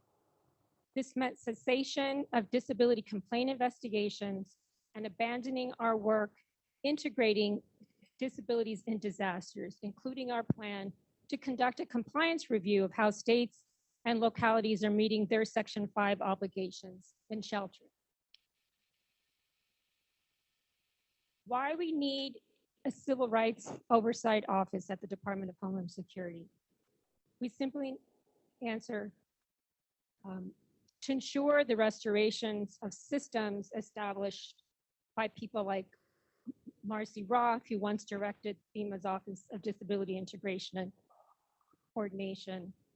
And also because the taxpayers should know that their expenditure of funds are being used effectively and in compliance with Section 504 and other civil rights laws. 30 seconds. So I don't have too much time. I'll submit a full comment, but a few recommendations that I have is to push towards reconstituting the Interagency Coordinating Council on People with Disabilities, and these are my recommendations for NCD in particular. Ensure that FEMA's Office of Disability Integration and Coordination is functioning as required by law. Ensure NCD is carrying out its own role vis-a-vis the disaster response at FEMA, and support the restoration of a robust civil rights oversight office. Thank you, Rebecca. Thank you. Is there anyone else in the room who would like to make a comment? Okay. I have a few more things to say, then I'll turn it back over. In our remaining time, I want to acknowledge that we received written comments from several individuals in advance of the meeting, and written comments are always very welcome at NCD. That email address again is publiccomment@ncd.gov. Thank you to the following individuals for the written comments ahead of the meeting. We had Dr. Linda Long Balilio, Assistant Professor of UMass Chan Medical School, Dr. Suzanne Smolster, Professor Emerita at Villanova University College of Nursing, Peggy Schiffer, a parent of an adult with developmental disabilities and a member of the Massachusetts Citizen Advisory Board to the Department of Developmental Disabilities, Dr. Stephen Perlman, President of People Advocating for Optimal Health, former NCD Council member Dr. Rick Rader and Director of Project DIME, Disability Inspired Medical Education, and Dr. Nicholas Lawson. In addition to those comments, Annie Strait of United Spinal Association, Mitchell Berger, and Jenny Aller provided comment on improving outcomes for people with disabilities during and after disasters. Thank you for all of your comments. Lisa Cooley and Brandon Cassidy provided written comments regarding youth and young adults living in nursing homes. And finally, I also want to acknowledge Sean Richmond of National Mobility Equipment Dealers Association, who provided comments on the NCD ground transportation report and the panel today, as well as Stephen Walker, who provided written comments on access to artificial intelligence for people with disabilities. For anyone who has recently reviewed our ground transportation report, you know that public comments we receive play an integral role in informing the council's areas of research, giving us great leads to follow in our investigation. And they also provide powerful stories that help us drive home information and make it more personalized. And with that said, I also want to remind everyone in the room or tuned in today that although we have highlighted areas that we're looking for specific input on, as was the case today with our Open For project, NCD's public comment program is always welcoming you to share any insight on any topics at all, which helps us keep aware of the issues that are bubbling up across the country and that are most important to the community. We are grateful for those who take the time to provide us with the insights they have and help share their expertise and lived experience with us to make our advisement to policymakers stronger. I'm going to turn it back over to you, Chair, and thank you, staff, for the talking points. Thank you, Risa. With that, we now come to the area where I need a motion to recess until tomorrow morning. I'll move. Risa moves. Do I have a second? And then all in favor, say aye. Aye. Any opposed to recess? Hearing none. All right. We are recessed until tomorrow morning.